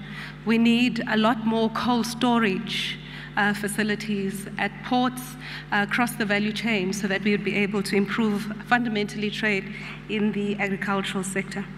The other issue, which it would be quite easy to resolve, and I think it was raised if there was will, is around the multiple inspections, pre-loading and post-loading, when you offload either in South Africa or you're loading from this part into Kenya.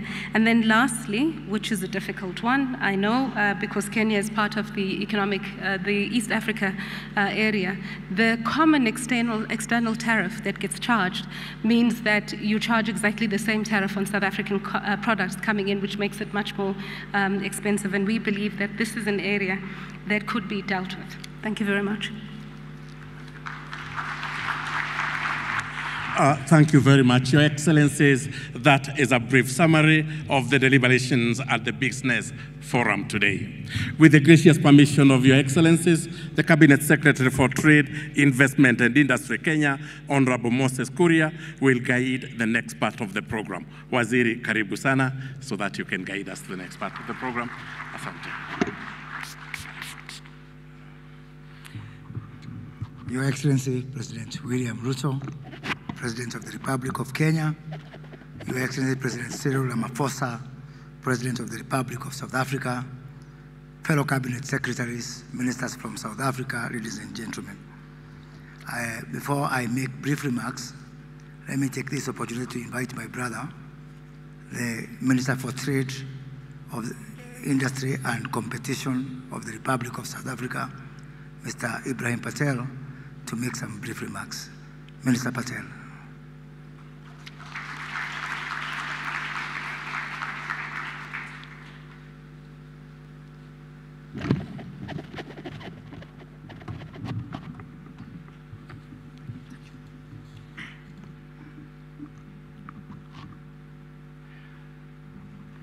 His Excellency William Ruto, President of the Republic of Kenya, His Excellency Matamela Cyril Ramaphosa, President of the Republic of South Africa, members of the Kenyan and South African Cabinet, ambassadors, business executives and captains of industry representing both countries, distinguished ladies and gentlemen, Ujambo, Sanibonani, good afternoon.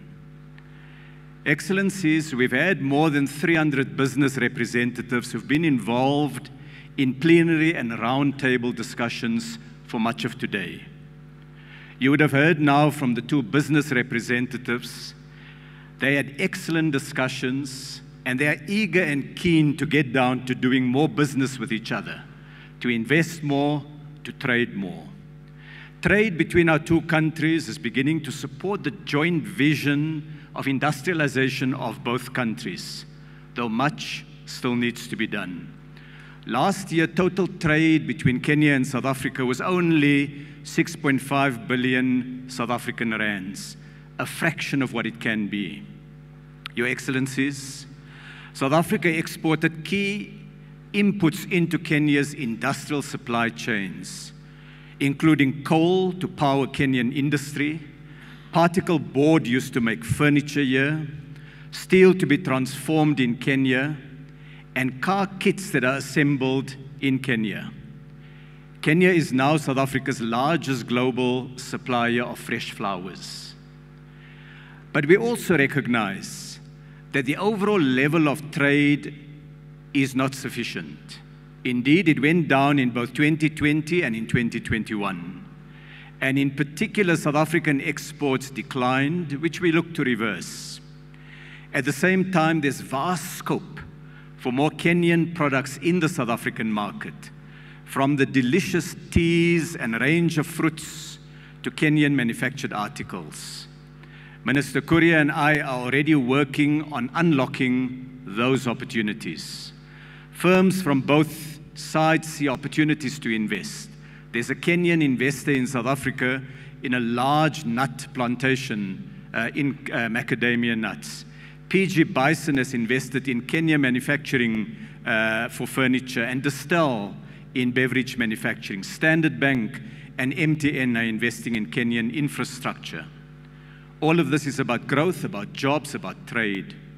Trade, Your Excellencies, have been in the blood of our people for many centuries. Communities in present-day Kenya and South Africa were part of the great network of trade routes that stretch along the Swahili coast. The great trading centers of Mombasa, of Lamu, of Malindi, and Gede.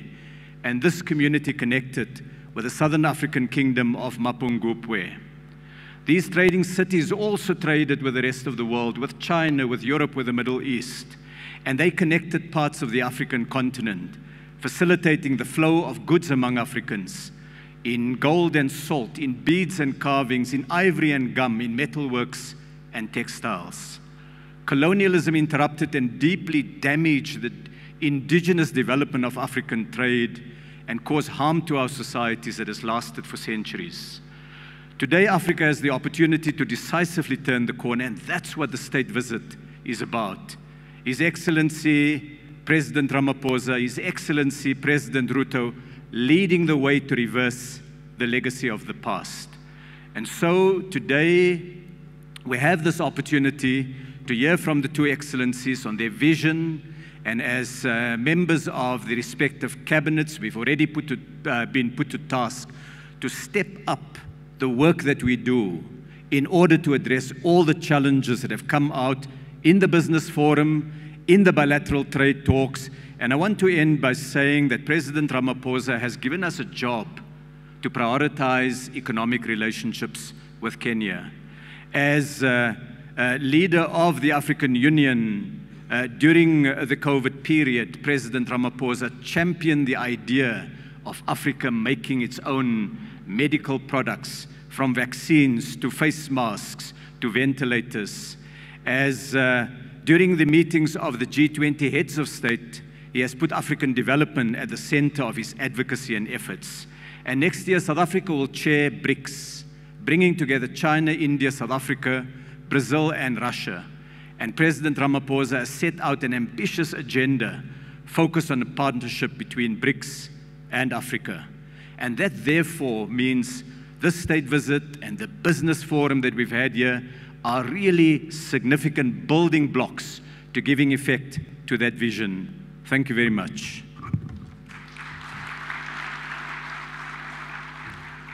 Thank you, Your Excellencies. Your Excellencies, Kenya exports goods worth $38 billion to South Africa. And this is mainly primary products, cut flowers, avocados, tea, vegetables. While South Africa exports goods worth $650 million, mostly as inputs within our manufacturing. So already you can start to see the imbalance that we face. And this imbalance is also exacerbated by the fact that our exporters to South Africa are largely small to medium enterprises, while South African exporters are more established companies, mostly large companies. Whereas we are concerned about this imbalance, it is only part of the story. The bigger story is that Kenya and South Africa continue to lose the bigger opportunity that exists within the wider African market. We continue to trade more with the rest of the world than we trade within ourselves. Kenya and South Africa are not in any regional common tariff regime. So the low volume is not by accident. There's a reason to it. Any efforts for a bilateral solution, when we try to have a bilateral solution within each other, is facilitated by non-African countries invoking the most favored nation status. We are actually joined together more by music than by trade because of Kenya's love for Kwaito music. Intra-Africa trade starts at 19% as composed to 70% intra-EU trade. Yet, we have a low-hanging fruit in the Africa Continental Free Trade Area with a population of 1.2 billion people and $1.4 trillion GDP.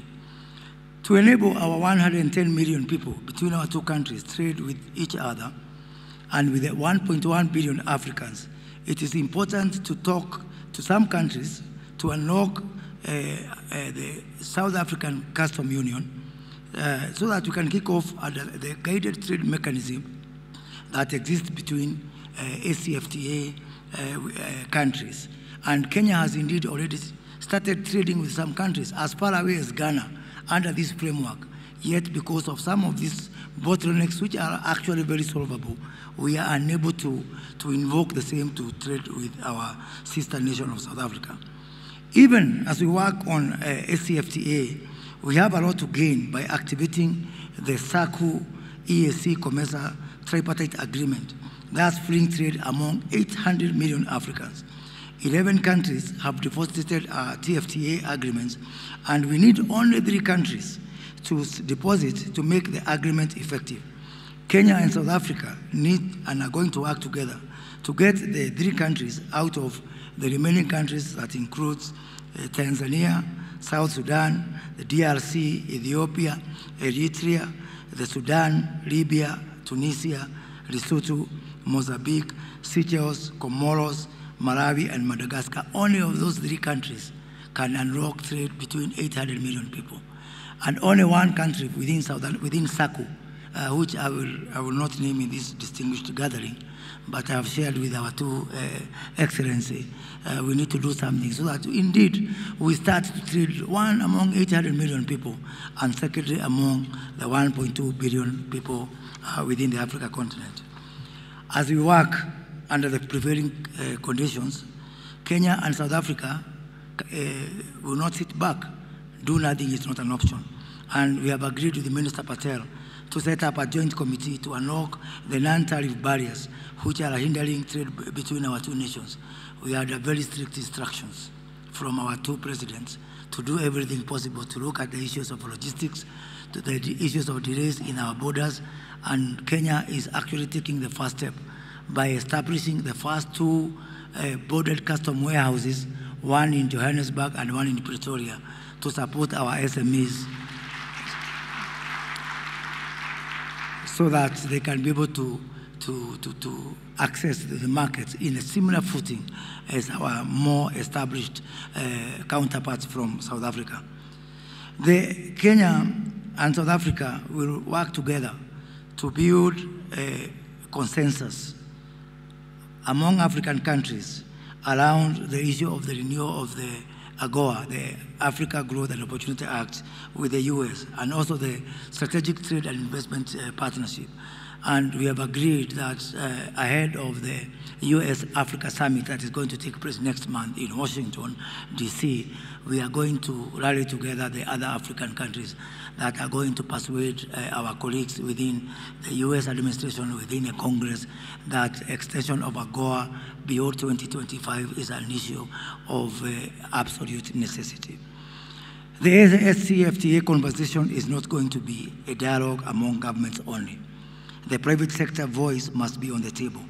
In this regard, Kenya is proud to announce that in partnership with Standard Bank of South Africa, who are here today, we will host the first ever Africa Private Sector Alliance Conference in Nairobi in the first quarter of 2023 that will bring together Africa's top 50 companies in support of the SCFTA. So this is not going to be only a discussion among governments. We are working together to bring in a private sector, our big companies that have got the biggest influence within Africa, because SCFTA is not for the benefit of government. SCFTA has got its owners, and its owners are the private sector within the continent.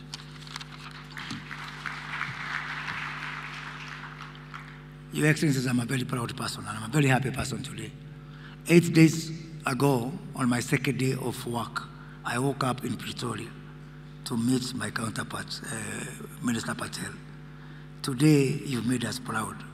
The bold and brave decision that you've taken on the issue of visas for Kenyans in South Africa to South Africa can only be taken by brave men.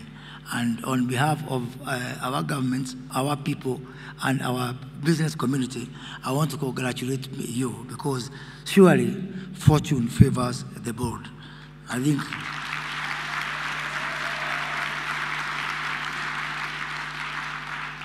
so we can say now, without fear of contradiction, that everyone who is in this room today can travel to South Africa on an ordinary passport without a visa, just as those who came to join us from South Africa came without a requirement for a visa. So thank you, Your Excellency, because you've made us equal and you've made us proud, and we are going to walk this journey together to actually be the leaders in the rest of the continent. Coupled with trade, we are now determined more than ever before to deepen our investment partnership by our two nations. And in this regard, we welcome our South African investors and counterparts to our PPP and Special Economic Zones investment conference, again, that will take place in the first quarter of next year, so that you can be able to showcase to interested investors like the likes of Transnet and Standard Bank of South Africa the many opportunities that exist within our PPP and our Special Economic Zone. To drive forward this economy going forward, Kenya has taken a deliberate decision that it will partner with the private sector to free up the many opportunities that do exist. The role of financial services and telecoms in fostering the free trade area in Africa is pivotal. And Kenya welcomes South Africa financial institutions to set base in our Nairobi International Financial Center that will kick off shortly, and further welcome you to join our telcos in the setup of our joint smartphone project, which is undertaken by Kenya Telcos. And we have extended this invitation to South African telcos like MTN and Vodacom, so that we can continue mobile integration so that these are very important element of fueling trade. And as we do so, we must also look at the issue of interoperability of our mobile money, because Kenya is a market leader using our M-Pesa. I look forward to going to South Africa and on an MTN, on a Vodacom network, being able to access money from my M-Pesa balance as a way of fueling African trade. Your Excellencies, the future of our continent lies in free flow of trade and investment. Kenya and South Africa have a cardinal role to play in this regard. We are the firstborns of free trade in Africa, and that comes with extra responsibility. We are equal to the task, and we are committed to this. Thank you very much, ladies and gentlemen. And now it is my distinguished pleasure to ask that we may be upstanding as I welcome the President of the Republic of Kenya, His Excellency William Ruto, to make his remarks and invite his guest, President Cyril Ramaphosa. Thank you very much.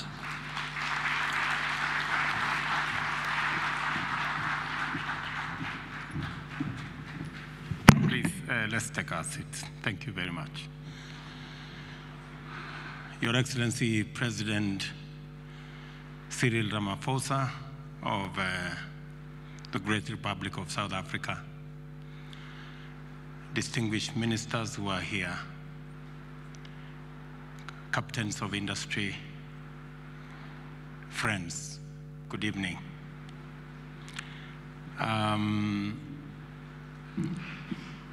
First, let me take this opportunity on behalf of the government and the people of Kenya to welcome our friends, the business community from South Africa to Kenya, and to let you know that while you are in Kenya, count yourselves to be home away from home. You are most welcome to Kenya.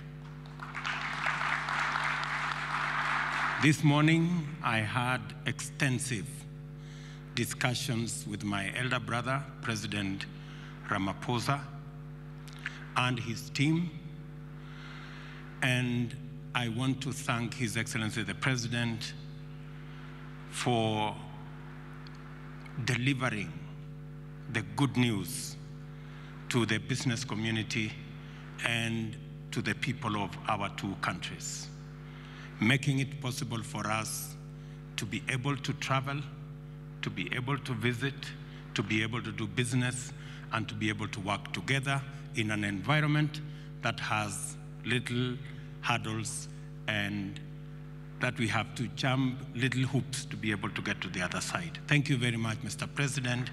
On behalf of the people and government of Kenya, we appreciate your gesture, your leadership, and your personal intervention in making sure that our officials are aligned so that we can work together. I just have two things to say to remind us. And I speak to the South African business delegation the way I do to our Kenyan business people. We are living in a continent that we have 1.2 billion people, with a GDP of $2.7 trillion. We have the youngest population in the globe. This is a continent of great possibilities and opportunities. These opportunities and possibilities are hindered by bureaucracy, red tape, regulations, and many things that impede our collective progress. I told our teams earlier, we cannot share poverty, but we can share wealth. And we need to work together to create wealth. And we must eliminate the barriers, the hurdles. Our borders must not be walls. We must turn our borders from being hurdles to being bridges. We must turn our borders from being hurdles to being facilitative so that we can do trade, we can do business, we can make investment, and we can move people, goods, and services freely in our continent.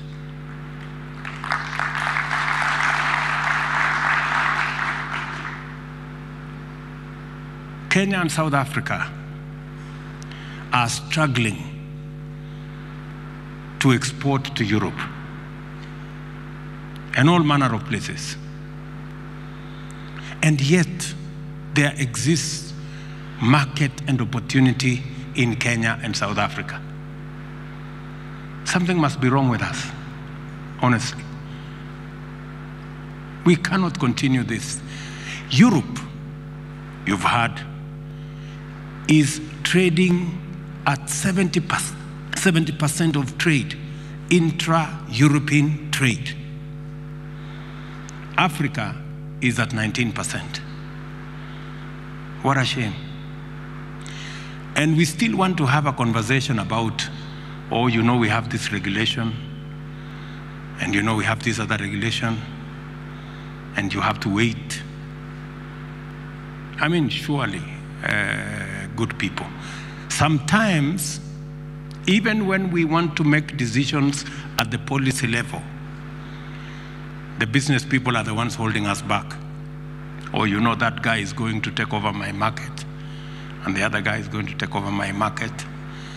Please, let us have one big market. Forget about your small market. Let us work together. Instead of selling to a few people in Kenya or selling to a few people in South Africa, let us sell to the many people in Africa by tearing down the borders that limit our opportunity to work together.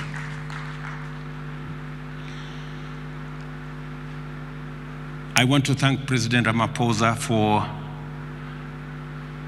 working with my team and myself to eliminate some of the barriers that we have. Our ministers have instructions that South Africa and Kenya are in one neighborhood, and South Africa and Kenya hold the potential of unleashing the opportunities in our continent by working together. Combining the experience, know-how of the South African people with the agility and the innovation of the Kenyan people, the limit is the sky. There is no limit. We have limitless opportunity by working together. I want to promise my good brothers from South Africa that Kenya is open for business and Kenya wants to work with you. We have agreed on many of the other issues, and I want to thank our officials for being supportive of the positions that we have taken. Eliminating the barrier on meat exports. Why on earth would we ban South African meat from coming to Kenya or Kenyan meat from going to South Africa? Why? There is absolutely no reason. And listening to the good lady who came to speak to us about these barriers, I never heard her say, this is very difficult. She kept on saying, this is easy. This is simple. We're going to do this. So I am here to come across anything that is so difficult. I have only heard about things that are simple and easy. The question I ask myself, easy and simple, why are we not doing them? Let's just do this easy and simple things and get us working and get us doing business. Let me finally say the following. We have huge opportunities in Kenya for South African private sector and business entities. We have investments, we have huge opportunities in our housing and settlement plan. We are short of 2 million houses. My good brother, President Ramaphosa, told me, you have already built 4 million houses in South Africa. We want to build at least 200,000 houses every year. And we want South African companies to come and work with us. Bring your technology, bring your investment. We are going to give you the land. We are going to build the infrastructure for you. We are going to make sure there is a sewer line, there is a road, there is electricity, there is water. And when you complete those houses, we are going to buy them from you. As soon as you complete, you hand over the keys to us. We pay you, you go to the next project as we look for mortgage for our citizens. You have opportunity. You have opportunity in our water harvesting program. We have decided that we are going to work with the private sector to deliver on our water harvesting program. We have already lined up the first 100 big dams, which we want to build using a water purchase agreement instrument. Build the dam, we will buy the water from you, and we will underwrite the purchase of that water from any of the investors, from our good friends from South Africa. There is tremendous opportunity for you to co-invest with us and for us to give you opportunity to earn good runs, good shillings, maybe even dollars from our working together under the private-public partnership window. We have sound South African investments in Kenya, from DSTV to Standard Bank and all the other operations. And I was very pleased to see the kind of partnerships in the various companies that we went through here in the grounds down outside here between South Africa and Kenya, from textile to furniture to manufacturing to fintech companies. And I want to tell you that South Africa and Kenya hold the key to unlocking the possibilities in the continent of Africa. We need to work together. And between me and my elder brother, I want to promise you that we are going to open doors for you, not just in Kenya, not just in South Africa, but in the continent of Africa, so that we can leverage on your expertise, on the resources you have to open our continent and to unlock the potential of wealth in the continent of Africa. I want to persuade you that this is an opportunity like no other. This is an opportunity of our lifetime. And even in the face of the challenges that we face with climate change and all the other attendant drought, floods, famine, we can still position our continent not just as a victim of climate change, but actually as a place where we can play a role in resolving the challenge of climate change. We have enormous resources in the green energy space. We have huge opportunities from our young people and the natural resources we have in this continent. The opportunity is beckoning for us to work together, and it starts somewhere. And I want to pledge that it starts with South Africa and Kenya. Thank you very much for listening to me. It is now my very humble duty to request His Excellency President Cyril Ramaphosa to be able to make his remarks. Mr. President.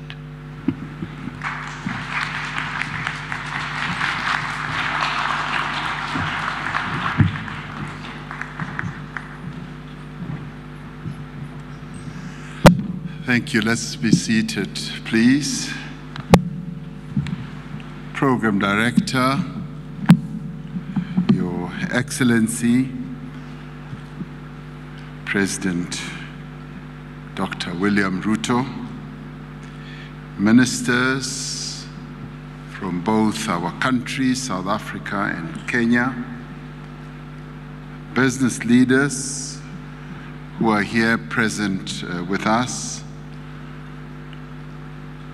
I'd like to convey my joy and my special thanks to you, my dear brother, for inviting myself and my delegation to come to your beautiful country,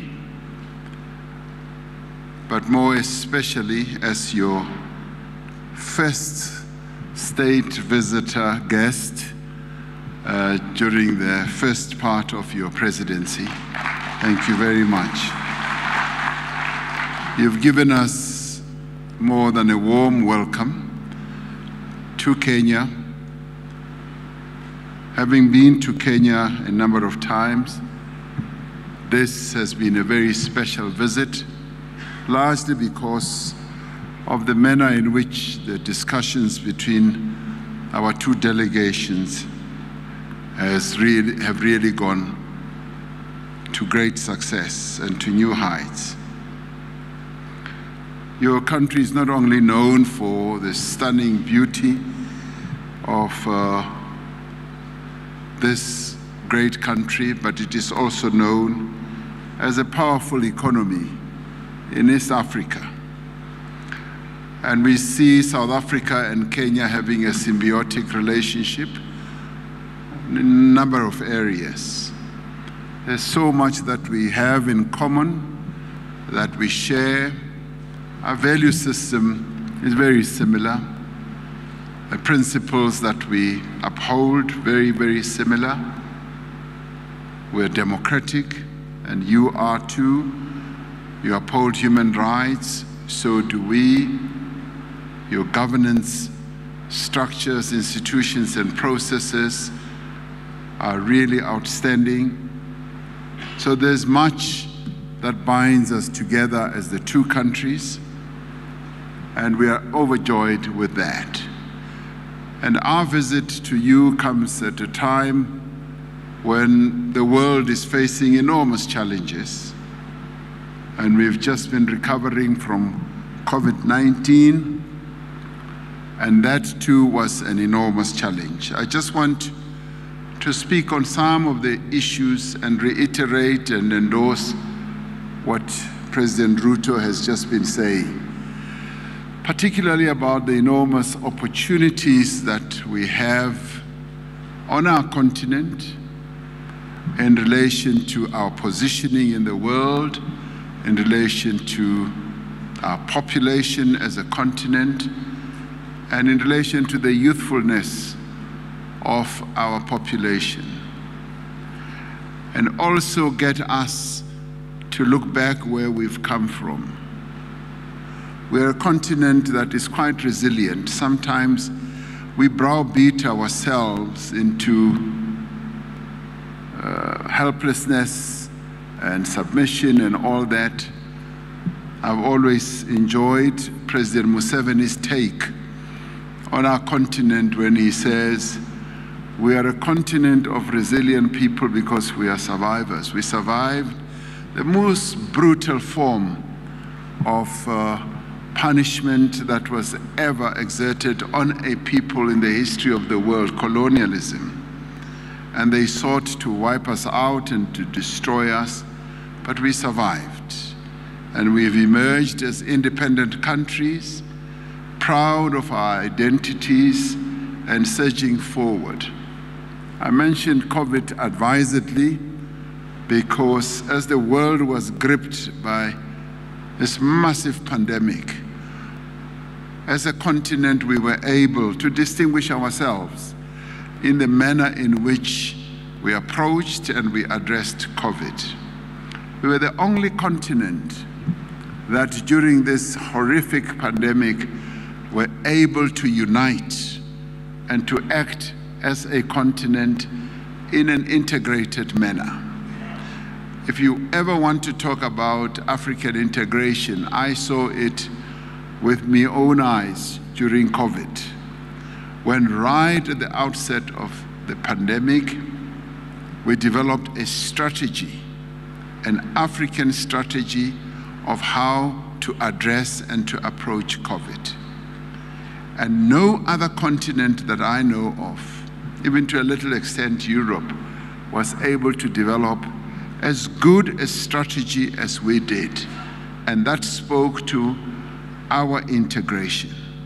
And we lived up to the strength, the resilient strength, and possibly hidden strength that we have as Africans who have survived a whole lot of other terrible things that were done to us as a people. And having developed that strategy, when the world was at sixes and nines, trying to get personal protective equipment, and when all countries were running all over the world, overpaying for PPEs and what have you, going to suppliers all over the world, China, Europe, and being overcharged. We united once again and established an African medicine supplies platform where we all got together and started buying our PPEs at reduced prices. That too was phenomenal, and we did it because we became integrated and united. Whilst that was going ahead, the era of vaccines came to the fore. And once again, we united and put together a vaccine acquisition entity. No other continent put up a vaccine acquisition entity like we did. And we were able to procure and amass vaccines in the most effective manner. And that to me showed us that working together, precisely the point that President Ruto was making, we are able to achieve enormous feats and demonstrate to the world. And in fact, the world was quite surprised at the manner in which Africa was able to unite and address a pandemic like this. So if we work together, we're able to achieve much more than what we imagine. President Ruto speaks about climate change, where now our countries are being ravaged by climate change, droughts, floods, fires, pests, you name it. And it is this that, as President Ruto is saying, that we need to unite and work together and address even climate change. And out of it all, we should be able to see new opportunities, as President Ruto was saying, new industries, new sectors, and make sure that we enter those new sectors and excel in the most outstanding manner.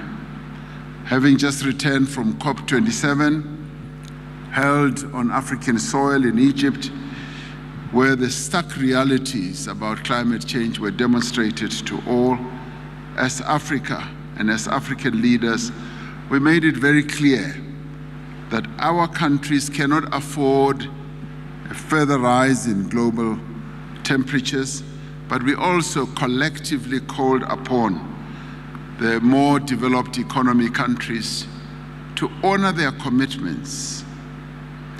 And they have been making commitments over and over and over again. In COP21 in Paris, they made a commitment that they would be investing $100 billion or making available $100 billion per year they have not met those commitments. Now, collectively, a number of African leaders who were there, all of us, one message, several voices, we said, we want them to address the loss and the damage that our countries are suffering from.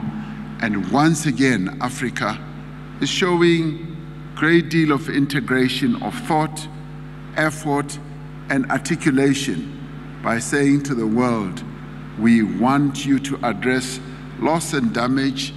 We are hardly responsible as a continent to the damage that has been done and continues to be done to climate, and we therefore want you, yes, to pay up. It is about time that the money is brought to Africa to enable us to address the damage they have caused to our climate.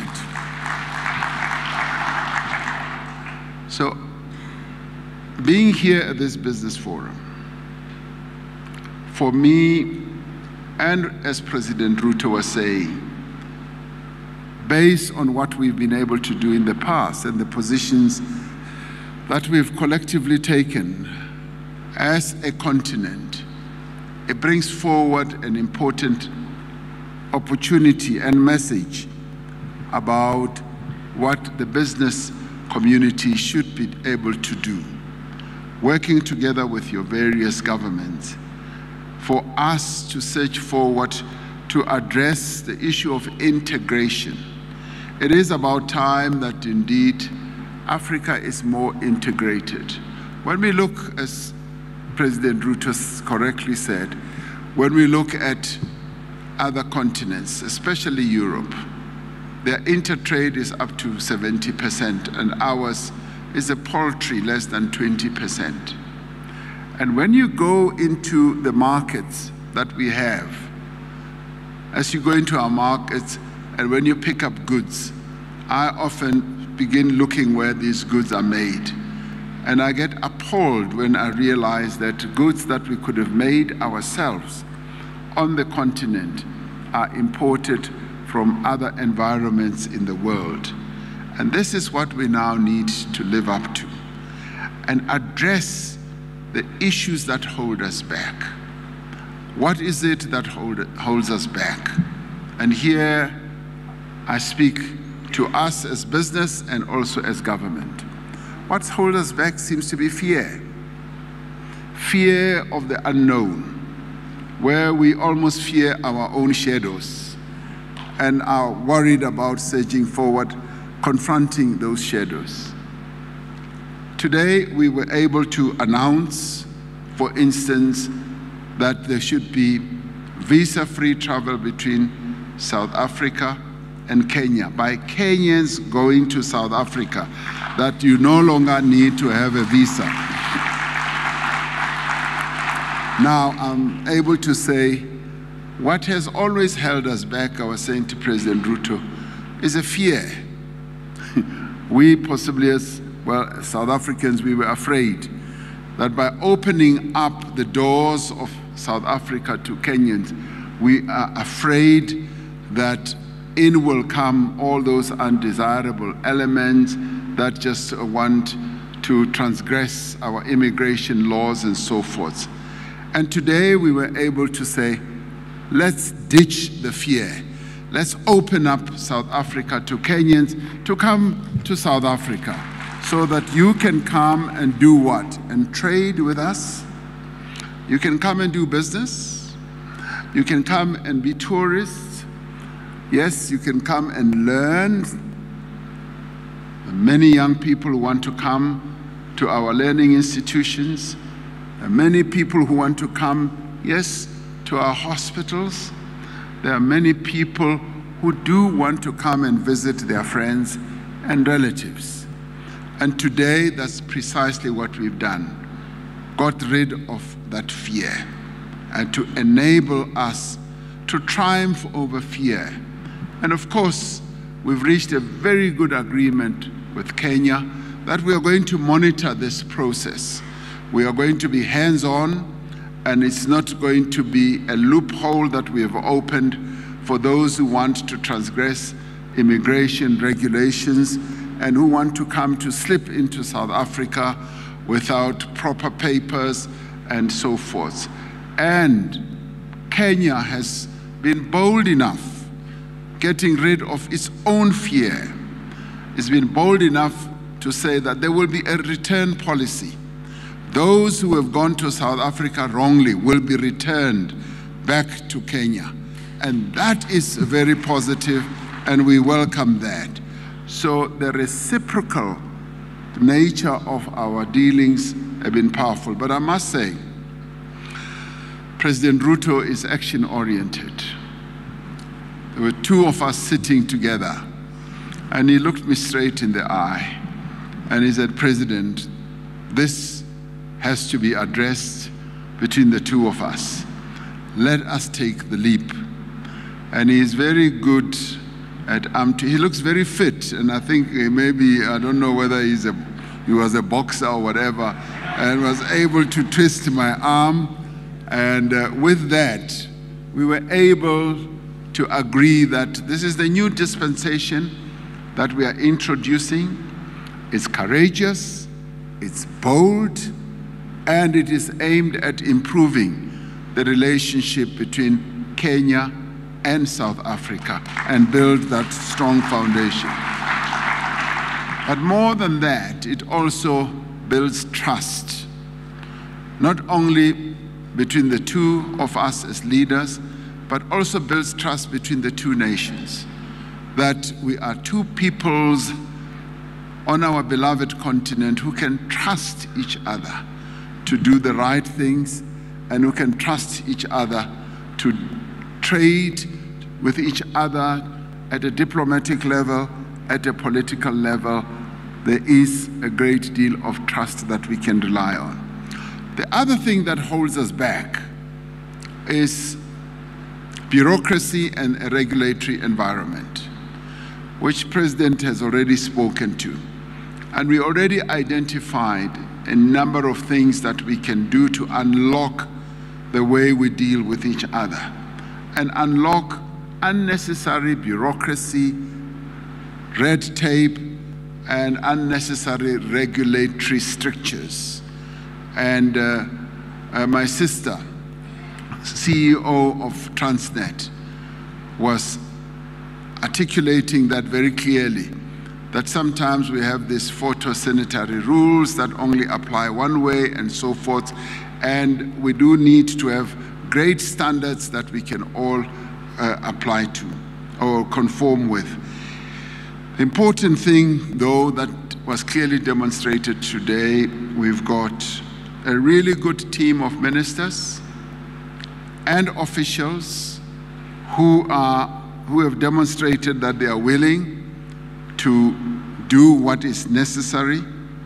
And Minister or Secretary of Trade here in Kenya, on his very second day in the job, immediately came to sleep in South Africa to begin the process of unlocking some of the constraints and the strictures, and sit down with Minister Patel, and they've made enormous progress just in a short space of time.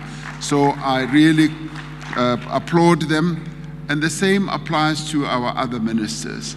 So we've got ministers on both sides who are determined to improve the relationship between South Africa and Kenya, so that we are able to capture the opportunities that lie ahead.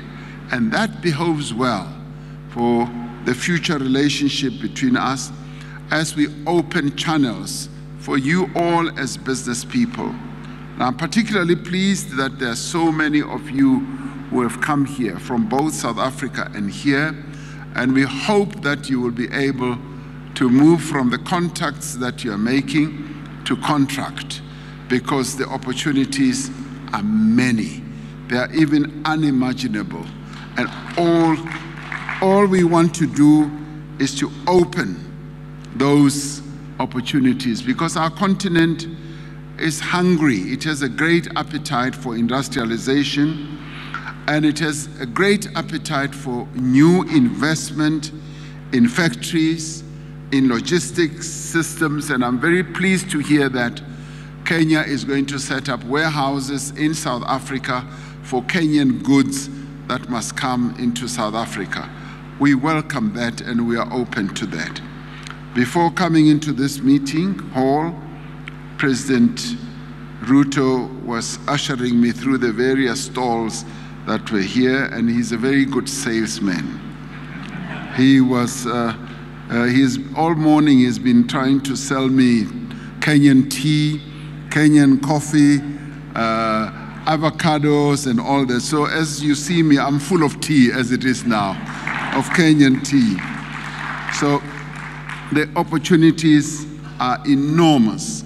And as he was speaking up the opportunities, I want to reiterate that indeed we just see great opportunities, and opportunities that straddle between the private sector, opportunities as well as the public sector, opening up the Kenyan market for both our state-owned enterprises as well as our private sector. But similarly, President Ruto, I'd like to say, we want to open up also South Africa's market for your goods and services, and indeed for your public sector companies that can come to South Africa to do business. So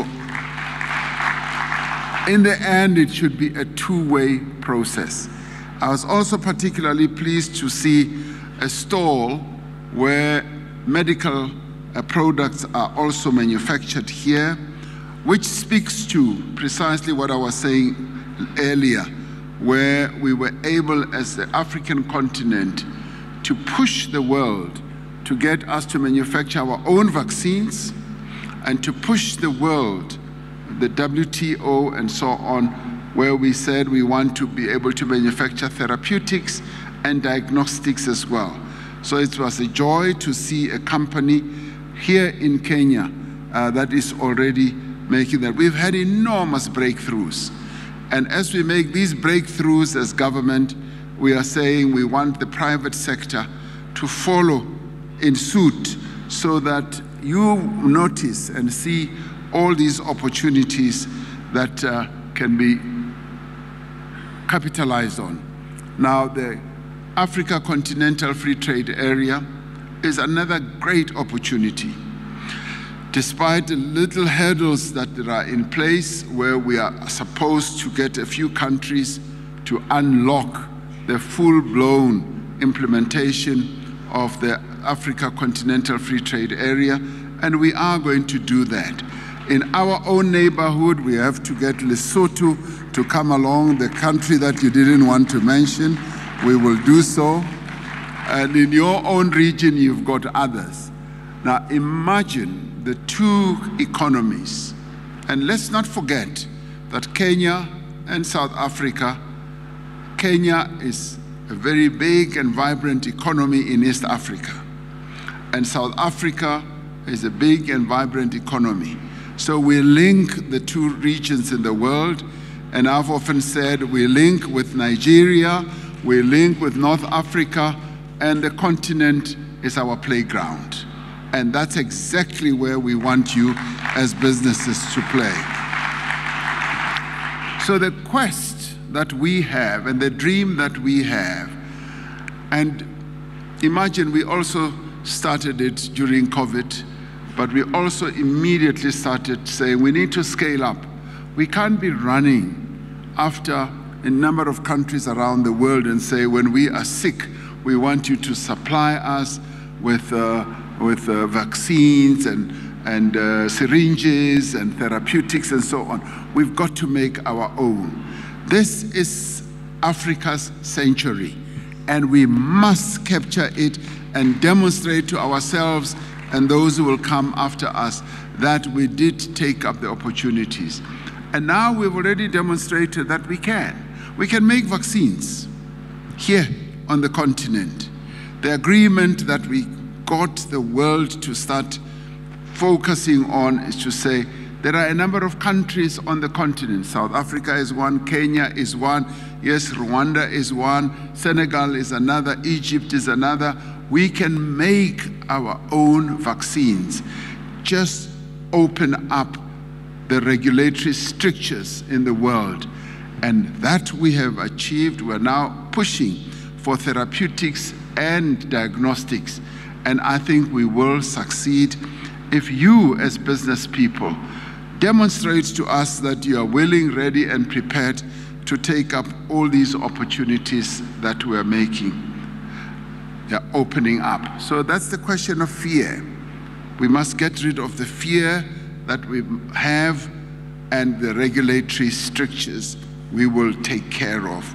So the opportunities are enormous, and I'm really glad that we can have this opportunity for me and President Ruto to come and hear your report. It's a very good report. It's a positive report and forward-looking. It enables us to unlock opportunities for trade between our two countries, and we will want to take further steps to increase overall trade. We already heard that trade can scale $1 billion, and it can go even, between our two countries, it can go even further. And when we talk about trade, when I talk about trade, I'm not talking about one way. It's not only South Africa to sell, it's for Kenya to sell. I want to see Kenyan tea and coffee in South Africa as well.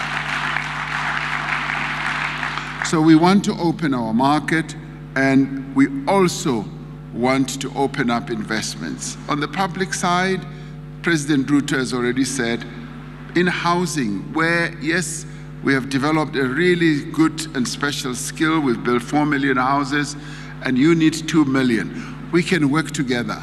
But in working together, we want also to build capacity to transfer the skills and the capabilities, so that as Kenya, you can also come and build houses in South Africa in time to come. So it has to be seen as a two-way process. So if we can look at all this in a broad sense, we will find that the sky indeed is the limit. We've got endless opportunities. And on our side, we want you as the business community not to tire, to keep raising the issues that are important to you. You've got great access. President Ruto is accessible to the business community here. And as we were going around the stalls, nearly everyone was focusing more attention on President Ruto, forgetting that I'm a buyer of Kenyan goods. They were focused, and I said, no, that is a good sign, because they look at him to unlock opportunities. Way back home, they look at me also to unlock opportunities. So both of us are accessible, are able to see how we can open up the opportunities and support you. So what I can say as I conclude is that we are here to support, to egg you on. Similarly, you as business people, take up the opportunity of having two governments that support you, two governments that want you to succeed, and two governments that are hungry, that are determined to grow our two economies. These are two strong economies in two parts of our continent. Let us work together. And that is what has brought me and my delegation here. And I'd like to thank you for being here and also for reporting to us as well as you have. Thank you very much.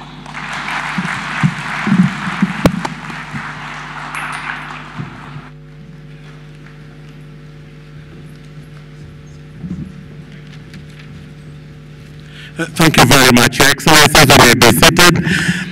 I wish to most humbly request Your Excellencies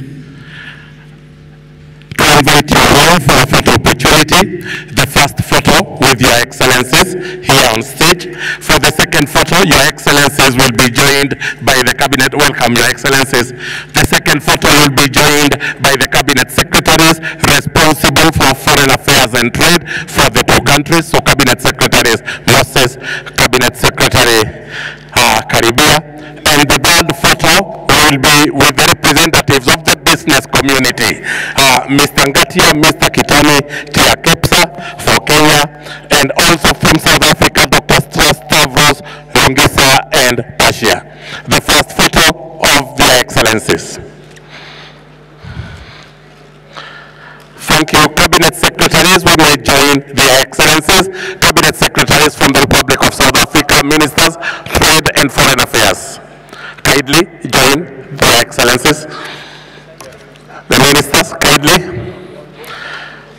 And the representatives of the business community, Caribbean, be near here so that we take the third photo. Thank you. That is the second photo. The excellencies and the cabinet secretaries.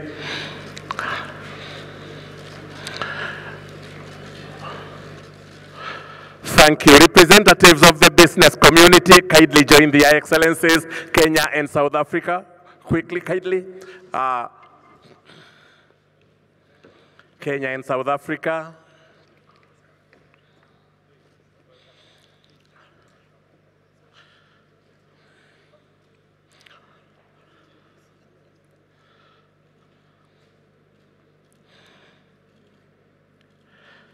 For the final photo, I will request the cabinet secretaries to retreat and have the excellencies with the representatives of the business community only.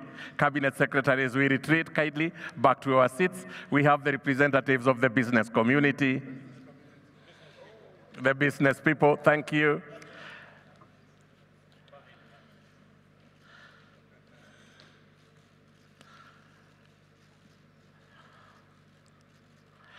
I request now the business community to retreat back to allow the Your Excellencies take the salute for the national anthem from the top of the stage.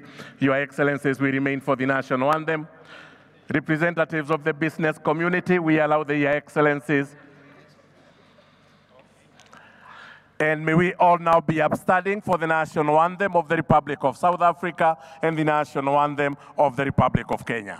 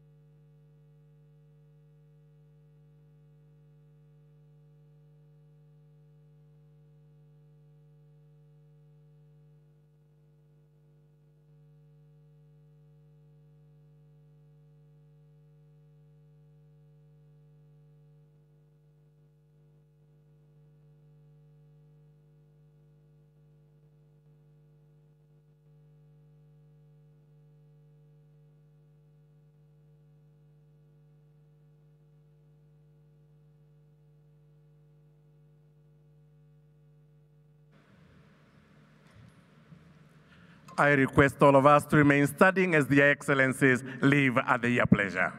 Thank you, Your Excellencies.